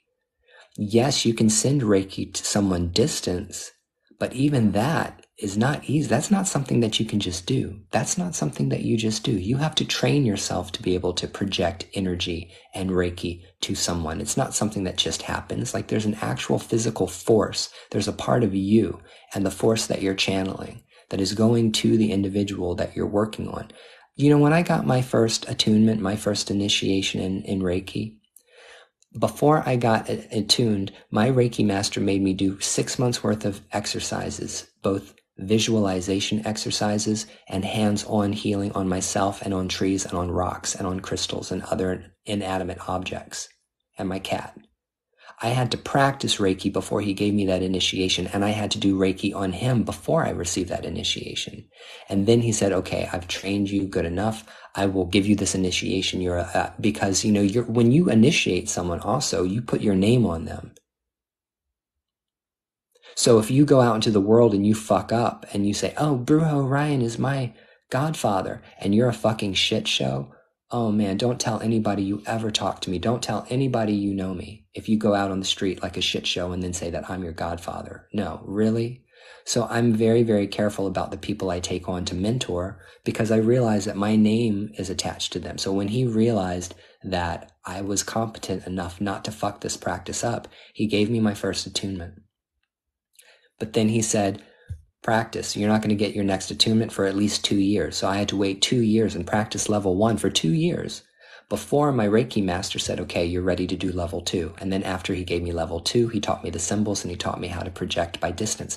I'm talking about 4 or 5 years in, I got to level 2. This bullshit of people going to an online class on Udemy or going to a workshop on Friday, Saturday, Sunday, and you get attuned to level 1 on Friday, 2 on Saturday, 3 on Sunday. I don't think you guys understand what kind of motherfucking scam that is. And that's not real, and that's not how real magic works, and it's not how real Reiki works. It's not that stop acting like it's easy. It's not that easy. These things require time, patience, study, practice, meditation, time and energy into actually trying to do the practice. And nothing happens overnight. If you want to become a very good lucid dreamer, it's going to take a long time. Think about, you just decided you want to start lucid dreaming. Okay, you want to change your consciousness? Think about how many years you've been living not trying to lucid dream. So you need to take into account the physical component to this, the physical body, because the physical body is very much part of the spiritual practice. It's not just all in your head. I tell people that all the time. It's not just in your head. Magda, what you need to do is you need to determine a place that you want to go to when you go to sleep and project yourself there. Like say, tonight I'm going to go to the Great Wall of China. Go to sleep, and as you're falling asleep, try to hold in your mind the picture in your mind of China, or what China is like, or the Great Wall of China, or find a picture of it and meditate on it and see whether or not as you're falling asleep your consciousness can transfer from your waking self to your sleeping self, wherever it is that you want to go. Okay. No, I'll definitely do that. I'm all for it. Like I said, and I said 5 out of 7 nights. That's probably no exaggeration, but at least minimum once or twice a week, I do lucid dream, like for sure, like in all seriousness. It's just something that I've had happen to me before I even knew anything about spirituality and witchcraft. I've just been very self-aware that I was dreaming in my dream. And then it wasn't until later when I found out what lucid dreaming was that I was like, oh shit, I've been lucid dreaming this whole time. I also think that we need to recognize when it comes to anything in the spiritual world and anything in the realm of spirit and anything that happens in the realm of mediumship and psychic abilities and interacting with whatever you're interacting with, I think people need to realize that there are really so many factors involved in all of this that it doesn't just come down to one simple answer to a complex problem. Like as an example, it's difficult. I'm trying to think of an example of a question somebody asked me that literally has no answer. Oh, I can't remember now. I'll be back. Hold on. I'll be back. You guys talk amongst yourself.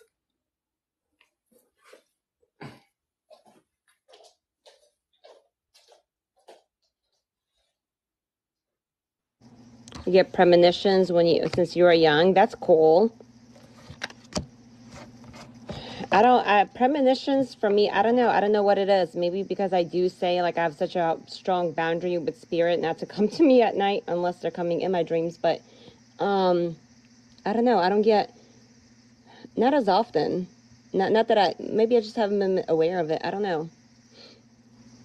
Did you see my comment, New Moon? No, I didn't. Let me see. Let me go up. I hope you don't mind practicing. Oh, no, I never mind practicing, but I get what you're saying. Haha.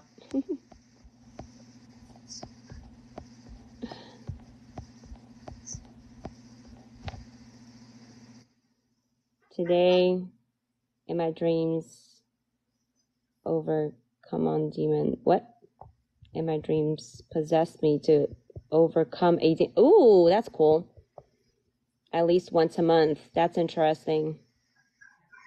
Until after it comes out to pass, so I see journal. But yeah, journaling your dreams is really helpful. Not only to help you like strengthen your, you know, your ability to recall your dreams, but there's so many times that we receive messages, you know, from spirit, from our ancestors, from our guides, and things like that in our dreams, and we don't even realize it. But if you put it on paper and you actually sit down later that day or the next day, whenever, and you actually read over what you dreamt about, you can see like it'll come to you. Like, it's just a feeling. You just know, like, oh shit, like they're trying to tell me something. This is what it means. Like, that's the message.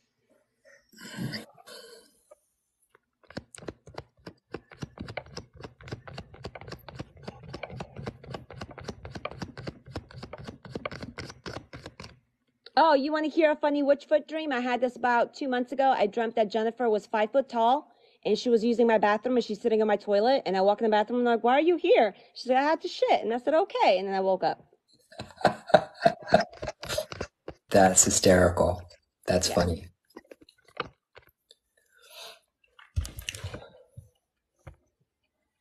Okay, so enough about dreams.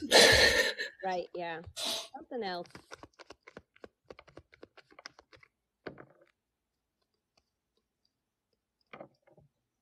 What other things you guys want to talk about? What questions do you have? I'll tell you about 2 of my dreams, though, while we're coming up with a new subject matter. I'll tell you 2 dreams that I'm never going to forget. Yeah, burnt to ashes, that's fine. Glad you came up and started the conversation on all of that. Yeah, I can't wait to post this live on my YouTube. I'm going to post this live on my YouTube. Because there's a lot of good things that we've talked about tonight. One time, the spiritual world showed me what it was like to be an abandoned spirit, a lonely spirit, or an earthbound spirit. It was horrible. It definitely really scared me and woke me up to thinking about the way I lived my life and my behavior and how I treated other people around me. And the dream was, I dreamed that I was like here, but I was just consciousness. There was no physical body. Okay, so I was on Earth looking around, but when I look down, up, around, there's nothing there. There's the room, but I don't see myself, not even in a residual way. Okay, so I realize that I'm consciousness, but I'm kind of like a little white dot, a little white beam, like that. And so I start traveling around, and I'm in the woods or something, and I'm traveling through the woods, and it's like, you know when you like the camera's on the front of a car, and all you see is like somebody said, remote viewing. Yeah, remote viewing. Yeah. And I dreamed that I came up to a group of people that were standing around and talking, and I tried to get close to one of the people to like attach myself to that person, and they like waved their arm or something like that, or like you would shoo a fly or something like that, and I got thrown back out, and and they walked away, and I realized that they couldn't see me, and they couldn't hear me, and they couldn't talk to me, and I was just there. Oh my God, it was the feeling of crushing loneliness that I felt in that dream at that point in time was like anything else I've ever felt in my entire life. It was like being totally alone. See, to me, that's a form of hell. That's what I believe one of the realms is. I definitely believe that is a realm. That's why whenever there's a psychic medium or someone that can actually see these entities, that's why they get so excited. That's why they want to talk to you. Because think about how many people can't see them or talk to them or hear them. You see what I'm saying? So I was like, well, damn, that's some shit right there. Another dream that I had, the other dream I was going to share with you, was one night I went to sleep. And this is, this is a deity dream. Okay, this is a deity dream. This is, I came into direct contact with the spirit. Because if you actually have a dream where a deity is involved or an entity comes into your dream, that's real, there's no question about it. You don't have to ask anybody whether or not this deity came to you or not. People say, oh, I dreamed about Hecate. Do you think Hecate came to me or not? If Hecate came to you in your dreams, you would know it. You would not question me about it, because you know 100% that the dream is something that's happening in another place, in another time, and it's for real. So, and it's extremely lucid. So I dreamed I was standing in this room, and the door opens, and in comes my ex, the mother of my daughter. She walks in, and I see her, and all of a sudden I'm like, oh, hey. And she just looked at me and she smiled. And I was like, I started to talk to her. I was like, I'm sorry about everything that happened. You know, I know that you don't want to talk to me and everything. But if you want to talk, like, I just started talking to her like I was talking to the ex. And then I looked at her, and I could see in her eyes and in her mouth that she was not the ex. She was someone else. She was a spirit. And then she exited, and I followed after her. And the next thing I knew, I was walking in a garden, or I was walking in a park, and I had my daughter in my arms. Now, my daughter's almost 15 years old, but I was like holding like an toddler version of my daughter, but it wasn't my daughter. So I knew that wasn't my ex, and I knew this wasn't my daughter. But I looked around, and it was so beautiful. This place that I went to in my dreams was so majestic. It was gorgeous. I mean, when I tell you it was realer than real, like the sky was never more blue, the grass was never greener, the flowers, the roses were not more red, like all of the colors popped so vibrantly that I could smell everything, I could see everything was very there. And I said to the baby, I said, how long can I stay here? And the baby said, 2 lifetimes. And I was like, okay, what is 2 lifetimes? Like 160 years? I'm thinking about how long can I stay here? And then I looked, and I saw a row of men sitting on chairs. It was like park benches, but there was an infinite amount of park benches, and there was ancestors just lined up on a line, going all the way down that way. And I said, oh my God, like I completely freaked out. I'm like, where the hell am I? I am not on Earth anymore. My consciousness is completely detached from my body. Someone's taken me somewhere else. I started to wake up. And I was like, oh, no, I don't want to wake up. And when I tell you that the dream vaporized in front of my eyes, when the dream ended, my eyes were open. I was looking straight at the ceiling, and I didn't wake up from the dream. This is another reason why I knew this was not a regular dream. I didn't wake up from the dream. I was never asleep. The dream vision went like this, and it just kind of like dissipated, like smoke would just disappear, and my eyes were wide open, and I started crying. I started wailing. I had this whole existential crisis. I had this meltdown, and I got up, and I went to the other room, and I said to my friend, I said, I just had a vision. I had this profound spiritual experience. I'll never forget that dream. And I just couldn't imagine that a realm could be that real outside of my experiences being embodied as a person here. And it's when we have these experiences, these spiritual experiences, that you know beyond the shadow of a doubt there's something else. You know that there's something else. That's beautiful. And here's the thing about gnosis, or revelation, or the revealing of the Holy Spirit, or the mysteries, okay? When you get to a certain level in your spiritual practice, the Spirit talks to you directly. There's no intermediaries. There's nobody else. There's no other person to go to divine for you. The Spirit basically is talking to you directly. When you get to a particular place, you know beyond the shadow of a doubt what's going on. And these are personal experiences that are experienced by individual people. They are not experienced by everyone, and they're completely subjective, which is why whenever someone says, when I died, I had a near-death experience, and I went and visited my grandparents came to me while I was dead, I believe them 100%. Who's to say that they're wrong? I can't prove that they're right or wrong. I could sit here and tell you last night I went to sleep and I opened a portal to another dimension and I jumped into my multiversal self and I went and I was with the FBI and I like did this and I did that and I came back to this life and this reality. Well, who's to say that didn't happen? I can't prove or disprove that happened.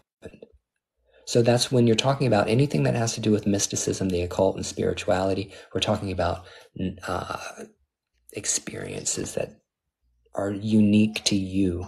So stop looking outside of yourself to other people to tell you what to do. There are too many witches on this motherfucking app that are looking for other people to validate their practice and looking for other people to tell them what to do. You can't.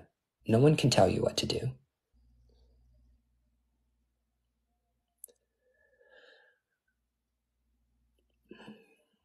I hope you're okay. Rest. Don't hurt yourself.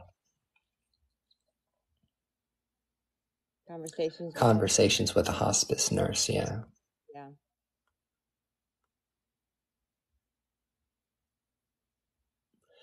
But I need you guys to stop looking for validation, because if you're wrong and you'll figure it out, okay? Even if you make a really, really big mistake, you'll figure it out. But stop seeking other people's approval. If you're going to be about it, be about it. If you're going to make a decision, make the decision. Don't make a decision about something and then change your mind later. Make sure that when you make a decision to do something, you're going to do it 100%. If you're going to hex or curse somebody, or you're going to light a spell candle, or you're going to go after somebody, don't light the candle and then change your mind. Don't cast a spell and then regret it later or second guess yourself. No. Make up your fucking mind about what you're going to do in your life and the afterlife, and then do it. And any good mentor will tell you that. Any good mentor will tell, like, don't think that you need to think the way I think. I'm going to tell you my opinion, but I'm also going to, point you in the direction of some resources, some books or anything like that, so you can form your own. There's no wrong or right way to, to practice per se, especially in witchcraft. Like that's why they say, like, witchcraft is a personal practice. It's a personal practice. You do it what feels right to you. You make it personal.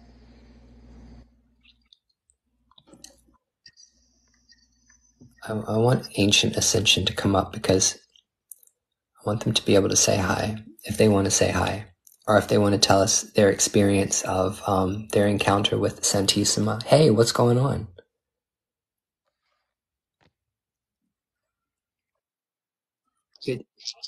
Oh, you didn't have to come up. You didn't have to come up. No, we were talking about dreams, and you said that you knew what it was like to have a prophetic dream.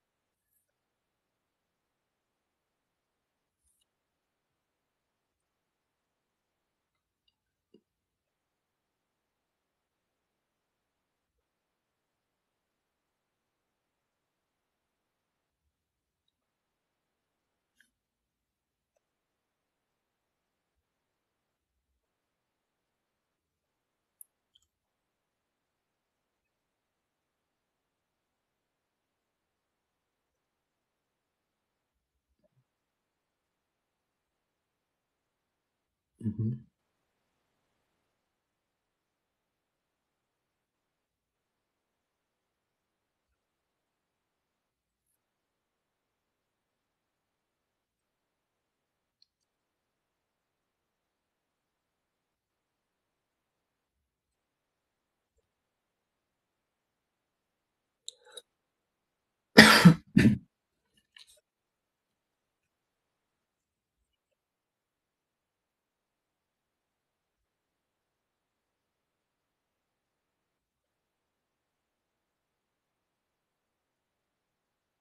I hope it wasn't bad.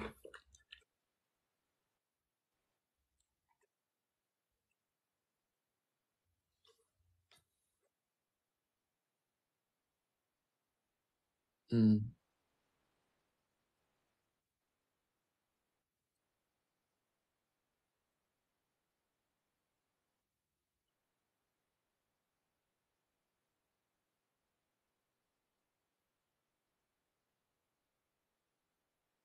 mm,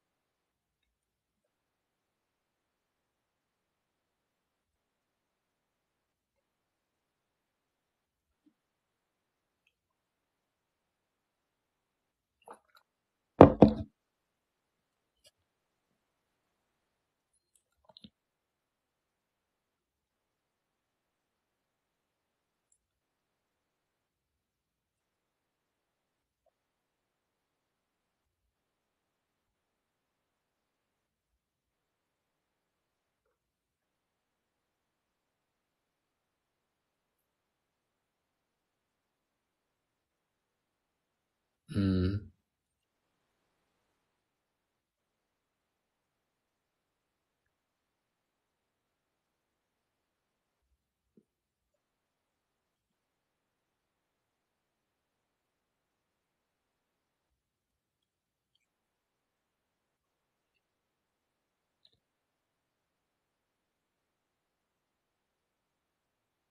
Mm.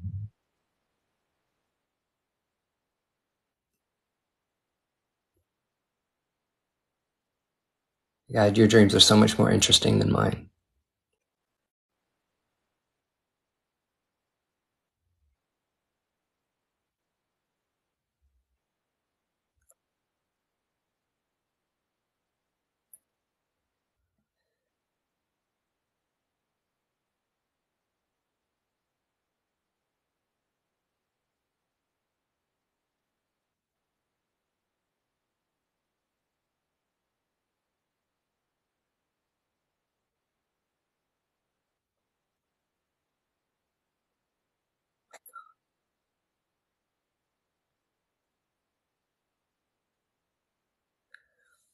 Thank you for sharing all that information. I don't think that information was meant for everybody in the room.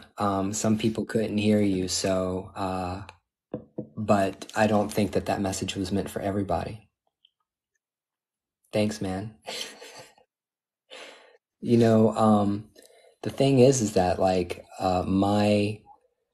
my shamanic crisis, because what I feel like you said is the shaman sickness. It's the shaman crisis. It's the crisis that a person goes through when their gifts are getting ready to uh, unfurl or blossom. You know, they call it a spiritual awakening, but spiritual awakenings are not fun. Spiritual awakenings are usually actually quite negative and can be very destructive, and they can kill you also.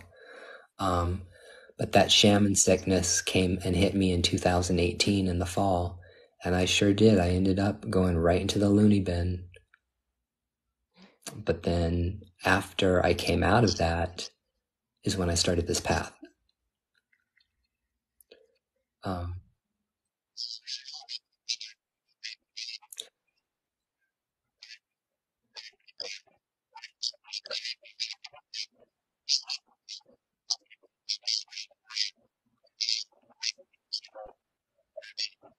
yeah. Can you go out and come back in if you're going to hang with us?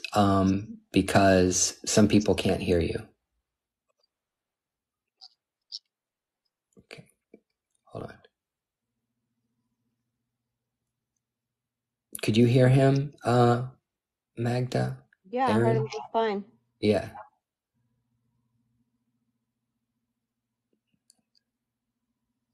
No? Hey, what's up, Silver? What are you doing? I'm actually, I'm gonna go ahead and hop off because I want to get on before it's 1:49 for me, and I work till 3, so I want to get on and do some readings before I go to bed. Okay, But well, thank you once again for having me. I love you, and I love you. More than welcome. thank you. All Love. right. Bye. Bye. All right, everybody. Actually, I'm going to say I'm going to go too. I'm exhausted. I think it's best if we go ahead and wrap it up. I'll get this live up on YouTube for everybody. So anyway, Aaron, you have a great rest of the night. And I'm going to go ahead and say bye, everybody.